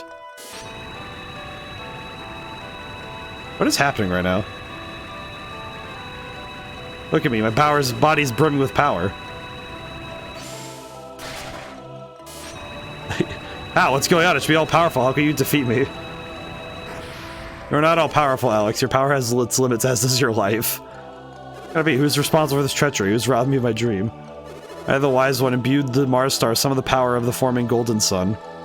It rests now in the hands of young Roy. Why? Just why? The heavens and earth are changing, Alex. You must flee now. What? Mount Aleph will soon be drawn into the heart of the earth. You must flee or join it forever. Flee? I can't flee. I can't even move. Ah, yes. You now see the limits of your power. If you're swallowed by the earth, you may not survive. You survive? Perhaps we shall meet again someday.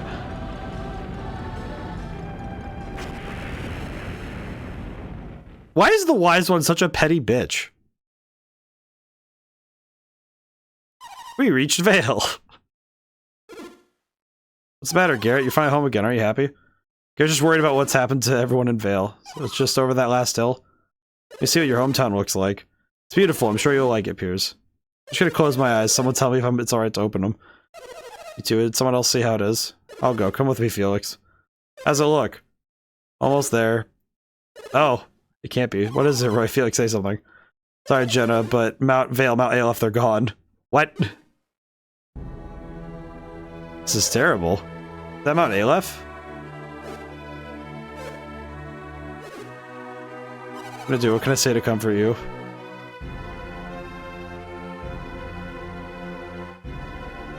They're here somewhere. They have to be here. I don't know, call them such a tragedy. Understand what you're feeling, I felt it too. Standing here won't bring them back. Let's go back to the vault. We can rest there and think. Your family's safe, Felix. You don't have to worry about them anymore. What am I supposed to do? Poor baby. What's gotten into you? How can you say that to Garrett? Shiva, me. You think this is funny? I've lost everything. My whole family. Here, don't be so sad. What? They might be a little more confident after all your adventures. Let's see my brother cry. Oh yeah, they were all fine. It'd take more than this to beat you, son. How did you survive? The Wise One warned us of danger and guided us here to safety. Everything was destroyed. The Wise One saved you all. Y'all made it out. Did Dora make it out as well? Aww.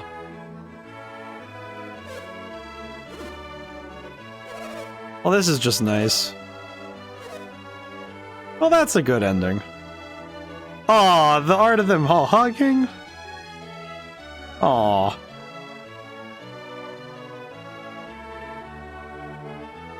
Well, this is just lovely. Well, that's nice. The end. And Alex is currently under like 100 tons of rock. Nice. Oh boy. Save your adventure? Yes, please. You cannot resume your adventure with this data. Carefully choose a place to save your data. We'll save it under 3. There we go. But yeah, like I think these two games together overall are a very solid package. I think that there's some things about them. There's some little spots that I think kind of have some there's some rough patches. I think the characterizations of the first party in the first game are a little stronger than the characterizations in the second game. I think the party in the first game is a little bit more, there's a little bit more time with them as people that you don't quite get in with like Jenna. With Jenna, Shiba, and Piers, you don't quite get the same connection that you do with the kids from the first one. So, but I think the games do a pretty good job. It's more focused on world building anyway, so that works out. Alrighty. But that was good. I'm happy we saw it to its end, and I'm happy we beat it. A lot of redundant writing in both. Yeah, it's like, I think in some cases as well, it feels like it doesn't. I think the tough thing was that I cared more about Garrett and like Isaac / Roy, like your player character. I cared more about them than I did about Felix, and it's. I think a lot of that comes down to the fact that Felix didn't really. I think Felix as a character didn't really work for me, and some of it also is just that there's a lot of having to explain things in the world and do all that stuff, while also trying to keep the plot moving forward, which I think sometimes the plot moved forward in ways that didn't always line up with how. It's like mechanically things would be moving forward, but the plot wouldn't move the same direction sometimes. I think The Lost Age struggles with the problems more, because in the first game you were chasing Satoru and Minardi, and that gave you a goal and a vision. But in the second game, since you were really just doing a lot of exploring, I think it became a lot easier for the story to kind of overlap in places. You know, like it kind of like folds back in. So that can be kind of tough. But I think that was also it. This game is definitely a product of its circumstances where it had to be 2 halves. But I think it worked out okay. I think Dullahan is probably one of the most insane fights I've had to see in a while, though. Alrighty. Now then,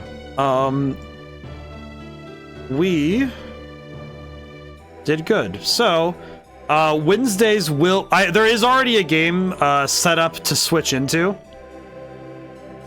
I guess I should mention that there is already a game that has been redeemed for a series. So next week we'll be starting The World Ends With You.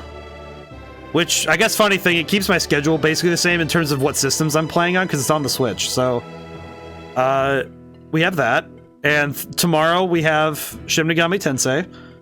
We're moving... Well, I'm really excited to keep playing that, because it's been really nice to...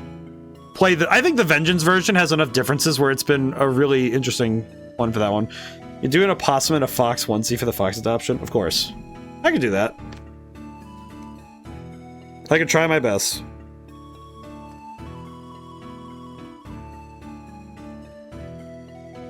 I can do that. I will try my best to get that done as soon as I can. And Sunday we're playing Sifu. Sifu? Because I've never actually played it, so I thought that it would be a fun game to get into. How far are you in Vengeance? I think I've done like 3 streams, so like 12 hours in. Not super far in at all, relatively. I know that we're not past the...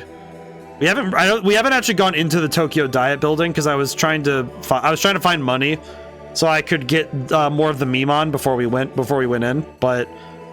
we're not too far in though, so I can explain the story up to this point. But in any case, so schedule's looking good, and thank you all for coming by, and thank you to everyone who came by who couldn't stay to the end, and thanks to everybody. I'm gonna speak to the future as well. But thanks to everybody who watches this, the VODs, watch through the whole series. Yeah, I hope more people try out Golden Sun for themselves. Like, I think the story's pretty good, but I think that I'm grateful that these games are available in more places now, so there's room to experiment. Alrighty. Whew. Okay. I should probably find somewhere to raid to, so I can be better about raiding, as I told myself to. Let's see.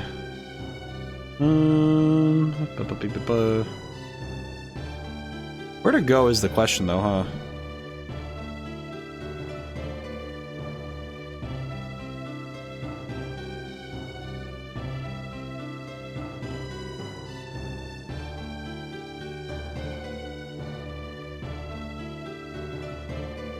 I don't know where to go right now.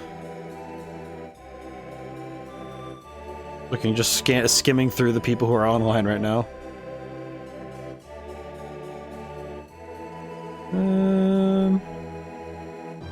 You know what? I have not raided over to Sky, even though he has raided to me. We'll do that. That'll work out well. He's playing Skyrim right now. We could do that. Alrighty. Well. Now, whenever I see you guys next, bye for now, and thank you so much. I'll see you soon.